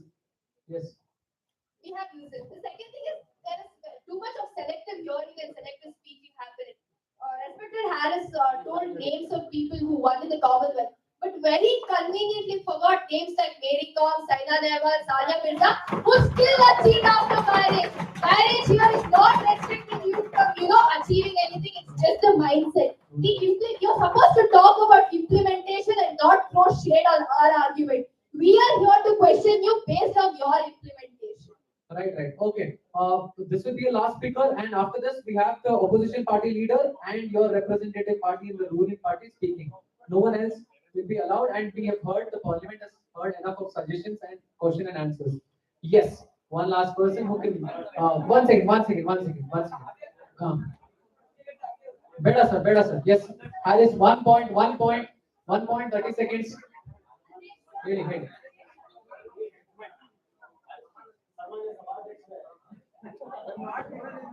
ಸನ್ಮಾನ್ಯ ಸಭಾಧ್ಯಕ್ಷರೇ, Sir. ಮಾನ್ಯ ವಿರೋಧ ಪಕ್ಷದ ನಾಯಕರು ಆಗಿಂದ ಸುಮ್ಮನೆ ಕೂತಿದ್ದಾರೆ. ಏನಂದ್ರೆ ನಾವು ಬಿಲ್ ಬಗ್ಗೆ ಚರ್ಚೆ ಮಾಡ್ತಿದೀವಿ, ಬಿಲ್ ಬಗ್ಗೆ ಚರ್ಚೆ ಮಾಡ್ತಿದೀವಿ, ಕ್ವಶನ್ ಅಂಡ್ ಆನ್ಸರ್ಸ್ ನ ಮಾಡ್ತಾ ಇಲ್ಲ. ದಯವಿಟ್ಟು ತಮ್ಮ ಅಪೋಸಿಷನ್ ಎಲ್ಲ ಸದಸ್ಯರಿಗೆ ನಾವು ದಯವಿಟ್ಟು ತಿಳಿಸಿ. ಸರ್ ಬಿಲ್ ಬಗ್ಗೆ ಪ್ರಶ್ನೆ ಮಾಡ್ತಾ ಇದ್ದಾರೆ. ಪ್ರಶ್ನೆ ಅಲ್ಲ ಸರ್, ಬಿಲ್ ಬಗ್ಗೆ ಚರ್ಚೆ ಮಾಡಿ ಸಜೆಷನ್ಸ್ ನ ಕೊಡಬೇಕು. ಸಜೆಷನ್ಸ್ ನ ಕೊಡದೇನೆ ಬರೀ ಇದು ಬಿಲ್ ಬಗ್ಗೆ ಚರ್ಚೆ ಮಾಡುವಂತ ವಿಧಾನ. ಪ್ರಶ್ನೆ ಉತ್ತರ ವೇಳೆ ಅಲ್ಲ ಇದು. ಬಿಲ್ ಬಗ್ಗೆ ಚರ್ಚೆ ಮಾಡಿ ಈ ತರ ಸಮಸ್ಯೆ ಇದೆ ಅಂತಂದ್ರೆ ಆ ಸಮಸ್ಯೆಗೆ ಪರಿಹಾರವನ್ನ ಸಜೆಸ್ಟ್ ಮಾಡಬೇಕು. ಈಗ ಪಾರ್ಲಿಮೆಂಟೇರಿಯನ್ ನಾವು ಸಜೆಷನ್ ಮಾಡಬೇಕು. ಬರೀ ಪ್ರಶ್ನೆ ಕೇಳ್ತಾ ಇದ್ರೆ ಸಜೆಷನ್ಸ್ ಏನಿದ್ದು ಅಲ್ವಾ ಸಜೆಷನ್ಸ್ ಯಾವ್ದು ಕೊಡ್ತಾ ಇಲ್ಲಪ್ಪ. ಈಗ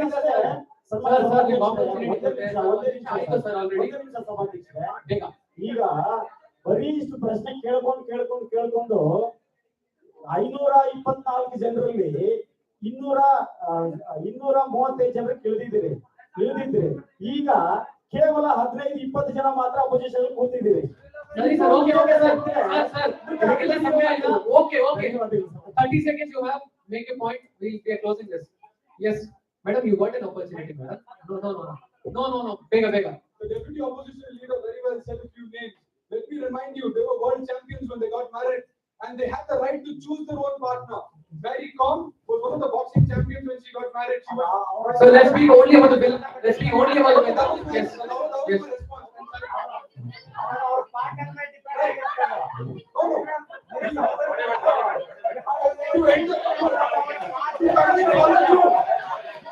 Sir. Ruling and opposition party, I think we should maintain decorum, please. If we don't have decorum, there's no point in having a parliament, right? You all are, I told you in the beginning, reflection of society, elected members of the parliament you are. You behave like this, your own people will behave like this on roads. Don't do it.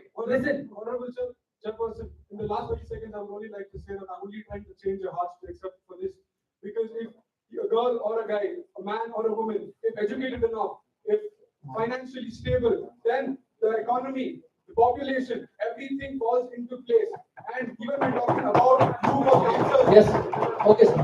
You have not said a point. I would like to conclude only with one line saying that you may be the people of the opposition, but if you understand the feelings and emotions that we have got in this bill, and you see the people of the country who are suffering because of it, and you want to bring change, I ask for your vote in support of this bill. That's been my time. Thank you. Yes, fast. So you have decided to bring the age limit to 25, right? Bringing it again to the 21, it will not affect in any way, because now you are tying up the youth and ಕೈ ಕಟ್ಟಾಗ್ತಿದ್ದಾರೆ actually ನೀವು ಅವ್ರಿಗೆ decide ಮಾಡಕ್ ಬಿಡಿ. ಅವ್ರಿಗೆ ಮೊದಲ ಇಷ್ಟ ಇಲ್ಲ ಅಂದ್ರೆ ಅವ್ರು 25 ವರೆಗೂ ಕಾಯ್ತಾರೆ ಆಗ್ತಾರೆ. And will government will be accountable for what all the consequences that youth will face in the sense of mental, social or economical status. Will government will be accountable after the age of 25? What type of schemes you have brought to utter this? In the sense of insurance, in the sense of taking up the financial status of the poor families. No schemes have been brought until today. Will be the government accountable for what they are doing? This is the answer we are seeking as an opposition. Yes, sir. Thank you, sir. Kiran Kumar. Let's give an opportunity to that person. 19th Kiran Kumar. And you, madam, you'll be speaking 30 seconds each, and we'll. And we are seeking answer for this. Yes, sir. Your point is done. Yes, sir. Sir, as a social welfare minister, they should answer this question. Yes. और कई इतने हैं opportunity कौन? Yes, please one here. Team number 29. Team number 29, one here. The opponent asked that you are accountable after the age of 25. So my question is, after 80 and getting married after the age of 80, will you be able to accountable for the they have the economic employment? Sir, if you feel this is a market, it is not a market, sir. You are not shouting back at the person. You are a representative. He is a representative, right? When you guys spoke, they listen to you. And also when you asked the question that you didn't believe the statistical data which was given by accountable government, then why you are asking the question that give me the accountability of the government? Make a point here, sir. Okay, madam, mic over, please. That madam. ಎಷ್ಟು ಮಾತಾಡ್ತೀರಾ 30 second ಕೊಡ್ತೀನಿ okay good. Next is ಮಾತಾಡಿ okay The first thing I wanted to highlight here is the bill is about both men and women. And since all of you, the opposition party is more focused about talking about women and childbearing age, I would like to highlight the statistics that average age of menopause in Indian women is 46 years, which is way ahead from 25. They have enough time. Secondly, earlier, earlier graduates had a good opportunity for work, but now due to rising competition, even in qualified engineer or an MBA graduate is unemployed. We need to, the bill brings about opportunity for both men and women to pursue higher education and not get pressure. Yes, madam. Another statistics. I think they've heard enough of statistics. We give everybody an opportunity, madam. Yes. Yes. Bega. ನಮ್ಮ ಒಳಗಿರ್ತಕ್ಕಂತ ಸತ್ಯ ಹೊರಗ್ ಬರ್ಬೇಕಾಗಿರೋದ್ರಿಂದ ನಮ್ಮಲ್ಲಿ ತಳಮಳ ಜಾಸ್ತಿ ಆಗಿರೋದ್ರಿಂದ ನಾನು ಎದ್ದು ಮಾತಾಡ್ತಾ ಇದ್ದೀನಿ.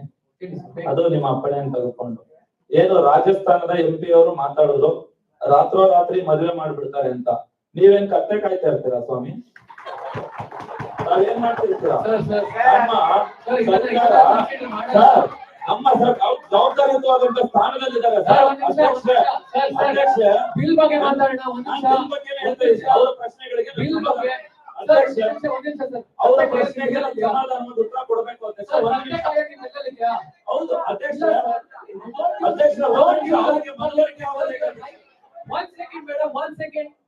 We're not heating anything. Let us be cool. Let it be formal structure. Sir, the point ಏನಿದೆ? ಅಧ್ಯಕ್ಷ ಹೌದು ಆಯ್ತು. Yes. ಏನು ರಾಜಸ್ಥಾನದ 1 second. ನಮ್ಮ ಮೆಂಬರ್ ಹೇಳ್ತಿದ್ದಾರೆ ರಾತ್ರೋರಾತ್ರಿ ಮದುವೆ ಮಾಡ್ಬಿಡ್ತಾರೆ ಅಂತ. ಅವ್ರ ಜವಾಬ್ದಾರಿ ಇದೆ ಅಲ್ವಾ? ನಮ್ಮ ಸರ್ಕಾರ ಆಡಳಿತದಲ್ಲಿದೆ. ನಮ್ಮ ಗೃಹ ಮಂತ್ರಿಗಳು ಏನು ಭದ್ರವಾದಂತ ಸುಭದ್ರವಾದಂತ ಪೊಲೀಸ್ ಇಲಾಖೆನ ಎಲ್ಲಾ ರಾಜ್ಯದಲ್ಲೂ ಒದಗಿಸ್ಕೊಟ್ಟಿದ್ದಾರೆ. ಅದನ್ನ ಯಾಕೆ ತಾವು ಗಣನೆ ತೆಗೆದುಕೊಳ್ತೀರಾ? ಈ ಬಿಲ್ ಪಾಸ್ ಮಾಡೋದಕ್ಕೆ ಒಂದು ಅವ್ರ ಪ್ರಶ್ನೆಗೆ ಉತ್ತರ ಕೊಡ್ತೀನಿ. ಅವ್ರ ಪ್ರಶ್ನೆಗೆ ಉತ್ತರ ಕೊಟ್ಟಿಲ್ಲ ಅವ್ರಿಗೆ. ನಾನು ಉತ್ತರ ಕೊಡ್ಬೇಕಿದೆ. ಗಂಗಾ ಅವರು ದುಡ್ಡಿಲ್ಲ ನಮ್ಮ ಹತ್ರ ಹೇಗೆ ದುಡ್ಡಿಲ್ಲ ಅಂದ್ರೆ ಹೇಗೆ ಮದುವೆ ಮಾಡೋದು, ಎಜುಕೇಶನ್ ಹೇಗೆ ಕೊಡೋದು ಅಂತ. ದುಡ್ಡು ಮಾಡೋದಕ್ಕೋಸ್ಕರನೇ ನಾವ್ ಎಜುಕೇಶನ್ ಮಾಡಿಸ್ತಾ ಇದೀವಿ ಸ್ವಾಮಿ. ಎಜುಕೇಶನ್ ಆದ್ಮೇಲೆ ನಿಮಗೆ ದುಡ್ಡು ಬರುತ್ತೆ. ನೀವು ಯಾಕೆ ಇದನ್ನ ಈ ರೀತಿ ಗಣನೆ ತಗೋಕೊಳ್ತೀರಾ? ನಿರಂಜನ್ ಅವ್ರು ಹೇಳ್ತಾರೆ, ನಿರಂಜನ್ ಅವರು ನಮ್ಮ ವಿರೋಧ ಪಕ್ಷದ ನಾಯಕರೇ ದಯವಿಟ್ಟು ಪಾಯಿಂಟ್ ತಗೊಳ್ಳಿ. ನೀವು ಮಾತಾಡಿ. ಪ್ರಧಾನಿಗಳೇ ನಿಮ್ಗೂ ಇದು ಮಾತು. ನೀವು ಪಾಯಿಂಟ್ ತಗೊಂಡು ಮಾತಾಡಿ. ಪಾರ್ಲಿಮೆಂಟ್ ಇದು ಪಾರ್ಲಿಮೆಂಟ್ ಈ ತರ ನಡೀಬಾರ್ದು. ಅಧ್ಯಕ್ಷ ಅವ್ರ ಪ್ರಶ್ನೆಗೆ ಒಂದೊಂದನ್ನೇ ನಾನು ಬರ್ಕೊಂಡು ಉತ್ತರ ಕೊಡ್ತಿದ್ದೀನಿ ಅಧ್ಯಕ್ಷ. ಇನ್ನೆರಡು ಪ್ರಶ್ನೆಗೆ ಉತ್ತರ ಕೊಟ್ಬಿಡ್ತೀನಿ ನಾನು. ಬೇಗ ಮಾಡಿ. ಹೌದು ಅಧ್ಯಕ್ಷ. ಏನೋ ನಿರಂಜನ್ ಅವ್ರು ಹೇಳ್ತಾರೆ ಜನಸಂಖ್ಯೆ ಹೇಗೆ ಕಮ್ಮಿ ಆಗುತ್ತೆ ಅಂತ. 22 ವರ್ಷಕ್ಕೆ ತಾವು ಇದ್ದಾಗ ತಮ್ಮ ಪಾರ್ಲಿಮೆಂಟ್ ಅಧಿಕಾರದಲ್ಲಿದ್ದಾಗ ತಾವು 22 ವರ್ಷಕ್ಕೆ ತಂದ್ರಿ. ಅವಾಗ ನಾವು ಒಪ್ಕೊಂಡ್ವಿ. ಅದೇ ರೀತಿ ಇದನ್ನ ನಾವು ಹಲವಾರು ಕಾರಣಗಳಿಟ್ಕೊಂಡು ಸುಮಾರು ಇಲಾಖೆನಲ್ಲಿರ್ತಕ್ಕಂಥ IAS ಆಫೀಸರ್ಗಳು ತಗೊಂಡು ಓದಿರೋ 4ನೇ ಕ್ಲಾಸ್ ಫೇಲ್ ಆಗಿದ್ದೀರಾ ನೀವು. ನಿಮ್ ಸರ್ಟಿಫಿಕೇಟ್ ನೋಡ್ಕೊಳ್ಳಿ. ನಾವು IAS ಆಫೀಸರ್ ಹತ್ರ ತಗೊಂಡು ಗಣನೆ ತಗೊಂಡು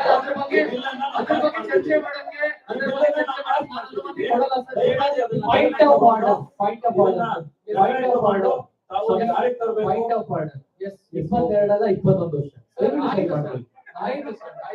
ತಾವು ಇದನ್ನ ಜಾರಿಗೆ ತರಬೇಕು. ಕೊನೆಯದು ಒಂದು ಬ್ಯಾಂಕ್ ನಂಬರ್ 17 ಅವರು 25 ವರ್ಷಕ್ಕೆ ಶ್ರೀಮಂತನಾಗಿಲ್ಲ ಅಂತಾರೆ. ಹುಡ್ತಾ ಯಾರು ಶ್ರೀಮಂತರಾಗಿರಲ್ಲ. ಅವ್ರ ತಂದೆ ತಾಯಿ ಜವಾಬ್ದಾರಿ ಸ್ಥಾನದಲ್ಲಿರ್ತಾರೆ. ಪ್ರತಿಯೊಂದು ಕೊನೆಯ ಪ್ರಜೆಗೂ ಕೂಡ ಏನು ನಮ್ಮ ಮತ ಕೊಡಿರ್ತಕ್ಕಂಥ ಪ್ರತಿಯೊಬ್ಬ ಕೊನೆಯ ಪ್ರಜೆಗೂ ಕೂಡ ನಾವು ನ್ಯಾಯವನ್ನ ಸಲ್ತಕ್ಕಂಥ ಕೆಲಸ ಈ ಬಿಲ್ ಅನ್ನು ಪಾಸ್ ಮಾಡೋದ್ರ ಮುಖಾಂತರ ತರ್ತಾ ಇದೀವಿ. ನಮ್ಮೆಲ್ಲ ಸದಸ್ಯರ ಒಪ್ಪಿಗೆ ಇದಕ್ಕಿದೆ. ತಾವು ದಯಮಾಡಿ ಒಪ್ಕೋಬೇಕಾಗಿ ತಮ್ಮಲ್ಲಿ ವಿನಂತಿ ಮಾಡ್ತೀವಿ. ಧನ್ಯವಾದಗಳು. Yes, no more opportunities. We are going directly to the opposition leader to find this. Yes. ದಯವಿಟ್ಟು ಯಾರೇ ಯಾವ ವಿಷಯ ಆಗ್ಲೂ ಪರ್ಸನಲಿ ತಗೊಳಕ್ ಬೇಡ. ನಾವೆಲ್ಲ ಪ್ರಜಾಪ್ರಭುತ್ವ ಹೋರಾಟ ಮಾಡ್ತಾ ಇದೀವಿ. ನಾವೆಲ್ಲ ಒಂದ್ ಬಿಲ್ ಏನ್ ತರ್ತಾ ಇದೀವಿ, ಒಬ್ಬರಿಗೆ ಇದೆಯೋ ಇಲ್ಲ ಅಂತ ಚರ್ಚೆ ಮಾಡಕ್ ಇಲ್ಲಿ ಕುತ್ಕೊಂಡಿದೀವಿ. ಅದನ್ನ ಇಟ್ಕೊಳ್ಳಿ ತಲೆ. ದಯವಿಟ್ಟು 1 ನಿಮಿಷ ಕುತ್ಕೋತೀರಾ ಸರ್ ನೀವೆಲ್ಲಿ? ಸರ್ ಕುತ್ಕೋತೀರಾ? ಮೇಡಮ್ ನೀವು ಕುತ್ಕೋತೀರಾ? ನೀವು ಮಾತಾಡ್ತೀರಾ? ಕೇಳಿ. ಒಂದ್ ಕುರ್ಚಿಗೆ ನೀವು ಗೌರವ ಕೊಡಲ್ಲ ಅಂದ್ರೆ ಏನ್ ಗೌರವ ಕೊಡ್ತೀರಾ ನಿಮ್ ದೇಶಕ್ಕೆ? ನೀವು ಮಾತಾಡ್ತಾರೆ ಎಲ್ಲರೂ ಚರ್ಚೆ ಮಾಡೋ ನಿಮಗ್ ಸಹ ಹೇಳ್ತೇನೆ. ಚರ್ಚೆ ಮಾಡಕ್ ಕೂತ್ಕೊಂಡ್ರೆ ಚರ್ಚೆ ಮಾಡಿ. ಈ ಕಡೆ ನೀವೇ ಮಾತಾಡ್ಕೊಂಡ್ರೆ ಚರ್ಚೆಗೆ ಎಲ್ಲಿದೆ ಬೆಲೆ? Don't do this. Let's make it a structured parliament. Okay? Yes, we have an opposition leader. All your points can be given to him. Sir, take your time of 1 minute and let him speak on your behalf with your numbers. So your numbers will be specified, whatever you want to tell. And same happens this way. The Prime Minister gets all your points. People who raised your hands, please provide a point to the Prime Minister. While he is speaking, he will be telling out your points with your number, okay? Everybody is accountable. Fine. Yes, sir.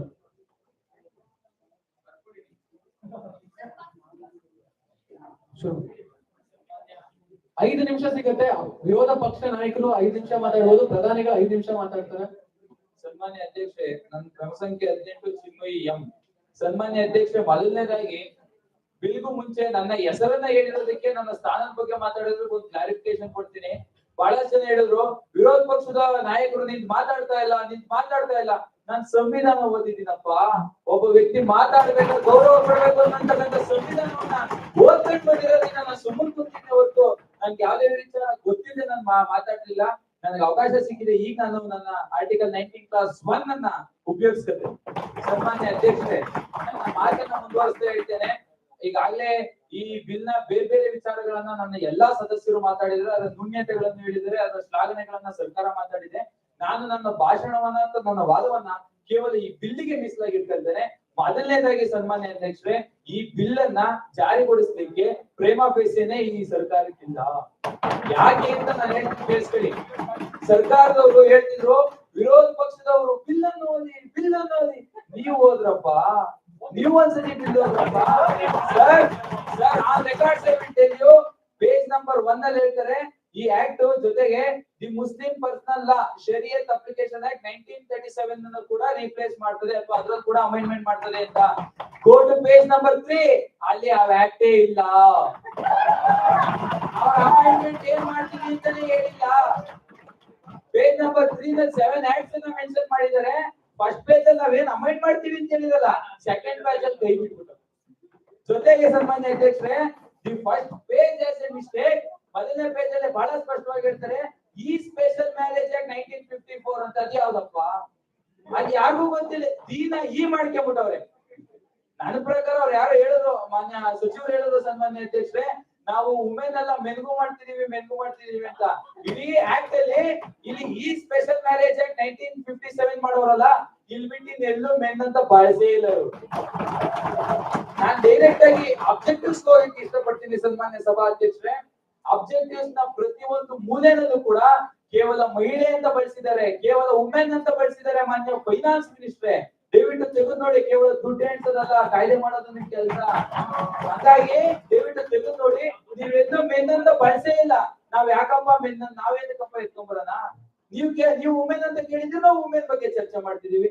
ನೀವು men and women ಅಂತ ಹಾಕಿದ್ರೆ ನಾವು men and women ಬಗ್ಗೆ ಚರ್ಚೆ ಮಾಡ್ತಿದೀವಿ.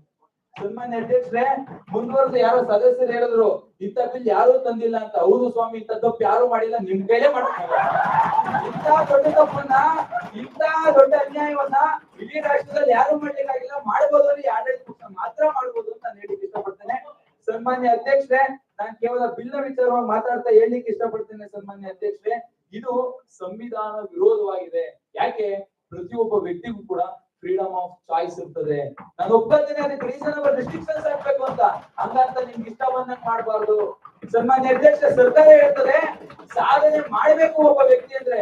ಇದು ಸನ್ಮಾನ್ಯ ಸಭಾಧ್ಯಕ್ಷ, ಅವರು ಪಾರ್ಟಿ ಮೀಟಿಂಗ್ ಅಲ್ಲ, ಕ್ಯಾಬಿನೆಟ್ ಮೀಟಿಂಗ್ ಅಲ್ಲ, ಇದು ಮಹಾ ಮನೆ. ಇಡೀ ದೇಶ ನೋಡ್ತಕ್ಕಂತ ಮನೆ. ಈ ಮನೆಯಲ್ಲಿ ಅವ್ರು ಹೇಳ್ತಾರೆ ಸಾಧನೆ ಮಾಡ್ಬೇಕು ಅಂದ್ರೆ ಮದುವೆ ಆಗಬಾರ್ದು. ಇದು ಸರಿನಾ ಸನ್ಮಾನ್ಯ ಅಧ್ಯಕ್ಷೆ? 25 ವರ್ಷದವರೆಗೂ ಮದುವೆ ಆಗಿಲ್ಲ ಅಂದ್ರೆ ಒಂದು ಹೆಣ್ಣು ಸಾಧನೆ ಮಾಡ್ಬೋದು, ಆದ್ರೆ ಮದುವೆ ಆಗ್ಬಿಟ್ರೆ ಸಾಧನೆ ಮಾಡಂಗಿಲ್ಲ ರೀ. ನಾನು ಹೇಳಿ ಇವತ್ತು ಅಂಬೇಡ್ಕರ್ ಅವರ ಮಾತನ್ನ ಸನ್ಮಾನ್ಯ ಒಂದು ನಿಮಿಷ ಆತರ ಅಡ್ಡ ಮಾತಾಡೋದು ಬೇಡ. ತಾವು ಮಾತಾಡ್ತಿದ್ರೆ ನಿಮ್ಗೆ ನಿಮ್ಮ ನಾಯಕನ ಮೇಲೆ ಗೌರವ ಆದ್ರೂ ಕೊಡಿ. ಬೇರೆ ನಾಯಕನ ನೀವು ಕೊಡದಿದ್ರು ಅಡ್ಡಿ ನಿಮ್ಮ ನಾಯಕನ. ಸನ್ಮಾನ್ಯ ಸಭಾಧ್ಯಕ್ಷರೇ, ನನ್ನ ಮಾತನ್ನ ಹೇಳಲಿಕ್ಕೆ ಇಷ್ಟಪಡ್ತೇನೆ. ಅಂಬೇಡ್ಕರ್ ಅವರು ಹೇಳ್ತಾರೆ ಇತಿಹಾಸ ತಿಳಿದಿರ್ತಕ್ಕಂಥ ವ್ಯಕ್ತಿ ಇತಿಹಾಸನ ಸೃಷ್ಟಿಸಕ್ಕಾಗಲ್ಲ ಅಂತ. ನೀವೆಲ್ಲ ಕುಂತು ಇತಿಹಾಸ ಓದ್ರಿ. ನಮ್ಮ ಅನಾದಿ ಕಾಲದಲ್ಲಿ ಸ್ವತಂತ್ರ ಹೋರಾಟಗಾರರಲ್ಲಿ ಅವ್ರು ಬಾಲ್ಯ ವಿವಾಹ ಆಗಿದ್ರು, ಅವ್ರು ಸಾಧನೆ ಮಾಡ್ಲಿಲ್ವಾ? ಹಂಗಂತ ನಾನು ಬಾಲ್ಯ ವಿವಾಹ ಆಗ್ರಿ ಅಂತ ಹೇಳ್ತಾ ಇಲ್ಲ ಸನ್ಮಾನ್ಯ ಸಭಾಧ್ಯಕ್ಷರೇ. 18 ವರ್ಷಕ್ಕೆ ಅಂತ ಹೇಳ್ತಾರೆ ಸನ್ಮಾನ್ಯ ಸಭಾಧ್ಯಕ್ಷರೇ. 18 ವರ್ಷಕ್ಕೆ ಈಗಾಗಲೇ ಮುಂಚಿಂದಲೂ ಇದೆ.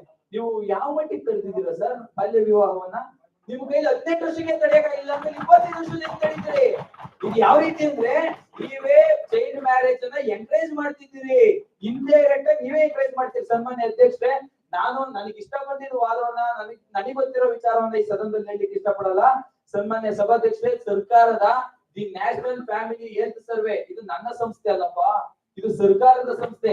ಈ ಸಂಸ್ಥೆ ಹೇಳ್ತದೆ ಈ ಕಾಯ್ದೆ ತರಕ್ಕೂ ಮುಂಚೆ ನೀವೇನ್ 25 ಮಾಡ್ಬಿಡ್ತೀನಿ ಅಂದ್ರಲ್ಲ, 18 ಇದ್ದಾಗೆ ಬಾಲ್ಯ ವಿವಾಹ 2019ರಿಂದ 21 ಜಾಸ್ತಿ ಆಗಿದೆ ಅಂತ ಹೇಳ್ತಿದ್ರೆ ಇದನ್ನ ತಡೆಯಕ್ಕೆ ನೀವೇನ್ ಮಾಡಿದ್ದೀರಿ? 25 ವರ್ಷ ಮಾಡಿದ ತಕ್ಷಣ ಯಾವುದೇ ಕಾರಣಕ್ಕೂ ಬಾಲ್ಯ ವಿವಾಹ ಕಡಿಮೆ ಆಗೋದಿಲ್ಲ. ನೀವು ಇದಕ್ಕೆ ಮೇನ್ ಆಗಿ ಮಾಡ್ಬೇಕಾಗಿರ್ತಕ್ಕಂಥದ್ದೇನು, ಕರೆಕ್ಟ್ ಆದ ಇಂಪ್ಲಿಮೆಂಟೇಷನ್ ಗಳನ್ನ ಮಾಡ್ಬೇಕಾಗ್ತದೆ. ಸರ್ಕಾರ ಸರಿಯಾದ ಕ್ರಮಗಳನ್ನ ತಗೊಬೇಕಾಗ್ತದೆ. ಈ ಕಾಯ್ದೆ ಏನೋ ತಂದಿದ್ದೀರಿ, ಸಂತೋಷ. ಇದನ್ನ ತಗೊಂಬಂದು ಈ ಸದನದ ಮುಂದೆ ಇಟ್ಟಿದ್ದೀರಿ. ಇದನ್ನ ಯಾರು ಹೇಳಿದ್ರು, ಯಾರು ಕೇಳಿದ್ರು, ಎಲ್ಲೂ ಮಾಡಿದ್ರು, ಎಲ್ಲೂ ಹೇಳಿಲ್ವಲ್ಲಪ್ಪ. ಇರ್ತಕ್ಕಂತ 6 ಪುಟದ ಯಾವ ಮೂಲೆಯಲ್ಲೂ ಕೂಡ ಸನ್ಮಾನ್ಯ ಸಭಾಧ್ಯಕ್ಷರೇ ಇದನ್ನ ಯಾವ ಕಮಿಟಿ ಮಾಡ್ತು, ಯಾರು ಸರ್ವೆ ಮಾಡಿರು, ಯಾರು ಅದಕ್ಕೆ ಶಿಫಾರಸ್ ಕೊಟ್ರು, ಈ ಶಿಫಾರಸ್ ಕೆಳಗಡೆ ಏನ್ ಹೇಳಿದ್ರು ಯಾವ್ದು ಹೇಳಿಲ್ಲ. ಸನ್ಮಾನ್ಯ ಸಭಾಧ್ಯಕ್ಷರೇ, ಇದೇ ಸರ್ಕಾರ ಮಾಡಿರ್ತಕ್ಕಂಥ 2018ರ ಲಾ ರಿಪೋರ್ಟ್ ಬಹಳ ಸ್ಪಷ್ಟವಾಗಿ ಹೇಳ್ತದೆ. ಲಾ ಕಮಿಷನ್ ರಿಪೋರ್ಟ್ ಹೇಳ್ತದೆ, ನೀವು 21 ಮಾಡೋದಾದ ಹೆಣ್ಮಕ್ಳಿಗೆ ಗಂಡು ಮಕ್ಳ ವಯಸ್ಸನ್ನು ಕೂಡ ಮದುವೆ 18ಕ್ಕೆ ಮಾಡಿ ಅವಾಗ ನಮ್ಮ ರಾಷ್ಟ್ರ ಅಭಿವೃದ್ಧಿ ಆಗ್ತದೆ ಅಂತ ನಾನ್ ಹೇಳ್ತಾ ಇಲ್ಲ. ನಿಮ್ಮದೇ ಸರ್ಕಾರ ಮಾಡಿದ್ದಂತ ಲಾ 2018ರ ಲಾ ಕಮಿಷನ್ ರಿಪೋರ್ಟ್ ಹೇಳ್ತಕ್ಕಂಥದ್ದು. ಇದ್ರ ವಿರುದ್ಧವಾಗಿ ನೀವೇ ಹೋಗೋದಾದ್ರೆ ಇನ್ನೆಲ್ರಿ ನಿಮ್ಮಲ್ಲಿ ಏಕಂದ್ರೆ ನಮಗೆ ಹೇಳ್ಕೊಡೋದಿರ್ಲಿ. ಸನ್ಮಾನ್ಯ ಸಭಾಧ್ಯಕ್ಷರೇ, ನನ್ನ ಮಾತನ್ನು ಮುಗಿಸೋಕೆ ಮುಂಚೆ ನಾನು ಹೇಳ್ತೇನೆ, ಮಾನ್ಯ ಹೋಮ್ ಮಿನಿಸ್ಟರ್ ಹೇಳಿದ್ರು ಯಾವ್ದೋ ಒಂದು ವಿಚಾರವನ್ನ ತಗೊಂಡ್ಬಂದ್ಬಿಟ್ಟು ಇವ್ರು ಇಡೀ ರಾಷ್ಟ್ರಕ್ಕೆ ಮಾಡಕೊಟ್ಟಿದ್ದಾರೆ. ಸರ್, ಇಡೀ ವಿಶ್ವನ ಒಂದ್ಸತಿ ಕಣ್ಬಿಟ್ಟು ನೋಡಿ ಸರ್. ಸುಮಾರು 180 ರಾಷ್ಟ್ರಗಳಲ್ಲಿ ಒಬ್ಬ ಪುರುಷ ಮದ್ವೆ ಆಗ್ಬೇಕು ಅಂತ 18 ವರ್ಷ ಇದೆ. 158 ರಾಷ್ಟ್ರಗಳಲ್ಲಿ ಮಹಿಳೆ ಮದ್ವೆ ಆಗ್ಬೇಕು ಅಂತ 18 ವರ್ಷಕ್ಕೆ ಇಟ್ಟಿದ್ದಾರೆ. ಇವೆಲ್ಲವೂ ಹೋಗಿದವಾ? ಇವತ್ತು ಡೆಮಾಕ್ರಸಿಗೆ ತೊಟ್ಟಿಲು, ಪ್ರಜಾಪ್ರಭುತ್ವದ ತೊಟ್ಟಿಲು ಅಂತ ನಾವೇನ್ ಸನ್ಮಾನ್ಯ ಸಭಾಧ್ಯಕ್ಷ ಕರಿತೀವಿ USA, ಅಲ್ಲಿ 18 ಇದೆ. ಆ ರಾಷ್ಟ್ರ ಹೋಗಿದೆಯೇನ್ರಿ? ಏನ್ ಮಾತಾಡ್ತೀರಿ? ನಾನ್ ಯಾವ್ದೇ ಕಾರಣಕ್ಕೂ ಕೂಡ ಭಾರತವನ್ನ ಹಿಂಗೇಳಿಸ್ಲಿಕ್ಕಾಗಿ ನಾನು ಮಾತಾಡ್ತಾ ಇಲ್ಲ. ಭಾರತದ ಏಕತೆ ಸಾರ್ವಭೌಮತ್ವಕ್ಕೆ ನಮಗೂ ಕೂಡ ಒಪ್ಪಿಗೆ ಇದೆ. ಸನ್ಮಾನ್ಯ ಸಭಾಧ್ಯಕ್ಷರು, ನನ್ನ ಮಾತಿಷ್ಟೇ, ಬಹಳ ಸ್ಪಷ್ಟವಾಗಿ ನನ್ನ ಮಾತನ್ನ ಮುಗಿಸ್ತೇನೆ. ವಿರೋಧ ಪಕ್ಷ ಇರ್ತಕ್ಕಂಥದ್ದು ಕೇವಲ ವಿರೋಧ ಮಾಡ್ಲಿಕ್ಕಲ್ಲ. ಹಲವಾರು ಜನ ಮಾತಾಡಿದ್ರಿ, ನಾನು ಇಲ್ಲಿ ಸ್ಪಷ್ಟನೆ ಕೊಡ್ಲಿಕ್ಕೆ ಇಷ್ಟಪಡ್ತೇನೆ. ವಿರೋಧ ಪಕ್ಷ ಇರ್ತಕ್ಕಂಥದ್ದು ವಿರೋಧ ಮಾಡ್ಲಿಕ್ಕಲ್ಲ. ನೀವು ಮಾಡ್ತಿರ್ತಕ್ಕಂಥ ತಪ್ಪುಗಳನ್ನ, ಡಂಕುಗಳನ್ನ ತಿದ್ದಿ ನಿಮ್ಮನ್ನ ಸರಿಯಾದ ದಾರಿಯಲ್ಲಿ ನಡೆಸಲಿಕ್ಕೆ ನಾನು ಹೇಳ್ತೀನಿ. ಸನ್ಮಾನ್ಯ ಅಧ್ಯಕ್ಷರೇ, ಇಡೀ ಪಕ್ಷದ ಪರವಾಗಿ, ಇಡೀ ವಿರೋಧ ಪಕ್ಷದ ಪರವಾಗಿ ನಾನು ಬಹಳ ಸ್ಪಷ್ಟವಾಗಿ ಹೇಳ್ತೇನೆ. ನೀವೇನಾದ್ರೂ ಈಗಲೇ ಬಿಲ್ ಅನ್ನ ವಾಪಸ್ ತಗೊಂಡು 25ರಿಂದ 21ಕ್ಕೆ ತಗೊಂಡ್ಬಂದ್ರೆ ನಾವೆಲ್ಲರೂ ಒಮ್ಮತದಿಂದ ಕಳಿಸ್ಕೊಡ್ತೇವೆ. ಈ ರಾಷ್ಟ್ರದಲ್ಲಿ ವೈಯಕ್ತಿಕ ವಿಚಾರವನ್ನು ಇದು ಮಾಡೋದು ಸರಿಯಲ್ಲ. ಹಲವಾರು ಜನ ಹೇಳಿದ್ರು. ಸನ್ಮಾನ್ಯ ಸಭಾಧ್ಯಕ್ಷರೇ, ನಮ್ಮ ಮಂಜಣ್ಣವ್ರು ಹೇಳಿದ್ರು ಲೇಟ್ ಆಗಿ ಬಂದ್ವಿ, ನಿಮ್ಗೆ ಸರಿಯಾದ ಟೈಮ್ ಸೆನ್ಸ್ ಇಲ್ಲ ಅಂತ. ಖಂಡಿತ ನಾನು ಒಪ್ಕೊಂಡು ನಾನು ಒಂದು ಮಾತು ಹೇಳಿ ಮುಗಿಸ್ತೀನಿ.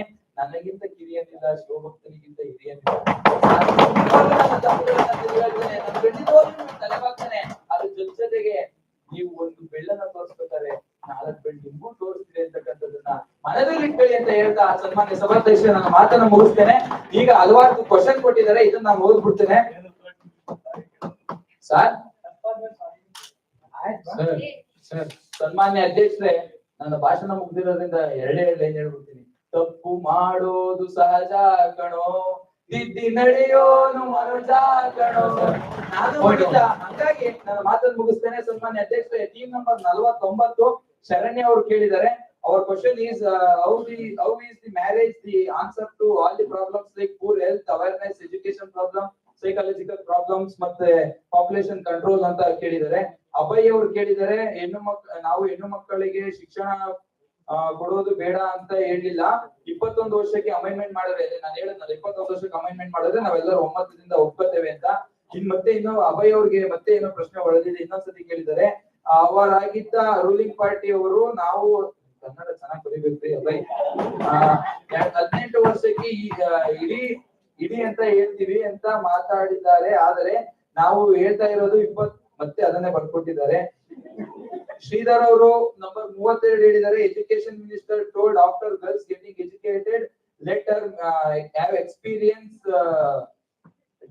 experience of job till 25. My question is from 21 to 25, what security benefits are you giving to that girl? ಮತ್ತೆ ನಂಬರ್ 9 ನನಗೆ ಗೊತ್ತಿಲ್ಲ, ಇದು ಪೂರ್ತಿ ಹೆಸರು, ಅಕ್ಷರ ಕೂಡ ನಮ್ಗೆ ಅರ್ಥ ಆಯ್ತಾ ಇಲ್ಲ ಸರ್. ಅದೇ ಅಕ್ಷರ ಅರ್ಥ ಆಯ್ತಾ sir. Enactment of Marriage Act leads to a increasement of Marriage Act leads to a back down from the teenager to living in relationship. After that, there is no means to even have marriage act as they lost even the desire to get married. Number 17 Naveen ಅವರು ಕೇಳಿದ್ದಾರೆ, ಮೊದಲನೇ ಅಕ್ಷರನೇ ತಪ್ಪಾಗಿದೆ. This amendment is not necessary to women empowerment ಅಂತ. ಸನ್ಮಾನ್ಯ ಅಧ್ಯಕ್ಷರು ಇವೆಲ್ಲವನ್ನು ಓದ್ಬೇಕಾದ್ರೆ ನಾನು ಒಂದಷ್ಟು ತಪ್ಪು ಮಾಡಿದೆ, ಅದಕ್ಕೆ ಕ್ಷಮೆ ಕೇಳ್ತೀನಿ. ಕೆಲವು ಮಕ್ಕಳು ಅವ್ರಿಗೆ ಹೇಳಿಕ್ಕೆ ಇಷ್ಟಪಡ್ತೇನೆ. ಎಲ್ಲ ಬಲ್ಲವರಿಲ್ಲ, ಬಲ್ಲವರು ಬಾಳಿಲ್ಲ, ಬಲ್ಲವರಲ್ಲಿ ಬಲ್ಲವರಿಲ್ಲ, ಸಾಹಿತ್ಯ ಎಲ್ಲರಿಲ್ಲ ಸರ್ವನ್ನ 17ನೇ ಶತಮಾನದಲ್ಲಿ ಹೇಳೋರೆ ಎಲ್ಲ ಬಲ್ಲವರಿಲ್ಲ ಅಂತ. ಹಾಗಾಗಿ ನಾನು ಕೊನೆ ಪ್ರಶ್ನೆ ಸನ್ಮಾನ್ಯ ಅಧ್ಯಕ್ಷರೇ, Manoj Singh team number 30. If bill is rejected by society and follow the Western culture of living together, what the use of this bill? Yes, there would be threat to Indian culture and in future there would be indisciplined society. ಧನ್ಯವಾದಗಳು ಸನ್ಮಾನ್ಯ ಅಧ್ಯಕ್ಷ. ಪ್ರಧಾನಿಗಳೇ, ನೀವು you may choose to answer whichever the question is required and ಇಲ್ಲ ಹೇಳ್ಬಿಡಿ ಬೇಗ. ಕ್ಷಮೆ ಇರಲಿ sir. ಗಂಗರತ್ನ ಅವರು ಹೇಳಿದ್ದಾರೆ ಫೈನಾನ್ಷಿಯಲ್ ಸ್ಟೆಬಿಲಿಟಿ 25 ವರ್ಷಕ್ಕೆ ಮದುವೆ ಆದ್ರೆ ಸಿಗುತ್ತಾ? ಆಫ್ಟರ್ 25 ಇಯರ್ಸ್ ಡೈವರ್ಸ್ ಆದ್ರೆ ಏನ್ ಮಾಡಬೇಕು? 25 ವರ್ಷಕ್ಕೆ ಹಣಕಾಸು ಸಹಾಯ ಹೇಗೆ ಬಡವರಿಗೆ ನೀವು ಸೌಲಭ್ಯಗಳನ್ನ ಮಾಡ್ತಿದ್ದೀರಿ ಅಂತ ಕೇಳಿದ್ರು ಸನ್ಮಾನ್ಯ ಅಧ್ಯಕ್ಷ. ಅವಕಾಶ ಕಲ್ಪಿಸಿಕೊಟ್ಟಿದ್ದಕ್ಕೆ ಮಾನ್ಯ ಸಭಾಧ್ಯಕ್ಷರು ನಿಮಗೆ ಧನ್ಯವಾದಗಳು. ಪ್ರಧಾನಿಗಳು.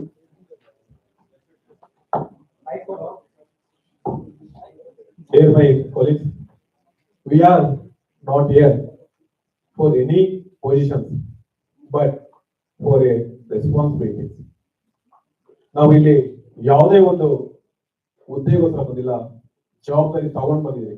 ಅದನ್ನ ನಾವೆಲ್ಲರೂ ಗಮನ ತಗೊಂಡು ಇವತ್ತೊಂದು ನನ್ನ ಪ್ರಧಾನರ ಭಾಷಣಕ್ಕೆ ಹೋಗ್ತಾ ಇದ್ದೀನಿ.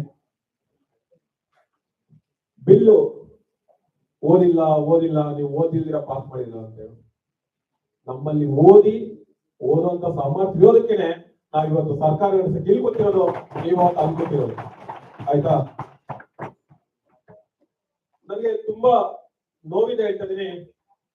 ವಿರೋಧ ಪಕ್ಷದಲ್ಲಿರುವಂತ ನನ್ನ ಸ್ನೇಹಿತರು ಹೇಳಿದ್ರು, ಓದಿಸೋ ಟೈಮಲ್ಲಿ 18 ವರ್ಷ ಗಂಟ ಓದ್ತೀನಿ, ನನ್ನ ಹತ್ರ ದುಡ್ಡಿಲ್ಲ, ಇನ್ನು 5-7 ವರ್ಷ ಅವ್ರನ್ನ ಕುಡಿಸ್ಬೇಕಾ ಮನೇಲಿ ಅಂತ ಹೇಳ್ಬಿಟ್ರು. ನನ್ನ ಅಜ್ಜಿಗೆ ಅವತ್ತಿನ ಕಾಲದಲ್ಲಿ ಮನೇಲಿ ಕುತ್ಕೊಂಡು ಊಟ ಹಾಕ್ಬೇಕಂತ ಹೇಳ್ಬಿಟ್ಟು 12 ವರ್ಷಕ್ಕೆ ಮದುವೆ ಮಾಡಿ ಕಲ್ಸ್ಬಿಟ್ಟಿದ್ರೆ ಅವ್ರು ಏನ್ ಮಾಡ್ಬೇಕಾಯ್ತು? ಕೇವಲ ನಿಮ್ಗೆ ಹೆಣ್ಣು ಅಂದ್ರೆ ಒಂದು ಹೆರಿಗೆ ಎತ್ತೋ ಮಿಷಿನ್ ಆಗ್ಬಿಟ್ಟಿದ್ದಾರೆ. ಅದು ನಮ್ಮ ದೇಶದ ದುರಂತ. ಕೇವಲ ಸ್ನೇಹಿತರೆ, ಯಾರಾದ್ರೂ ಒಬ್ಬ ಹೆಣ್ಣಾಗೆ ಗೌರವಿಸೋಣ, ಆಕೆನ ಹೆಣ್ಣು ಮಕ್ಕಳೇನೋ ಮಿಷಿನ್ ಆಗಿ ನಾವು ಕನ್ಸಿಡರ್ ಮಾಡೋದು ಬೇಡ. ನಮ್ಮ ಬಿಲ್ಲಿನ ಉದ್ದೇಶ ಇಷ್ಟೇ, ಪ್ರತಿಯೊಬ್ಬರಿಗೂ ಅತ್ಯುನ್ನತ ಶಿಕ್ಷಣ ಸಿಗ್ಬೇಕು, ಪ್ರತಿಯೊಬ್ಬರಿಗೂ ಅತ್ಯುನ್ನತರ ಬಾಳ್ಯ ಸಿಗ್ಬೇಕು, ಪ್ರತಿಯೊಬ್ಬರಿಗೂ ಸಮಾಜದಲ್ಲಿ ಅತ್ಯುನ್ನತ ಗೌರವ ಸಿಗ್ಬೇಕು. ಮನೆಯಲ್ಲಿ ದುಡ್ಡಿಲ್ಲ, ಸಾಕಾಗಲ್ಲ ಅಂತ ಹೇಳ್ಬಿಟ್ಟು ನೀವು 10 ವರ್ಷಕ್ಕೆ 12 ವರ್ಷಕ್ಕೆ 18 ವರ್ಷಕ್ಕೆ ಮದುವೆ ಮಾಡಿ ಕಳಿಸ್ತಾ ಇದ್ರೆ ಆ ಹೆಣ್ಣು ಮಗು ಹೆಲ್ತ್ ಕನ್ಸಿಡರ್ ಏನಾಗ್ಬೇಕು? ಆ ಮಗುವಿನ ಆರೋಗ್ಯ ಬಗ್ಗೆ ಯಾರನ್ನ ಯೋಚನೆ ಮಾಡಿಲ್ಲ? ಇವತ್ತೊಂದು ದಿನ ಇಲ್ಲಿ ಇಷ್ಟು ಜನ ನನ್ನ ಸ್ನೇಹಿತರು ಸಹೋದರಿ ಇದ್ದಾರೆ, ಅವ್ರಿಗೆಲ್ಲ 14 ವರ್ಷ 16 ವರ್ಷಕ್ಕೆ ಮದುವೆ ಮಾಡಿ ಕಳ್ಸಿದ್ರೆ ಇವತ್ತು ನೀವು ಇಟ್ಕೊಳ್ತಾ ಇದ್ರ? ಸ್ನೇಹಿತರೆ, ಕೆಲವ್ರು ಹೇಳಿದ್ರು ನೀವು ಫ್ರೀ ಎಜುಕೇಶನ್ ಕೊಡ್ತಾ ಇಲ್ಲ, ಅಷ್ಟು ಕೊಡ್ತಾ ಇಲ್ಲ, ಇಷ್ಟು ಕೊಡ್ತಾ ಇಲ್ಲ ಅಂತ ಹೇಳ್ಬಿಟ್ಟು. ಒಂದು ಕ್ಷಣ ನಮ್ಮ ಅಕ್ಕಪಕ್ಕ ಸುತ್ತಾನೆ ನಾವು ಯೋಚನೆ ಮಾಡೋಣ. RTE ಬಗ್ಗೆ ರಾಜ್ಯ ಸರ್ಕಾರ ಸೊಳ್ಳೆದಾಗ ನಾವು ಎಷ್ಟು ಜನ ಪ್ರತಿಭಟನೆ ಮಾಡಿದಿರಿ? ನಾವು ಕೇವಲ ಇವತ್ತು ಇಲ್ಲಿ ಮಾತಾಡ್ಕೊಂಡು ಟೇಬಲ್ ಕೊಟ್ಟು ಖುಷಿ ಸಿಗುತ್ತೆ, ಆದ್ರೆ ಎಷ್ಟು ಜನ ಹೆಣ್ಣು ಮಕ್ಕಳು ಈಗಲೂ ಕೂಡ ಕೇವಲ 4,000 ಫೀಸ್ ಕಟ್ಟಕ್ಕಾದ್ರೆ ಎಜುಕೇಶನ್ ಹೋಗ್ತಾ ಇಲ್ಲ, ಹೈಯರ್ ಸ್ಟಡೀಸ್ ಮಾಡ್ತಾ ಇಲ್ಲ. ಯಾಕೆ ಇವೆಲ್ಲ ಆಗ್ತಿದೆ ಅಂದ್ರೆ ಅವರ ಮನೆಯಲ್ಲಿರುವಂತ ಬಡತನ, ಅವ್ರ ಮನೆಯಲ್ಲಿರುವಂತ ಆರ್ಥಿಕ ಪರಿಸ್ಥಿತಿ ಇವೆಲ್ಲ ಇರುತ್ತೆ. ಅವನ್ನೆಲ್ಲ ಮಾಡ್ಬೇಕು ಅಂದ್ರೆ ಯಾವತ್ತು ನಾವು 25 ವರ್ಷಕ್ಕೆ ನೀವು ಮದುವೆ ವಯಸ್ಸು ಅಂತಂದಾಗ ಮನೆಯಲ್ಲಿ ಕೆಲವೊಂದು ಹಳ್ಳಿ ಪ್ರದೇಶದಲ್ಲಿ ಬೇರೆ ಆಲ್ಟರ್ನೇಟಿವ್ ಇರಲ್ಲ. ನಾವು ಸಿಟಿಯಲ್ಲಿ ನಮ್ಗೆ ಏನು ಕಷ್ಟ ಗೊತ್ತಾಗ್ತಿಲ್ಲ. ಒಂದು ಸರಿ ನೀವೆಲ್ಲಾದ್ರೂ ಟ್ರಿಪ್ ಹೋದಾಗ, ನಿಮ್ ಮನೆಗಳಲ್ಲಿ ಹೋದಾಗ ಒಂದು ಸಲಿ ಅಲ್ಲಿರುವಂತ ಹೆಣ್ಮಕ್ಳನ್ನ ಮಾತಾಡ್ಸಿ ನೋಡಿ. ಆ ಮಗು ಬಸ್ ಫೀಸ್ ಕೇಳಿದ್ರೆ ಆ ತಂದೆ ಕೊಡಲ್ಲ. ಆ ಮಗು ಬಸ್ ಪಾಸ್ ಮಾಡ್ಸು ಅಂದ್ರೆ ಎಲ್ಲಾ ಹೆಣ್ಮಕ್ಳು ಕೂಡ ಅವ್ರ ಓನ್ ಪೇರೆಂಟ್ಸ್ ಅಲ್ಲಿ ಇಲ್ಲ, ಅದನ್ನ ನಾವು ತಿಳ್ಕೋಬೇಕು. ಎಷ್ಟೋ ಹೆಣ್ಮಕ್ಳು ಕೂಡ ಅವ್ರ ಡಿಪೆಂಡೆಂಟ್ ಪೇರೆಂಟ್ಸ್ ಹತ್ರ ಇದಾರೆ, ಸಿಂಗಲ್ ಪೇರೆಂಟ್ಸ್ ಹತ್ರ ಇದಾರೆ. ಅವ್ರಿಗೆ ಬಸ್ ಪಾಸ್ ಸಿಗ್ತಾ ಇಲ್ಲ, ಅವ್ರಿಗೆ ಸ್ಕೂಲ್ ಫೀಸ್ ಸಿಗ್ತಾ ಇಲ್ಲ, ಅದನ್ನ ಯಾವ್ದು ಕೂಡ ಹೆಣ್ಮಕ್ಳು ನಮ್ಮ ಮುಂದೆ ಧೈರ್ಯವಾಗಿ ಹೇಳ್ಕೊಂತಲ್ಲ. ಎಷ್ಟೋ ಹೆಣ್ಮಕ್ಳು ನೋವಿಂದ ಕೂಡ ಮನೆಯಲ್ಲಿ ಹೇಳ್ಕೊಳಕ್ಕಾಗ್ದಿರ ಸ್ಕೂಲು ಕಾಲೇಜ್ನ ಬಿಟ್ಟು ಮನೇಲಿದ್ದಾರೆ. ನಾವ್ ಯಾರನ್ನ ಕೇಳಕ್ ಹೋದ್ರೆ ಇಲ್ಲ ಮೇಡಮ್ ನಮ್ಗೆ ಏನೋ ಸಮಸ್ಯೆ ಇತ್ತು, ನಾನ್ ಕೆಲ್ಸಕ್ಕೆ ಹೋಗ್ಬೇಕು, ನನ್ ಮನೆಯವ್ರನ್ನ ನೋಡ್ಕೋಬೇಕು ಅಂತ ಇರ್ತಾರೆ. ಇವೆಲ್ಲ ಯಾರು ಸಿಂಗಲ್ ಪೇರೆಂಟ್ಸ್ ಮತ್ತೆ ಆರ್ಫನ್ ಪೀಪಲ್ಸ್. ಅವ್ರ ಬಗ್ಗೆ ನಾವು ಕನ್ಸಿಡರ್ ಮಾಡ್ಬೇಕಲ್ವಾ? ಇವತ್ತು ದಿನ ಖುಷಿ ನಾವು ವಿರೋಧ ಮಾಡ್ತೀರಿ, ಬಿಲ್ ನ ಅರ್ಧ ಹಾಕ್ತೀರಿ, ಏನಾದ್ರೂ ಮಾಡ್ಬೋದು. ಬಟ್ ಸೊಸೈಟಿಗೆ ಹೋಗಿ ನಾವು ಮತ್ತೆ ಏನಾದ್ರು ಕೊಟ್ವಿ ಅಂದಾಗ ಒಂದು ಹೆಣ್ಮಗುಗೆ 25 ವರ್ಷ ಆಗೋ ಗಂಟ ನಾನು ಶಿಕ್ಷಣ ಕೊಟ್ಟೆ ಅಂತ ಹೆಮ್ಮೆಯಿಂದ ನಾನು ಹೇಳ್ಕೊಂಡು ಇವತ್ತು ದಿನ ಈ ಜಾಗ ಖಾಲಿ ಮಾಡ್ಬೋದ? ಯಾಕಂದ್ರೆ ನನ್ಗಿರೋದೇ ಇವತ್ತು ಒಂದಿನದಿಂದ ಅವಕಾಶ. ಆ ಒಂದಿನದ ಅವಕಾಶದಲ್ಲಿ ಈ ಒಂದು ಬಿಲ್ ನಾನು ಸಮರ್ಥನೆ ಮಾಡ್ಕೊಳ್ಳೇಬೇಕು. ಅದು ಒಳಗಡೆ ಆಗ್ಲಿ ಹೊರಗಡೆ ಆಗ್ಲಿ. ಈ ಬಿಲ್ಲಿನ ಪರವಾಗಿ ಯಾರೆಲ್ಲ ಇದ್ರೋ ನಿಮ್ಮೆಲ್ಲರೂ ಕೂಡ ನಾನು ಹೃದಯಪೂರ್ವಕ ಧನ್ಯವಾದ ಹೇಳ್ತೀನಿ. ಸ್ಪೆಷಲಿ ನಿಮ್ ಎಲ್ಲಾ ಕ್ವಶನ್ಗಳನ್ನ ಓದಕ್ಕಾಗಿಲ್ಲ, ಕ್ಷಮೆ ಇರ್ಲಿ. Serial number 51, serial number 53, serial number 42, 49, 08, 43, again 08, 25, 24, 14, 45, 11, 27, 26, 26, 06, 37, 53. ಇಷ್ಟು ಜನ ಸದಸ್ಯರು ತುಂಬಾ ಚೆನ್ನಾಗಿ ಸಮರ್ಥನೆ ಮಾಡಿ ಬಂದಿದ್ದಾರೆ. ಏನಕ್ಕಂದ್ರೆ ನಮ್ಮನೇಲೂ ಕೂಡ ನನ್ಗೂ ಕೂಡ ಅಮ್ಮ ಅಕ್ಕ ನನ್ನ ಮಗಳಿದ್ದಾರೆ ಅಂತ. ಯಾಕಂದ್ರೆ ನಾವಿವತ್ತು ಇಲ್ಲಿ ನಿಂತ್ಕೊಂಡು ಮಾತಾಡ್ತಾ ಇದ್ವಿ ಅಂದ್ರೆ ನನ್ನ ಅಕ್ಕ ಓದಿದ್ರೇನೆ ನನ್ನ ತಮ್ಮನ ಬಗ್ಗೆ ಕೇರ್ ಮಾಡ್ಬೇಕು ಅಂತ ಆಕೆ ಮನ್ಸು ಬರೋದು. ಯಾರಾದ್ರೂ ಆಗ್ಲಿ ಬಿಲ್ಲನ್ನ ರಾಜಕೀಯ ಮೇಲೆ ಅಪೋಸ್ ಮಾಡೋದಾದ್ರೆ ನಿಮ್ಗೆ ಅನೇಕ ಉದಾಹರಣೆಗಳನ್ನ ನಾನು ಇವತ್ತು ಗಂಟೆಗಟ್ಟಲೆ ಮಾತಾಡ್ಬೋದು. ಅಷ್ಟು ಸಮಯನ ನಾನು ನಿಮ್ಗೆ ತೆಗೆದುಕೊಳ್ಳಲ್ಲ. ನನ್ನ ಸಹೋದರಿಗೆ ಹೇಳ್ತೀನಿ, ಸೆಕ್ಷುಯಲ್ ವರ್ಡ್ ನ ತೆಗೆಯೋಕೆ ಹೇಳ್ತಾ ಇದಾರಂತ. ಶಿಕ್ಷಾ ನಾನು ಹೇಳ್ತಾ ಇದೀನಿ, ಸೆಕ್ಷುಯಲ್ ವರ್ಡ್ ನ ತೆಗೀರಿ ಅಂತ ಹೇಳ್ತಲ್ಲ, ಸೆಕ್ಷುಯಲ್ ಪರ್ಮಿಷನ್ ಕೊಡಿ ಅಂತ ಕೇಳಿದ ವರ್ಡ್ ನಾನು ಕೇಳ್ತೀನಿ. ಬೇಕಾದ್ರೆ ಯಾಕಂದ್ರೆ ಯಾವ ಹೆಣ್ಣು ಮಗಳು ತನಗೆ ಒಪ್ಪಿಗೆ ಇಲ್ಲದೆ ಒಬ್ಬ ಗಂಡು ಆಕೆ ಮೇಲೆ ಬೀಳ್ತಾನೋ ಅದು ರೇಪ್ ಕೇಸ್ ಆಗುತ್ತೆ. ಅಂತ ಪರ್ಮಿಷನ್ ನ ಸಮಾಜ ಕೂಡ ಒಪ್ಪಲ್ಲ, ನಾವು ಕೂಡ ಒಪ್ಪಲ್ಲ. ಅದನ್ನ ತೆಗೀರಿ ಅಂತ ಹೇಳ್ಬಿಟ್ಟು ನಾನು ಹೇಳಿರೋದು. ಆಮೇಲೆ ತುಂಬಾ ಚೆನ್ನಾಗಿ ಇನ್ನೊಬ್ರು ಮಾತಾಡೋದು ಲಿಟರೇಟಿ ರೇಟ್, ನಾವು ಅದನ್ನ ಕನ್ಸಿಡರ್ ಮಾಡ್ಬೇಕು. ಕೇವಲ ಗಂಡು ಒಬ್ಬನೇ ಓದ್ಬೇಕಾ? ಗಂಡು ಒಬ್ಬನೇ ನಿಂತ್ಕೊಂಡು ಮಾತಾಡ್ಬೇಕಾ? ಯಾಕೆ ಒಂದ್ ನಿಮಿಷ ನಿಮ್ಮ ಹತ್ರ ಮಾತಾಡ್ತೀನಿ. ಯಾಕೆ ಹೆಣ್ಣಿನ ಸಾಕ್ಷರತೆ ಪ್ರಮಾಣ ನಾವು ಮಾಡ್ಬೋದು? ಕೇರಳದಲ್ಲಿ ಮಾತ್ರ ಯಾಕೆ ಲಿಟರೇಟಿ ರೇಟ್ ಜಾಸ್ತಿ ಇದೆ? ಯಾಕೆ ಬಿಹಾರ UP ಅಲ್ಲಿ ಇಲ್ಲ? ಅವ್ರನ್ನ ಅಲ್ಲಿ ಹೆಣ್ಣನ್ನ ಯಾವ ರೀತಿ ಯೂಸ್ ಮಾಡ್ತಾ ಇದಾರೆ ಅಂತ, ಯಾವ ರೀತಿ ಅವ್ರನ್ನ ಥಿಂಕ್ ಮಾಡ್ತಾ ಇದ್ದಾರೆ ಅಂತ ಗೊತ್ತಿದ್ಯಾ? ಈ ಲಿಟರೇಟಿ ರೇಟು ಸಮಾಜಕ್ಕೆ ಬೇಕಾಗಿದೆ. ಅಂತ ಬದಲಾವಣೆ ನಾವು ತರಬೇಕಾಗಿದೆ. ಇಲ್ಲಿ ಕೂತಿರೋದು ಬೇಕಾಗಿದೆ. ಲಿಟರೇಟಿ ಪ್ರಪೋಸ್ ಆದ್ರೂ ಈ ಬಿಲ್ ನ ನಾವು ಸಮರ್ಥನೆ ಮಾಡ್ಕೊಂತೀವಿ. ಇನ್ನೊಂದು ಒಂದೇ ನಿಮಿಷ ಲಾಸ್ಟ್ ಕನ್ಕ್ಲೂಡಿಂಗ್ ಮಾಡ್ತೀನಿ. ಇನ್ನೊಬ್ರು ತುಂಬಾ ಚೆನ್ನಾಗಿ ಹೇಳಿದ್ರು, GRS ಅಂತ ಒಂದೊಳ್ಳೆ ಥಾಟ್ ಅಲ್ಲಿ ಒಂದೊಳ್ಳೆ ಪಾಯಿಂಟ್ ಹೇಳಿದ್ರೆ ಅದ್ರ ಬಗ್ಗೆ ಈಗಲೇ ಕುತ್ಕೊಂಡು ನಾನು ಕೂಡ ಸ್ಟಡಿ ಮಾಡ್ತಿದ್ದೆ. ಆ ತರ GRS ಪಾಯಿಂಟ್ ಬಂದಾಗ ಕೆಲವೊಂದು ನ್ಯೂನತೆಗಳು ಒಪ್ಕೋಣ. ಆ ಪರ್ಸೆಂಟೇಜ್ ಇರುತ್ತೆ ಕೇವಲಿಂದ 3-4, ನೀವು ಜಸ್ಟ್ ಗೂಗಲಿಂಗ್ ಮಾಡ್ಬಿಡಿ, 3-4 ಇರುತ್ತೆ. ಬಟ್ ಓವರ್ ಆಲ್ ತಗೊಂಡ್ರೆ ಆ GRS ರೇಟ್ ಕೂಡ ಈ ಒಂದು ಬಿಲ್ ಪರವಾಗಿ ನಾವು ವಾದ ಮಾಡ್ಬೇಕು ಅನ್ನೋದು ನನ್ನ ಒಂದು ವಾದ. ಕೆಲವರು ಹೇಳಿದ್ರು ವಿರೋಧ ಪಕ್ಷದಲ್ಲಿ ಇರೋದು ನಾವು ಜನತಾ ಕಿ ಆವಾಜ್ ಅಂತ. देखो मेरी बहन, हम भी जनता की आवाज है, हम भी जनता की स्ट्रेंथ है, उससे इधर मैं खड़ा हूँ, उससे इधर खड़ा हूँ. ನಮಗೆ ಬಿಲ್ಲು ಶಿಕ್ಷಣದ ಬಗ್ಗೆ ಬಾಲ್ಯದ ಬಗ್ಗೆ ಮಾತಾಡಿ ಅಂದ್ರೆ ಒಂದೇ ಸಮಯ ನಾವು ಕೇಳ್ತಾ ಇರೋದು ಪಾಪ್ಯುಲೇಷನ್ ಜಾಸ್ತಿ ಮಾಡ್ಬಿಡ್ತೀರಾ ಅಂತ ಹೇಳ್ಬಿಟ್ಟು. ಒಂದ್ ಅರ್ಥ ಮಾಡ್ಕೊಳ್ಳಿ, ನಾವು ಪಾಪ್ಯುಲೇಷನ್ ಬಗ್ಗೆ ಜಾಸ್ತಿ ಮಾಡಿ ಅಂತ ನಾವು ಯಾರು ಹೇಳ್ತಲ್ಲ, ಪಾಪ್ಯುಲೇಷನ್ ಬಗ್ಗೆ ಅದನ್ನ ಕಡಿಮೆ ಮಾಡಿ ಅಂತ ನಾವ್ ಹೇಳ್ತಲ್ಲ. ಹೇಳ್ತಾ ಇರೋದು ಒಂದೇ, ಶಿಕ್ಷಣ ಅನ್ನೋದು ಎಲ್ಲರಿಗೂ ಪ್ರತಿಯೊಬ್ಬರು ದೊರೆತಾಗ ಅವ್ರಿಗೆ ಏನ್ ಬೇಕು ಏನ್ ಬೇಡ ಅಂತ ಗೊತ್ತಾಗ್ತದೆ. ಯಾವ ವ್ಯಕ್ತಿ ಶಿಕ್ಷಣ ಪಡೆಯಲ್ಲ ಅವರೇ ಮೃಗಂ ರೀತಿ ಆಡೋದು, ಆ ವ್ಯಕ್ತಿನೇ ಬೇರೆ ಬಗ್ಗೆ ಕೆಟ್ಟ ರೀತಿಯಲ್ಲಿ ಯೋಚನೆ ಮಾಡೋದು. ಅದಕ್ಕೋಸ್ಕರ ಪ್ರತಿಯೊಬ್ಬರಿಗೂ ಶಿಕ್ಷಣ ಕೊಟ್ಟಾಗ ಅವ್ರು ಥಿಂಕ್ ಮಾಡ್ತಾರೆ, ನನ್ನ ಮನೆ ನಾನು ಕಾಪಾಡ್ಬೇಕು, ನನ್ನ ನಂಬ್ಕೊಂಡಿರೋರು ಆಧಾರ ಸ್ತಂಭ ನಾನು ಸಾಕ್ಬೇಕು ಅಂತ ಏನ್ ಮಾಡ್ತಾನೆ.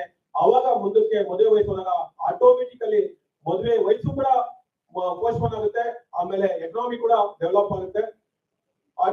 ಇದಾದ್ಮೇಲೆ ಇದ್ರ ಬಗ್ಗೆ ಚೀಫ್ ಜಸ್ಟಿಸ್ ನನ್ನ ಸಹೋದರ ಹೇಳ್ದಂಗೆ, ದೇವ್ ಹೇಳ್ದಂಗೆ ಚೀಫ್ ಜಸ್ಟಿಸ್ ಹೇಳಿದ್ದಾರೆ. ಆಮೇಲೆ ಲಾ ಕಮಿಷನ್ ಹೇಳಿದ್ದಾರೆ. ಅದನ್ನೆಲ್ಲ ಹೇಳ್ತಾ ಹೋದ್ರೆ ಸಮಯ ತುಂಬಾ ಜಾಸ್ತಿ ಆಗುತ್ತೆ. ಆಮೇಲೆ ನಿಮ್ಗೂ ಕೂಡ ಬೋರ್ ಕೂಡ ಆಗುತ್ತೆ. ಆಮೇಲೆ ಇನ್ನೊಬ್ರು ಯಾರೋ ಮುಸ್ಲಿಂ ಹೇಳಿದ್ರು, ಇನ್ನೊಂದ್ಸಲಿ ಓದಿ ನನ್ನ ಸಹೋದರ. ಮುಸ್ಲಿಮ್ಸ್ ಲಾ ಯಾವತ್ತೂ ಕೂಡ 25 ವರ್ಷ ಬಗ್ಗೆ ಎಲ್ಲೂ ಕೂಡ ಹೇಳೇ ಇಲ್ಲ. ಅದು ನಾನು ಕ್ಲಿಯರ್ ಆಗಿ ಹೇಳ್ತೀನಿ. ಮುಸ್ಲಿಮ್ಸ್ ಲಾ 25 ವರ್ಷ ಬಗ್ಗೆ ಯಾವತ್ತೂ ಹೇಳೇ ಇಲ್ಲ. ಅದನ್ನೊಂದು ಕ್ಲಿಯರ್ ಆಗಿ ತಿಳ್ಕೊಳ್ಳಿ. ಆಮೇಲೆ ಈ ಒಂದು ಬಿಲ್ ನನ್ನ ಎಲ್ಲಾ ಸಹೋದರಿಗಳ ಅನುಮತಿ ತಗೊಂಡು ಈಗಾಗಲೇ ಎಲ್ಲಾ ಸರ್ವೆ ಪ್ರಕಾರ ನಾವು ಅದರಲ್ಲಿರುವಂತಹ ಒಳಿತು ಮತ್ತೆ ಎಲ್ಲಾ ಅಂಶಗಳನ್ನ ಪರಿಗಣನೆ ತಗೊಂಡೆ ಇವತ್ತು ದಿನ ನಿಮ್ ಮುಂದೆ ಇಟ್ಟಿದ್ದೀನಿ. ಮತ್ತೊಮ್ಮೆ ಈ ಒಂದು ಸಭೆಯ ಸಭಾನಾಯಕನಾಗಿ ನಿಮ್ಮಲ್ಲಿ ಅಂಗಲಾಚಿ ಬೇಡ್ಕೊತಿದ್ದೀನಿ. ಈ ಬಿಲ್ ನ ಪಾಸ್ ಮಾಡೋದಕ್ಕೆ ಅನುಮತಿ ಕೊಡಿ. ಪ್ರತಿಯೊಬ್ಬ ಹೆಣ್ಣು ಮಗುವಿಗೂ ಉತ್ತಮವಾದ ಶಿಕ್ಷಣ ಕೊಡೋಣ ಅಂತ ಹೇಳ್ತಾ ನನ್ನ ಮಾತು ಮುಗಿಸ್ತೀನಿ. ಧನ್ಯವಾದಗಳು. So we are here, we've heard the ruling party and the opposition party. Both of the representative of the ruling and the opposition is heard. So people who are in the urge of making a point, I think you have chosen your leader, right? So he's your representative. He's already spoken about what you all overall think, and he's spoken about what you overall think. So we will move to the next segment of the session, that is reading the bill and coming to a majority. Okay, let's go to the process of reading the bill. Yes. Who's reading the Prime Minister, sir? Who is doing it? Yes. Ministry of Social Welfare. Yes, madam. The Prohibition of Child Marriage Amendment Bill 2022, a bill to further amend the Prohibition of Child Marriage Act 2006.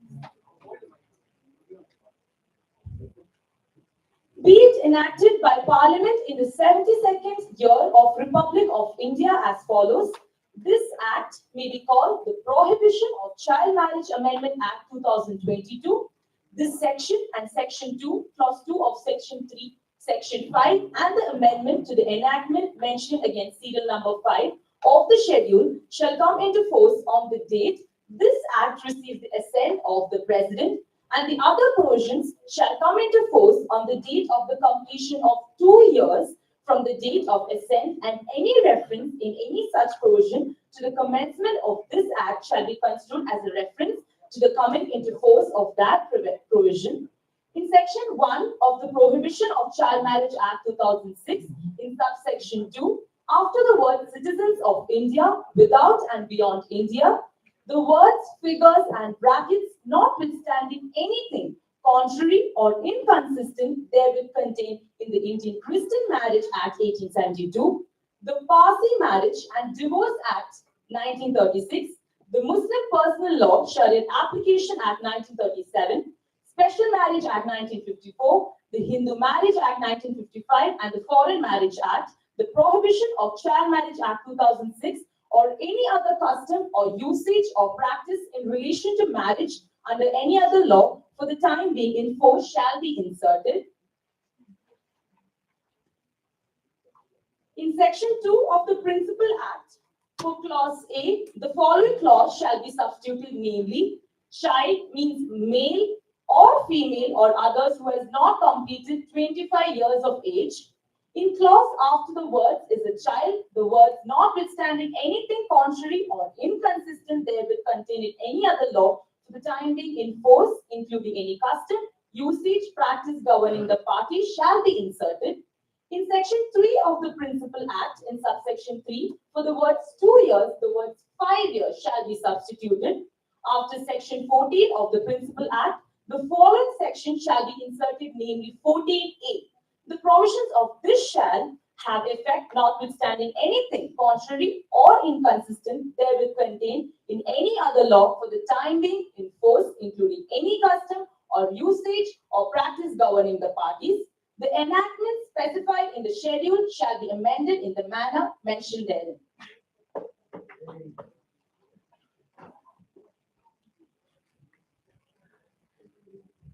Yes, there will be no discussion in regard to this against the bill, but is there any technical connections that you want to raise? Only one.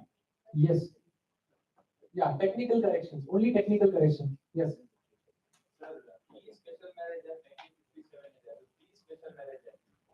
One second. Page number? Page number 1, second section, sir. Second point ಅಲ್ಲಿ ಶರಿಯತ್ ಆದ್ಮೇಲೆ ಈ special marriage act 1957 ಅಂತ ಇದೆ ನೋಡಿ sir. 54 Hindu marriage act ಮುಂಚೆ ಅದು D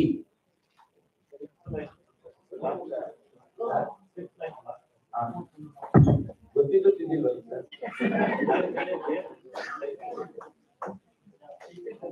ಅಷ್ಟೇ.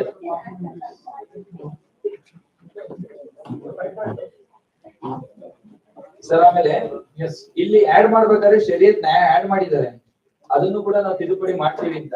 But ಇಲ್ಲಿ ನಾವು ಶೆಡ್ಯೂಲ್ ಅಲ್ಲಿ ಯಾವ್ದಾವ್ದು ಅಮೆಂಡ್ಮೆಂಟ್ ಆಗೈತೆ ಅಂದಾಗ ಶರೀಯತ್ ನ ಬಿಟ್ಬಿಟ್ಟಿದ್ದಾರೆ. ಅಟ್ಲೀಸ್ಟ್ ಪಾಯಿಂಟ್ ನಂಬರ್ 2 ನಲ್ಲಿ ಅದನ್ನ ತೆಗೆದುಬಿಟ್ರೆ ಅದು ಆಕ್ಟ್ ಕರೆಕ್ಟ್ ಆಗಿ ಆಗೋಗುತ್ತೆ.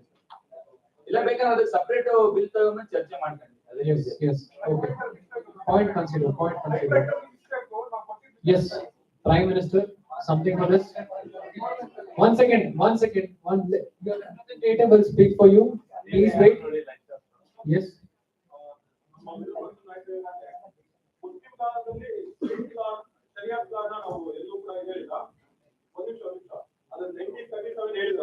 ಅದರಲ್ಲಿ 25 years ಅಂತ ಎಲ್ಲೂ ಕೂಡ ಮೆನ್ಷನ್ ಮಾಡಿಲ್ಲ. ಅದೇನೇ ತಗೊಂಡಿದ್ರೆ ಅದ್ರಲ್ಲಿ ಇರುವಂತ ಕೆಲವೊಂದು ಪಾಯಿಂಟ್ಸ್ ನಾವು ತಗೊಂಡಿದ್ದೀವಿ. ಅದು ತಿದ್ದುಪಡಿ ಆಗಿಲ್ಲ ಅಂದ್ಮೇಲೆ ಅದನ್ನ ಕೈ ಬಿಟ್ಬಿಡಿ, ಅದನ್ನ ಯಾಕೆ ಸುಮ್ಮನೆ ಬರೀತೀರಾ? ಅದನ್ನ ಕೋಡಿಫೈ ಮಾಡಿಲ್ಲ ನಾವು, ಅದನ್ನ ಕೋಡಿಫೈ ಮಾಡಿಲ್ಲ. ಅದು ಒಂದು ಹೇಳ್ತಿದ್ರೆ ಪಾಯಿಂಟ್ ನಾವು ಅದ್ರಲ್ಲಿ ಇರುವಂತ ನಾವು ತಗೊಂಡಿದ್ದೀವಿ ಅಂತ ನಾವು ಮೆನ್ಷನ್ ಮಾಡಿದ್ವಿ, ಕೋಡಿಫೈ ಮಾಡಿಲ್ಲ. 1937 ಆಕ್ಟ್ ನ ಕೋಡಿಫೈ ಮಾಡಿಲ್ಲ ಸರ್? ಇಲ್ಲ ಅದಕ್ಕೆ ನಿಮಗೆ ಎಕ್ಸಾಂಪಲ್ ನೋಡಿ, the Muslim personal law application act 1937 sir ಮೇಲ್ಗಡೆ ತೋರಿಸಿ ಸರ್. ಒಂದೇ ನಿಮಿಷ. In section 1 of the provision of State Marriage Act 2003, here any after referred of the principal act in subsection 2 after the word citizen of India without and beyond India, the word figure and bracket notwithstanding anything contrary or inconsistent may be contained in the Indian Christian Marriage Act 1872, the Party Marriage and Divorce Act 1936, the Muslim Personal Law Sharia Application Act 1937, the Special Marriage Act 1954, the Hindu Marriage Act 1955, and the Foreign Marriage Act 1969. The Prohibition of Child Marriage Act 2006 or any other custom or usage or practice in relation to marriage under any other law for the time being in force shall be interpreted. ಪ್ರಧಾನಮಂತ್ರಿಗಳು ಹೇಳಿದ್ರು the Muslim marriage act ನಾವು ತಿದ್ದುಪಡಿ ಮಾಡಿಲ್ಲ, reference ತಗೊಂಡಿದೀವಿ ಅಂತ. ನನ್ನ ಪ್ರಶ್ನೆ ಇಷ್ಟೇ, if A Muslim women Mary's in 18 years, in which law you will prosecute her? Prosecute her under Shariat Act. So ಒಂದು ಆ 7 ಹಾಕಿದಿರಲ್ಲ 8ರಲ್ಲಿ ಇದನ್ನ ಆಡ್ ಮಾಡ್ಕೊಳ್ಳಿ, ಇಲ್ಲ ಆ ಲೈನ್ ಅನ್ನು ತೆಗೆದುಬಿಡಿ, ಅದನ್ನ ಸಪರೇಟ್ ಮಾಡಿರುತ್ತೆ. ಯಾಕೆಂದ್ರೆ equal protection of law, equality before law ಇವೆರಡೂ ನಾವು ಫಾಲೋ ಮಾಡಬೇಕಾಗ್ತದೆ. ಅದಕ್ಕೋಸ್ಕರ ನೋಡಿ ವಿರೋಧ ನಾಯಕರೇ, ಸಂವಿಧಾನನ ನೀವು ಚೆನ್ನಾಗಿ ಓದ್ಕೊಂಡೇ ಬಂದಿದ್ದೀರಾ. ಯಾವ ಮುಸ್ಲಿಂ ಮಹಿಳೆ ನಮ್ಮ ಭಾರತದಲ್ಲಿ ಸಂವಿಧಾನಕ್ಕೆ ಗೌರವ ಕೊಡ್ತಾರೋ ಅವ್ರಿಗೆ ನಮ್ಮ ಭಾರತ ಸಂವಿಧಾನವೇ ಅನ್ವಯ ಆಗುತ್ತೆ.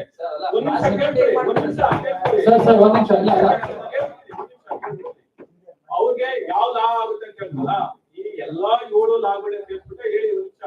ಅವ್ರಿಗೆ ಸ್ವಇಚ್ಛೆ ಇದೆ. ಇವಾಗ ಮುಸ್ಲಿಮ್ಸ್ ಏನಕ್ಕೆ ಮತ್ತೆ ಹಿಜಾಬ್ನ ನಾವು ನಾವು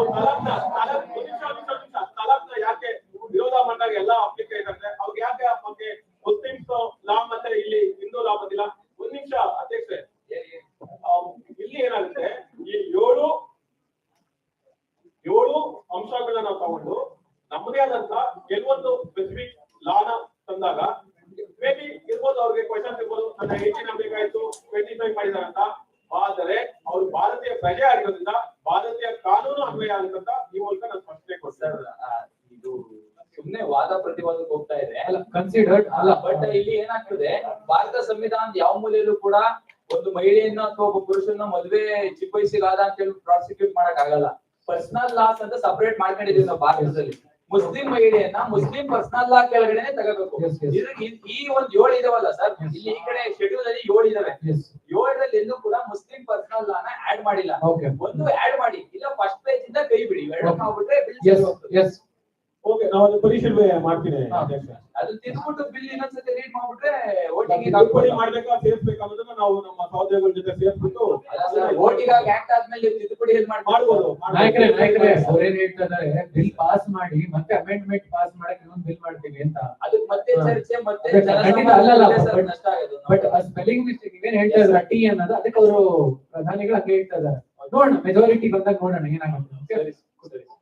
Nobody is given an opportunity next. We directly go to the majority.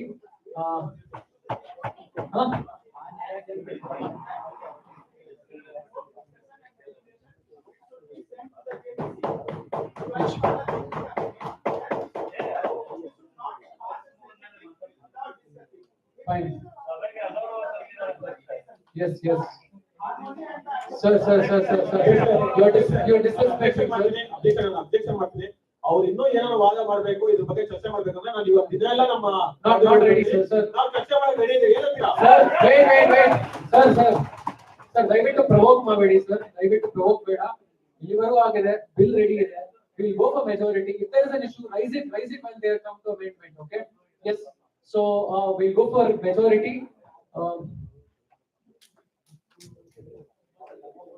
Yes.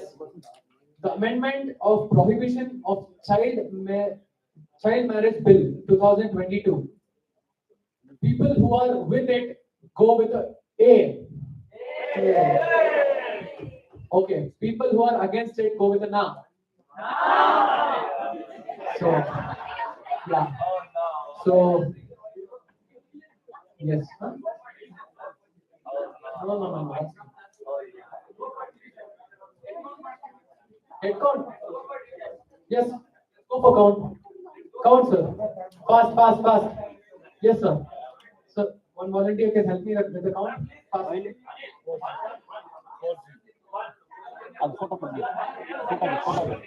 Sir, one ನಿಮಿಷ. ನಮ್ಮ ಸೆಕ್ರೆಟರಿ ಹೆಲ್ಪ್ ಮಾಡ್ತಾ ಇದ್ದಾರೆ, ಅವರು ವಾಲಂಟಿಯರ್ಸ್ ಮಾಡ್ತಾರೆ. 1 second. Exactly. It's okay. 1 ನಿಮಿಷ.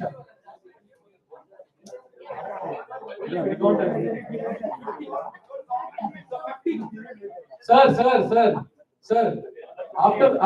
After the reading of bill, don't come up with points, sir. It's not something you are showing towards the. Don't raise anything, sir. Please. Sir. Sir. Beda, sir. Kukoli, sir. Beda. So the ruling party has a majority of 53. ಈ ಕಡೆ ಒಂದು ಸ್ವಲ್ಪ ಕೈ ಎತ್ತಿದ್ರೆ ನಮ್ಮ volunteers will help him out. Yes.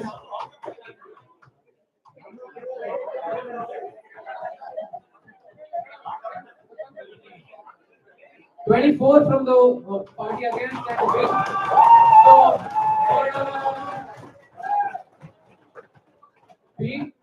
being representative members,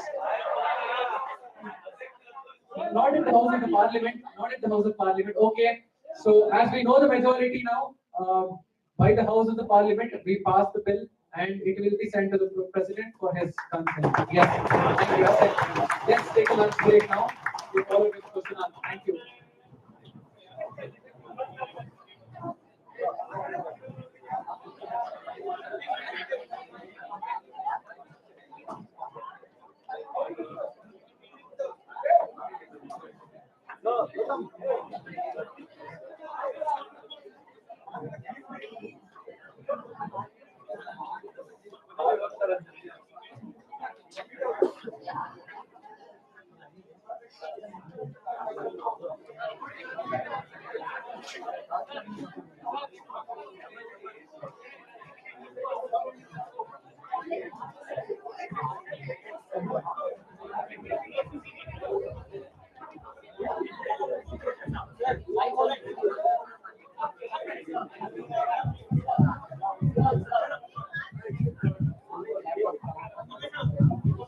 Please be seated.